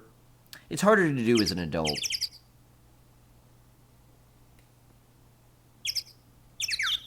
I guess. I don't know. But when I was a kid, my grandma played the same Nintendo games I did. She played the games where you had to grind. We just liked it, you know? Nowadays, you don't want to grind because it seems like pointless padding and you need to get on to the next game. But when I was a kid, you know, you got your one game a month, so grinding was what you wanted to do some nights, you know? I remember I went to school, so I would come home weekdays and only be able to play video games for like an hour at most, if I got to play at all. I don't know. I don't actually remember how long I got, but not very long. So I couldn't, like, do dungeons in RPGs or anything. I would just, like, walk around town, level, get some gold so I could upgrade gear. And then on the weekends when I could play for long enough, that's when I would do dungeons and stuff.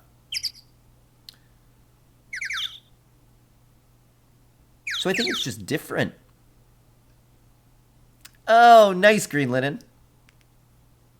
Some grinds are good like in MMOs, yeah. Yeah, there are birds here, too.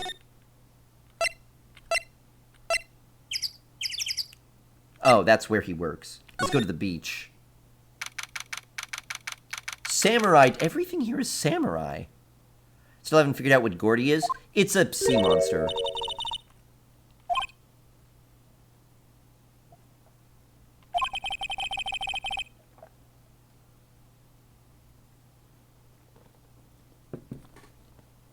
Just having more time? Yeah, probably.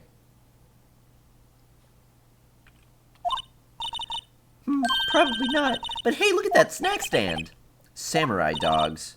I want a samurai dog, please. I bet they're great. With a name like Samurai Dog, how could they not be? This must be product placement. They're a little behind on the times, though. The kids are all into the Pink Princess now. I mean, like, you know?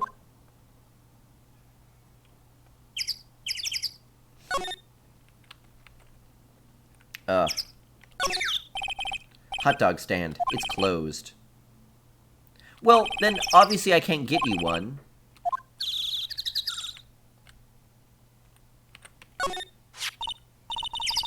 Someone left some poppers here. You know, you pull the string, and it goes pop. Yeah, I know the ones. You can see them a lot around New Year's. Hey, Nick, they might be a clue. Let's take them. Come on, admit it. You just want to pop them, right? Was it that obvious? Alright. Suppose it couldn't hurt. Huh? Where'd they go? Into my pocket? Really? Maybe I'll use it to get a clue.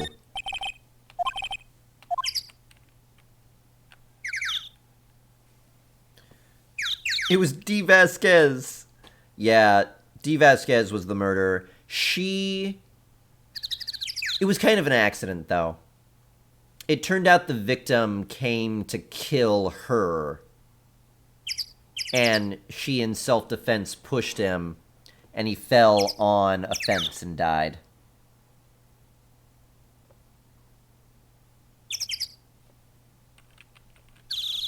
But she was still up to no good. Gourd Lake is really big. Yeah. Say, Nick, why is it called Gourd Lake? Oh. Well, a long time ago they used to grow gourds here. Whoa, no way! I was sure it was because the lake looked like a gourd when viewed from above. You know, like an hourglass shape? Well, it is shaped like a gourd, actually, but that's just a coincidence. Oh, okay.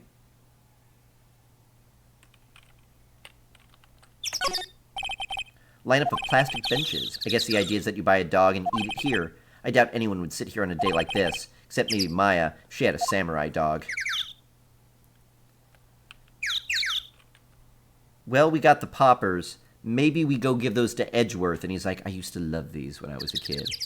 And then he asks us to represent him.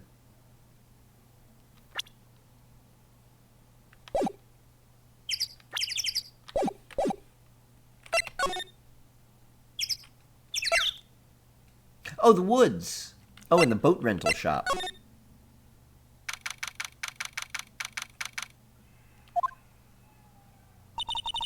I like it here, Nick.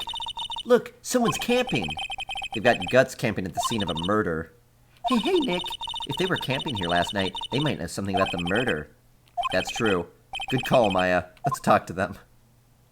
I would not have figured that on my own, Maya, so thank you.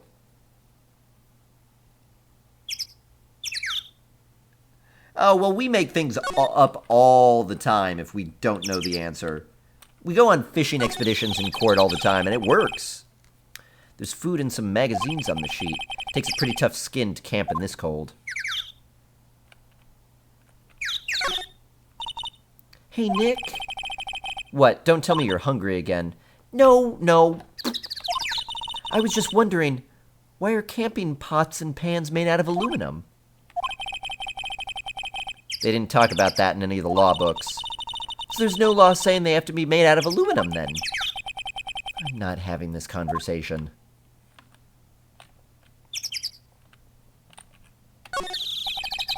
The sign says no camping. Funny place to pick to pitch your tent. What if the sign said no setting tents on fire? What? I don't think they have signs like that. Oh. What? Hey, look, there's a stop sign. But what if instead of being a stop sign, it was a cotton candy sign? I don't think that's a thing it would be. She was dropped on her... She was held upside down and jackhammered into the ground as a kid. The trees grow quite thick here. Further back, the trees fade into the shadow where the sunlight can't reach them. It's a haunted forest. And slide.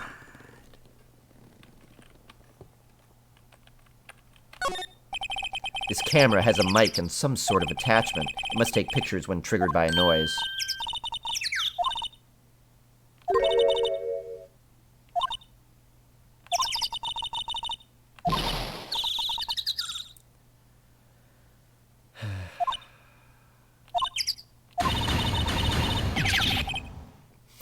Will you stop that?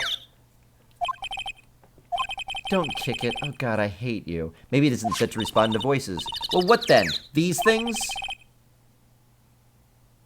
Sure.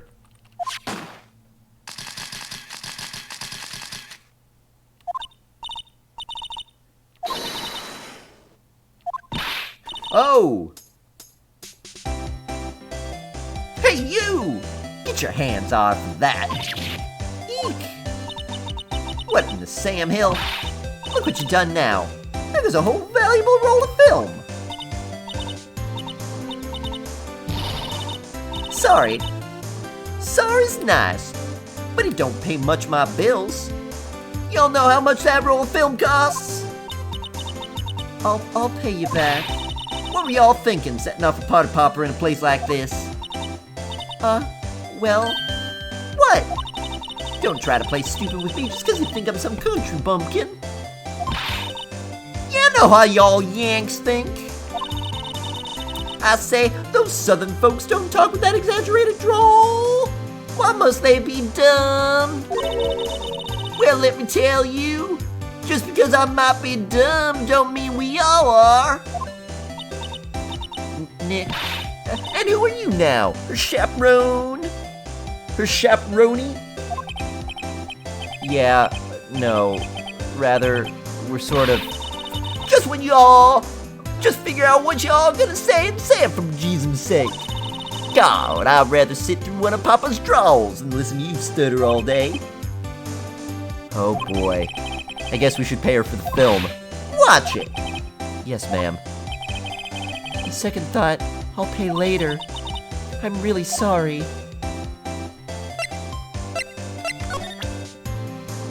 I'm a lawyer. This is my badge.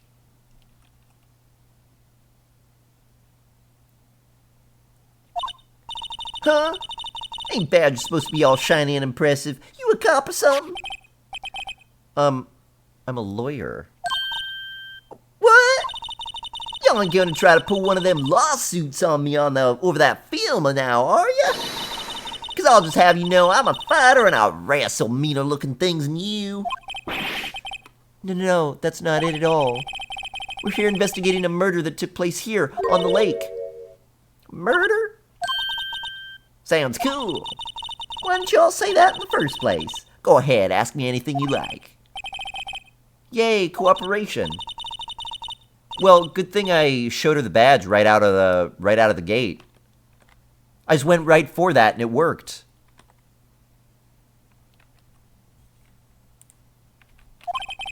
Badge worked! Oh, Segan, really? Come to think of it, where did Maya get to? I don't care. Just feeling a little overwhelmed with the culture gap and all. Never you mind, honey. I can talk Yank if you like. If it pleases you. Thanks. I think I'll be okay. Great then. I'm Lotta. Lotta Hart. But y'all can call me Lotta. Aw, I like her. I'm here photographing meteor showers for a research project. Oh, I assume she was photographing Gordy.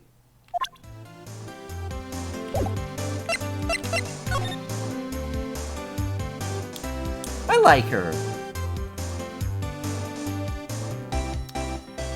Right, exactly, Gemini. We're doing real lawyer things here.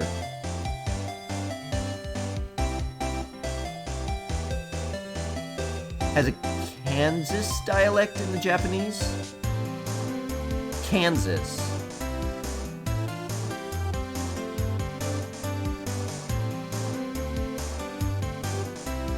I'm not sure what that sounds like. I'm not sure what I'm doing. I'm not sure I'm doing an accent at all. Oh, the southernest region of Japan. Oh!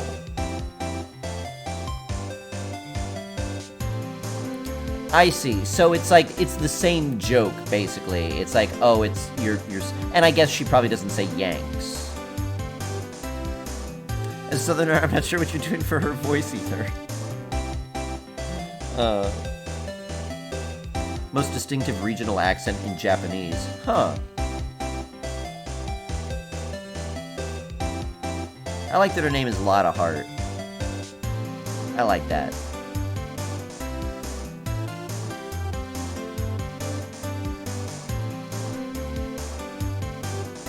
Usually translate that into US Southern English. Why does it seem that every country has a South?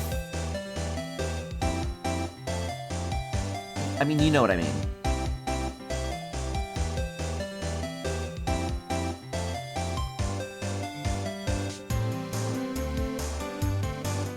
Oh yeah, Segan?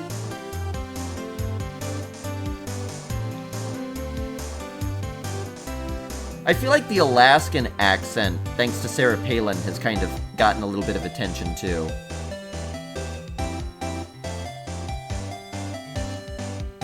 Flitchard, I am, yeah.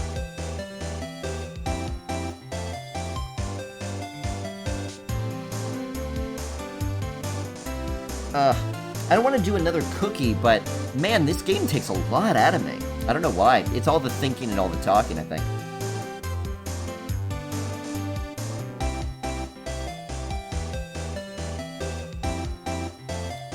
Wouldn't Phoenix be arrested for a ton of the junk he's done so far?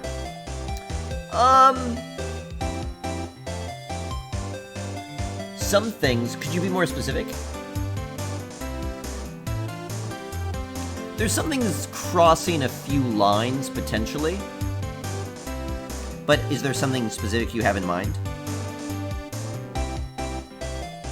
Yeah, exactly. We play kind of fast and loose. Because the thing is, there's a lot of things that Phoenix wouldn't be able to do as a defense attorney in the United States that have to do with, like, evidence gathering. But in this universe, the prosecution doesn't turn over any of the evidence. So the defense has to do all of the investigative stuff itself. Stealing evidence? Yeah. I mean, it seems like it's a system where if the prosecution gets the evidence, they hide it and then surprise you with it. And if the defense gets the evidence, they hide it and surprise you with it. So that seems like the kind of thing that's okay in this universe. But badgering people on the stands, accusing other people of the crime, that wouldn't be. The thing that's really different is, like, it kind of seems like after the trials, the person who we accuse just confesses and then gets arrested. It's totally viable to, during a defense trial, say, no, somebody else did it. You don't have to prove it, it just creates reasonable doubt, so that's fine. Badgering people on the stands is fine to a certain degree. It wouldn't get you arrested, it might have the judge be like, alright, stop it.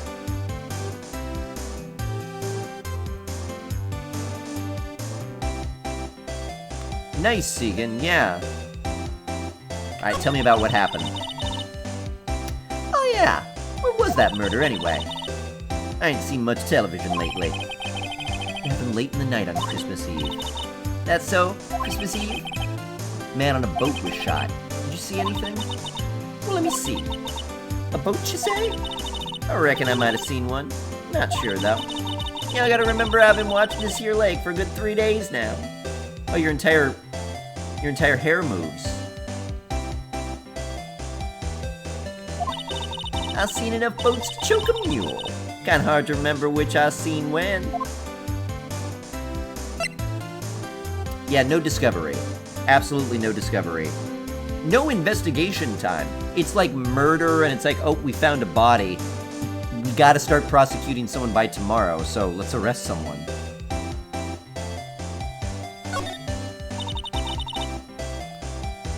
So what is it that you do, Lotta? Huh? Me? Y'all don't really want to know that, do ya? Actually, I'm a research student at the Country U, right in the heart of the Heartland. Wow, neat. Nick, she's a research student at the university, Country U. Is that a pun? So I hear. When did you come up here? Let me see. Guess it was about 3 days ago. What are you photographing? Didn't I tell you all that already? Meteors. Meteor. What? Meteor showers. Falling stars. Yeah. 3-day time limit on trials probably helps. Helps in arresting someone. Probably doesn't help in getting the right person arrested. Cersei's Cajun now. I'm not good at accents, so sometimes they drift. D. Vasquez was this weird hybrid of like Russian and French. I was trying to go for like Egyptian.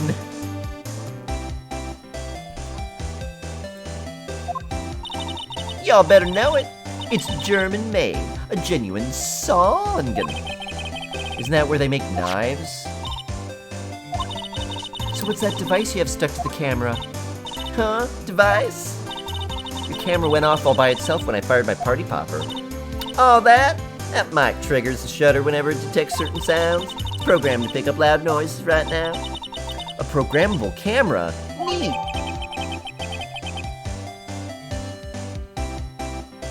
Like a gunshot. Really felt the D performance? So, this was a trick I learned in high school. Because I can't do accents.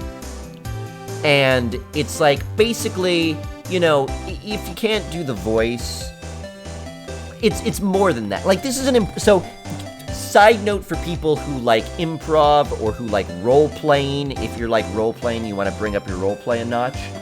Everybody focuses on the voice. Everybody's like, oh, for my character, I gotta do a voice. You don't. Like, don't think about like, oh, yeah, I'm gonna talk like this, see? Like, you don't have to do something like that. Think about, like, how your character stands, how your character, like, holds themselves. Like, if they're old, they would have kind of like this voice. And you don't really have to do anything with your voice, just kind of, you know, have the rate of speech they would have or something like that, you know. Adopt a posture, make the sound, have the attitude, and you're fine, you know. All of that goes into the character. So if you can't do an accent, don't worry about it. You don't need to do that at all. Just do all the other things, because they fill in just fine. No one even notices. Think about that more than anything. How they're standing. You know? You know? How would they stand, and what kind of sound would they make? If they were to imitate the sound of a cow, how would they do it, you know? Moo. Moo! You know. Posture changes the voice a lot, yeah. Prosecutors in Japan have a lot of discretion and only prosecute when they're very confident that they'll get a conviction. I mean, prosecutors here have a lot of discretion and very rarely prosecute unless they think they're going to get a conviction either. Most cases end in plea agreements, though. Hey, so, like, you probably have a photograph of the gunshot.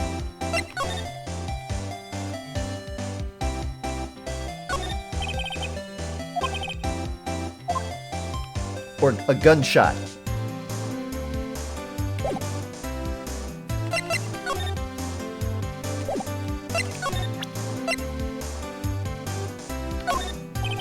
Lotta?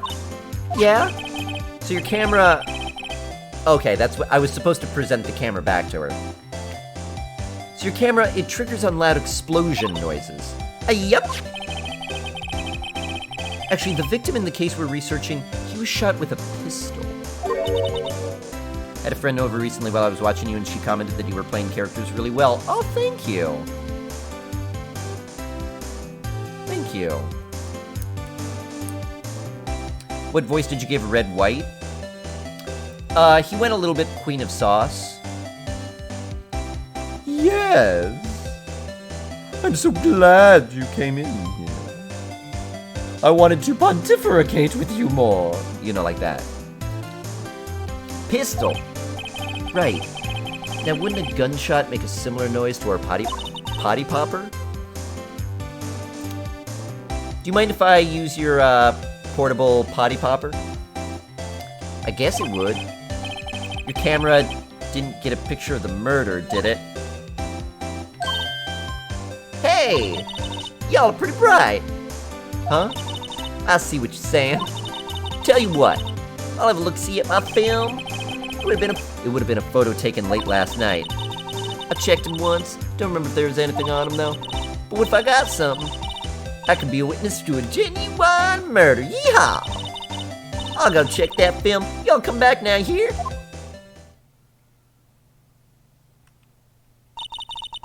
She went inside her SUV.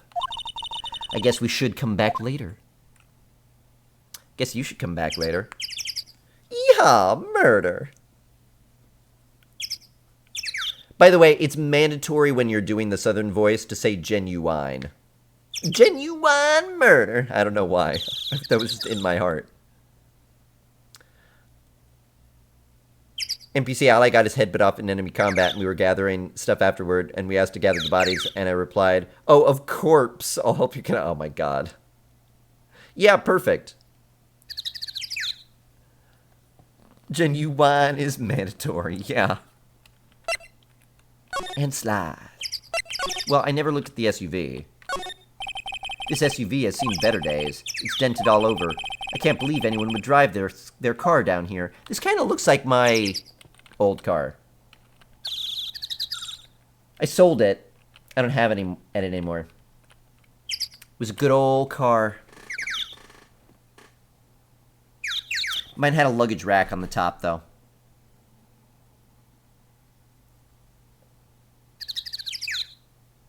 Like how you examine it only once she's in it? Well, I avoided examining it before because I thought it would trigger the conversation. Okay, well, we haven't gotten to the boat rental shop yet.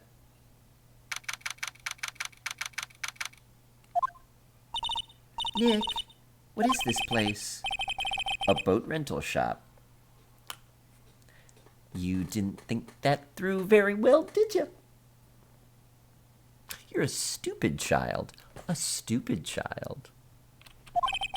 I guess a murder taking place on one of those boats wouldn't be good for business either. Boats? I've never ridden on a boat. Got her. I mean, she's standing in front of a building that literally has a massive sign on it that says boat rentals. What is this place? Hey, good idea. You bet. A small boat rental shop. Doesn't look like anybody is around. They're probably closed because it's Christmas. It is beginning to look a lot like Christmas. There are some boats floating at the dock. Was one of these boats used in the murder, I wonder? Nick? Huh? I changed my mind. I don't really want to go for a boat ride. One of these boats was the murder boat. Let's interview the boats. I'm a lawyer. Poor Maya, you're doing her dirty. I don't like Maya. I don't like Maya. Carmine, how you doing? Welcome. You double check your notifications. There's a bell icon. It's like YouTube now. There's a bell icon that you could click to make sure that you get notifications on whatever device you want. Like, I think there's like email notifications, there's desktop notifications, there's mobile notifications. I don't know how those all work. I actually don't get notifications. I have them all turned off. So I don't know much about how notifications work. I think if I used it on mobile, I'd be more interested in them. So can I go inside? No.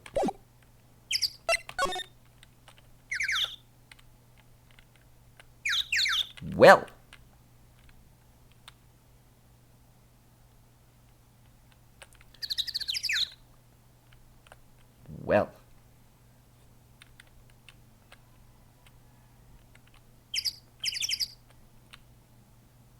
Just a little breaking and entering, yeah. Right, Phoenix Wright, rise from the ashes. Can't slide either. I guess there's nothing here. Well, you done? No? Alright.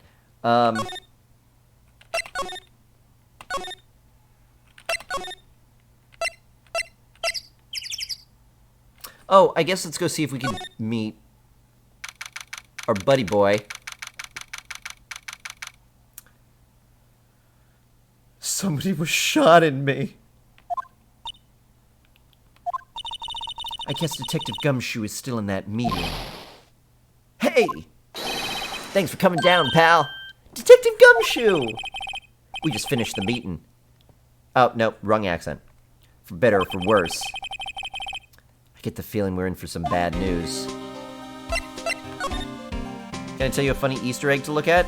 Sure.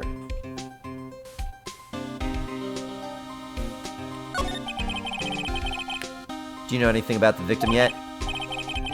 No, still can't ID him. Has Mr. Edgeworth said anything? Not a word. Look at the man sitting back there.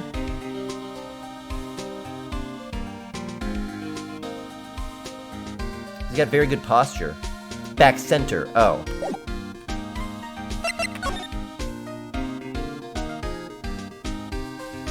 Is that the president of Nintendo?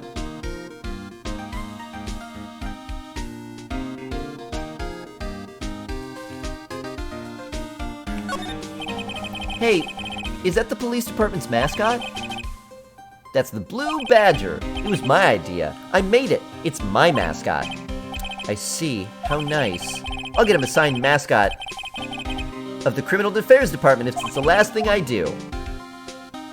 Is that the dopey lawyer from the first case? Oh. Is it? This must be the chief of the detectives here. He's glued to his computer screen. What? Gord Lake? Gord decided? I don't believe it. Shouldn't you be reading something more important? It's not... Oh. Forgot about the Blue Badger? It's not a badger at all. Is that supposed to be Sonic the Hedgehog?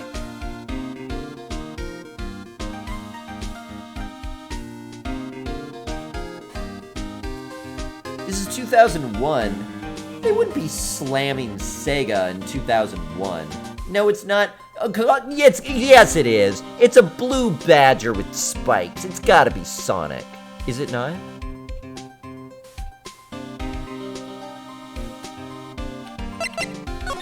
More like Sonic the Pig. So how did the meeting go? I mean, it looks legally distinct enough from Sonic. I can't tell you, pal. You're a lawyer. True. You know, I don't know what to believe anymore. Sure, Mr. Edgeworth's human like you or me. Still, I get the feeling that if he'd done something wrong, he wouldn't go hiding it. That's just the kind of guy he is. Why can't anyone see that? So they think Mr. Edgeworth did it? Well, the trial starting tomorrow is scheduled. I see. Hey, in the end, you did tell us about the meeting. Don't go telling anyone else, pal. Yes, sir. And do me a favor. Stand by Mr. Edgeworth. He needs help and you're the ones to help him. I'm sure he's got some reason why he won't talk to us. Thanks, Detective Gumshoe. Why did I come here? So it's a badger instead, exactly. CJ, how you doing? Detective Gumshoe, how come you trust Mr. Edgeworth so much? Well, I think that was obvious. We got a strong working relationship, us two. We trust each other. That's how it works. Oh, working relationship? See, Mr. Edgeworth always gets his defendants declared guilty every time. Yeah, his methods might be a little extreme at times, but there's a reason. He trusts our investigation, see? He trusts us to get the right man. That's why I work extra hard, pal. We've got to earn that trust he places in us. I see. Mr. Edgeworth is a man you can trust. And you have my word on that. Alright. Tell me about the autopsy report. Oh, that? Yeah, I made a copy for you. Cool. Time of death, sometime on the 24th or 25th, cause 1 bullet shot to the heart. Maybe. Now that I know that they could lie, can you show me that photo of the victim? That face. Someone you know? I don't know. I just have this feeling that I met him somewhere a long time ago. Her dad! Oh no, Edgeworth figured out that her dad was coming to assassinate her because she gained notoriety from the last case that got all that publicity because I did an amazing job. And everyone was like, who was that girl sitting near that ace attorney? And everyone was like, Maya. And he was like, oh my god, that's my daughter. I'm gonna go kill her. And I'm gonna have that prosecutor help me do it. And the prosecutor, Edgeworth, was like, yeah, sure, I'll totally help you. Meet me out on this lake at this time, and I'll talk about assassinating her for you. And then he killed her. He killed him to defend her. Time to move on to the next case. This is plausible. At least part of it is plausible. She doesn't know her dad, right? Maybe she does. These are the detective desks. There are computers and files on each one. Funny, they're a lot tidier than I'd expect. I guess the detectives don't spend a lot of time at their desks. That must be one of the detectives. He's mumbling something to himself. Alright, hands against the wall, all of you. Don't even think about escaping. I got eyes in the back of my head. He must be doing image training for arrests. Image training?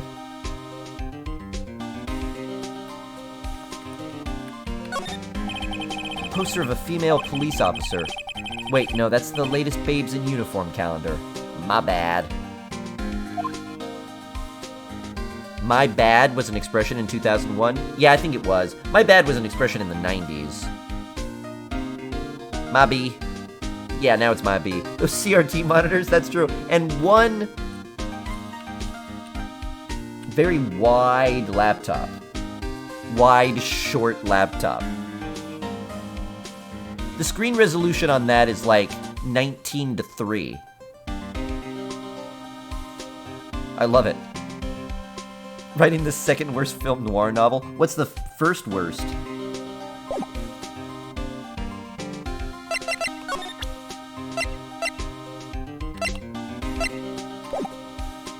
Well, alright.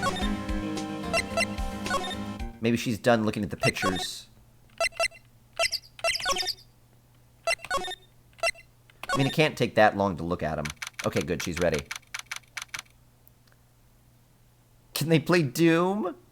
Could you imagine playing an FPS that wide? You could have like 360-degree vision. Actually, I've always thought those huge, big wraparound screens were stupid and useless and pointless, because you don't need them, but for an FPS, that might be kind of fun. That's like the only situation. In no other situation is one huge wraparound monitor better than just 3 monitors. That would be the situation. Because at least I can't. I don't know if anybody else does this. Does anybody play a game or something with a game stretched into multiple monitors? I don't think you do that. Yeah, any sort of first-person perspective game. So an FPS shooting game, a driving game would be good for that too. Because then you wouldn't have to like... You could like actually look over your... Oh, could you imagine Euro Truck Simulator when you could actually look over your shoulder? And there's just like, oh yeah, I could just... Yep. And you could just see. That'd be cool. Give you serious bug-eye headaches, would they? Hey, y'all! Lotta! Wait up a sec. We got a bingo. Bingo.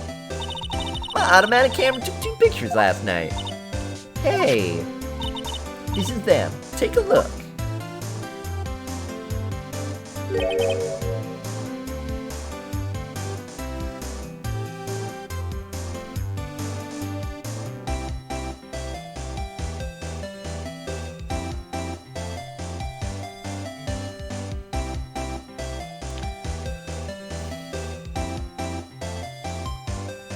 Okay. Pam is back! It is Pam a little bit. Would get an expensive rig for Truck Simulator? Well, maybe. See? He's shooting him with the pistol. Looks like that, yes. But you can't really tell who that is shooting. Yeah, well, there was enough fog out there last night to strangle a bullfrog. But you know, seeing these photos remind me of something. What? I saw a murder happen. I'm a witness. You liar. Are you serious? Of course. Y'all reckon I should tell the cops?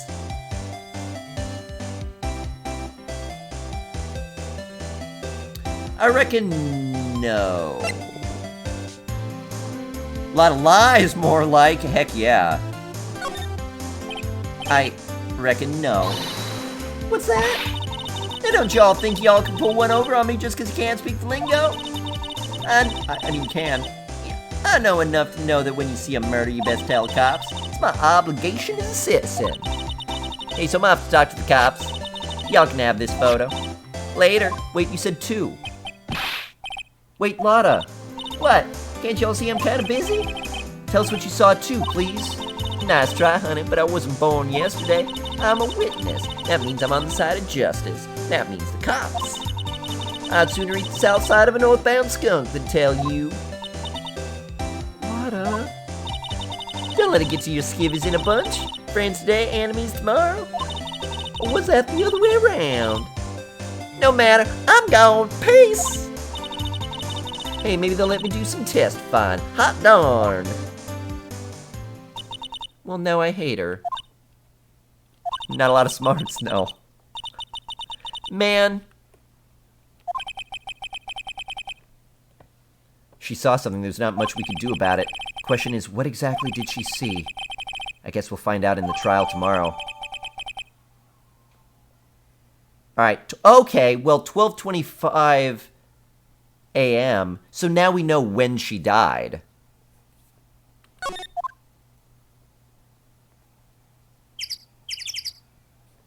Now we know when she died. Steal her food? We could.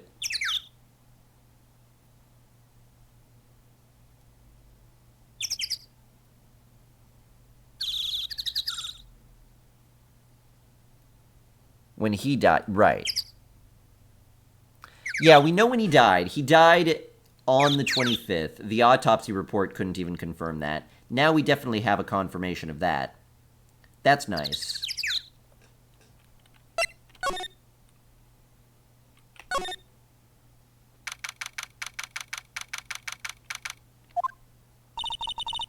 Looks like the police have given up their interviewing. Hey! Ah! Nick, I think Santa's mad at you. Long time no see, Nick. Nick, you know Santa? Wow, Nick and Saint Nick. Hey, I see the connection. Don't be ridiculous. Dude, it's me. Larry! What are you doing out here? Isn't it obvious? I'm working on my day job. I sell samurai dogs. Want one? Gotta get money for dates, you know. My girl, Kianse, deserves the best. Kianse? Not another model, I hope. Oh, Kianse's a fine, fine woman, Nick. It was her idea that I wear this costume. She was all, you go, girlfriend, you know? She bought this costume for me. That's great, Larry. Wow, a Santa costume. She must be really nice. Whoa, cute. Nick, who's she? No. No. She's 17, Larry. Come on. I'm his partner, Maya Fey. I'm a little sister. Sister? Wow, Nick must be tough. Working 9 to 5, having to take care of a little sister? No, I'm not Nick's sister. I'm my older sister's little sister. Sounds great. Okay, he doesn't get it at all. Is he a witness? It's the Butts Head. Hey, Larry, there was a murder here last night, and since you work here, have you heard anything? Nick, you're wasting your time. Last night was Christmas Eve. He was with Kiance, obviously. He wouldn't have been standing out here in the cold. Maya, I didn't ask you the question, did I? I asked him the question. Maybe you should go stuff a samurai dog in your mouth and chew it.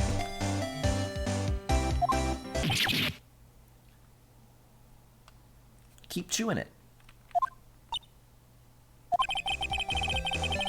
I think what you just said caught him off guard, Maya. Larry keeps dating those supermodels. She really does. She's in Hawaii on a photo shoot. A model, I knew it. Well, anyway, there was a murder here on the lake. The trial's tomorrow. Heh, neat! The defendant is Edgeworth. Miles Edgeworth. Nick? Why would Larry know Edgeworth? Whoa, Nick!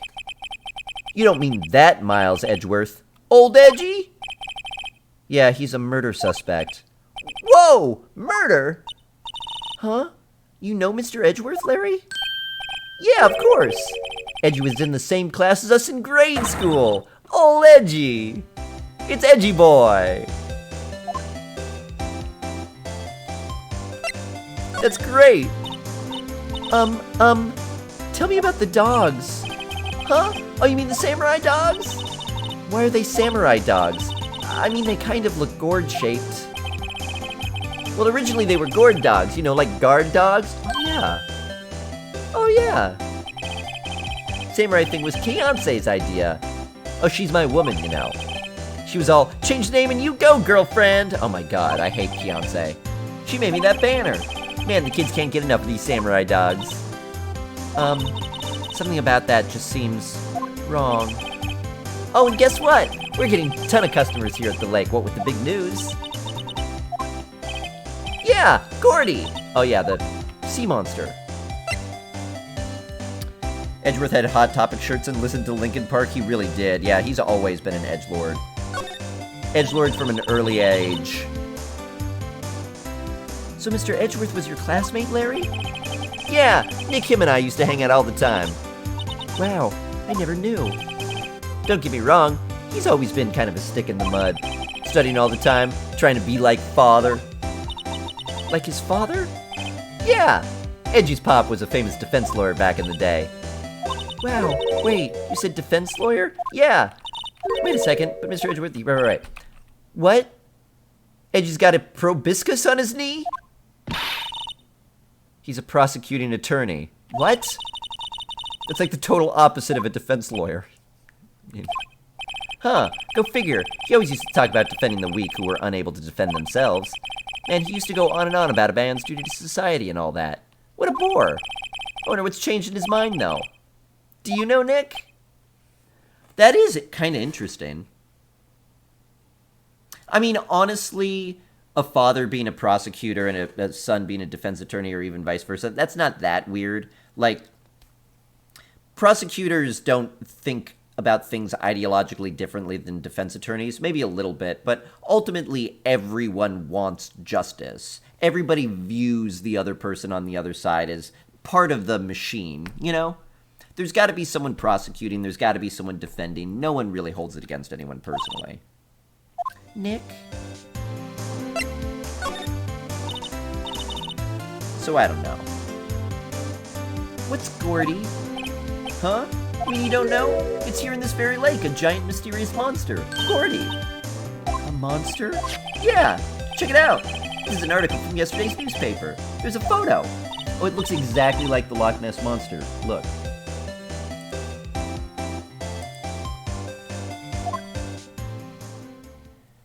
Oh, now it's back. Exactly like it.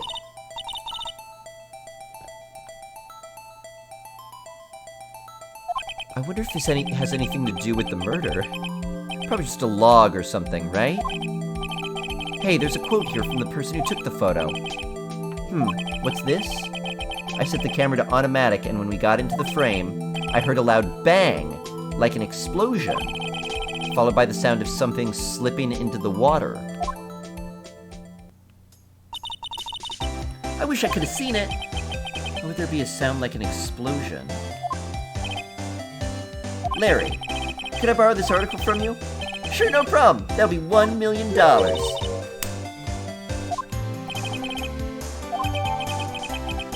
Article without a month. Okay, we're gonna have to bring this to the... Well, if the woman is still there. Did she leave? We gotta... Whoops. We gotta bring that up with her.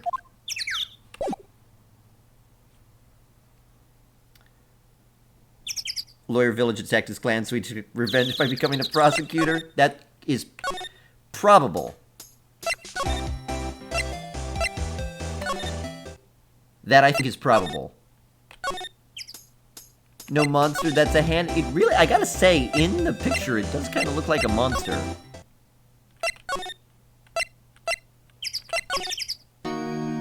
Oh, he's not here either.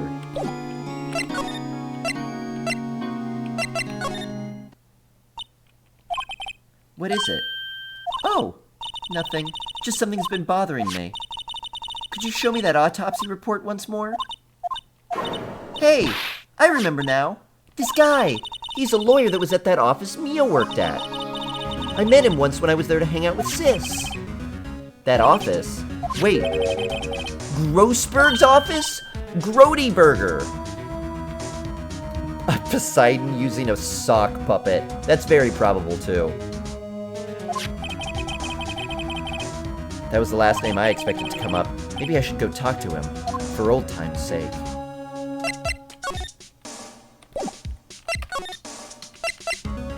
They do have those arbitrary triggers, like I just had to come back to my law office for her to be like, oh, I remember. That's okay, I just happened to go there. It's an Italian hand thingy. The gesture meme thing. This? That? Hey, that? A hem? Ah, that old familiar clearing of the throat. Oh, you're Mia's something, are you not? I was her understudy. Yes, Phoenix Wright. Oh, and you're Mia's something too, are you not? Her little sister, yes? You've grown. You've come to look a lot like your sister, you know. It takes me back. Ah, the days of my youth. Like the scent of fresh lemon, you see. Mr. Grody Burger, sir? Ah, yes. I beg your pardon. Of course you came here to discuss something. What is it, then? Something the matter? That painting. You never got it back. Oh, yes. I do not think it shall be ever coming back home to this office. I can't exactly claim it as stolen. I suppose it's my just desserts. Old, bitter desserts. Like lemons. There was a murder last night. A murder? You haven't heard? I just got up, you see. Miles Edgeworth shot someone with a... No! Allegedly! Allegedly! I'm straight up like, Edgeworth is a murderer. Well, the identity of the victim is still unknown. Really? This is terrible news indeed. No, it isn't. We have the autopsy picture.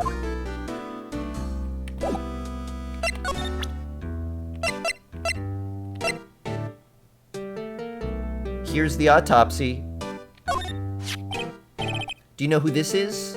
Oh, I guess we have the photo. We just don't know who it is. That's fair. Monster next to his green globe? Is that the Loch Ness Monster? I think that's a mammoth.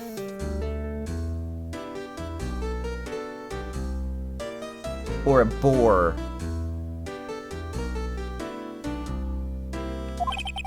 I feel as though I've seen this man somewhere before. Ah! Did you remember? He was a lawyer here in my office. That's Hammond. Robert Hammond. Mr. Hammond. Is he a hamster? And you say this is the man Miles Edgeworth shot?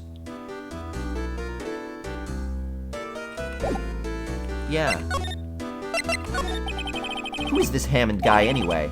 Mr. Hammond. He was the defense attorney in that case. That case? Yes, the TL6 incident. Yeah. Yeah, someone mentioned it. Right. It was the incident where the police were so at a loss they used a spirit medium, and it was their mom, and... Wait, you don't mean... Was that medium my mother? Yeah. Oh, did she not know that? Yes, my dear. The spirit medium Misty Fey, your mother, contacted the spirit of the victim, but the case was a loss. No conviction was made. Yeah, we learned about this earlier. They called in a medium. It didn't work, and then they were all embarrassed. So Misty killed herself in embarrassment? Now I kind of forgot what happened. Accused of being a hamster. That's a bear with a fish in his mouth?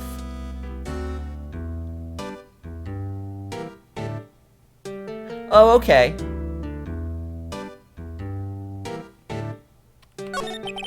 I could see that. Happened 15 years ago. A very strange case indeed. They never caught the criminal, right? Correct.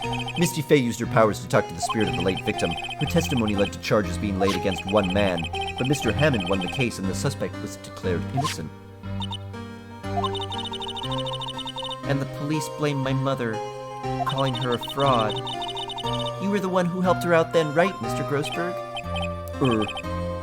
Yes. Yes, quite. Thank you. No, please don't mention it. DL6. Never thought I'd hear that name again. I gotta figure out what DL6 stands for. What does the case have anything to do with Mr. Edgeworth? It has everything to do with Mr. Edgeworth, dear. The victim in the DL6 incident was nothing other than his father! So Maya's mother contacted, or tried to contact, Edgeworth's father, his dead, murdered father. So, Edgeworth allegedly murders the lawyer who got the person who shot his father off. If you want to know more, you should ask him yourself. Show him this. I'm sure he'll talk to you. Wait, this is a photograph of my mother. Ah. We found that photograph before. We didn't know who it was. Interesting. Grossberg is the right name. Yeah, it is.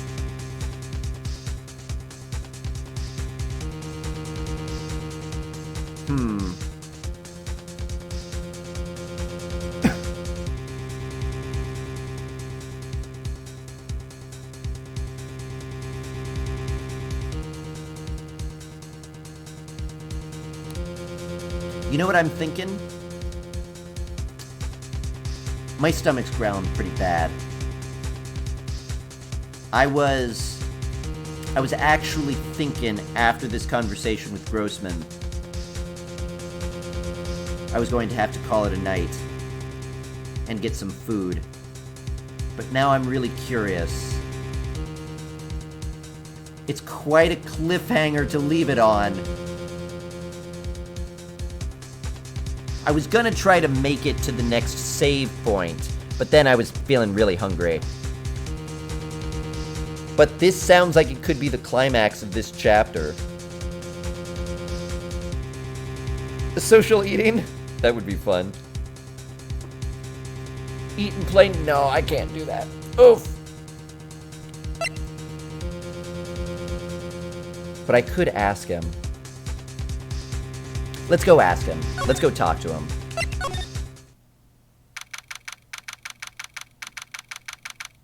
I gotta know. What's this? I was hoping you'd gotten my message the first time. Edgeworth, what about your defense? It's no concern of yours. Guess he hasn't found anyone yet. Hey.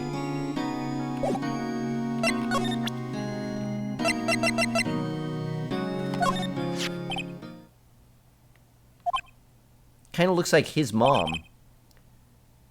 Edgeworth? It's only been a matter of hours since you last visited, yet you've made incredible progress in your investigation.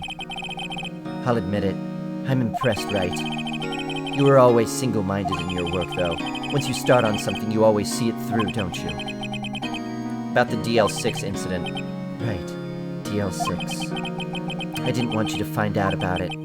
That is why I refused your offer to defend me. I'm sorry if it sounded like I thought you weren't up to the job. I just wanted to keep you away from DL6. So do you still think it would have been better for me to stay away? I don't know, but I see no point in hiding anything from you now.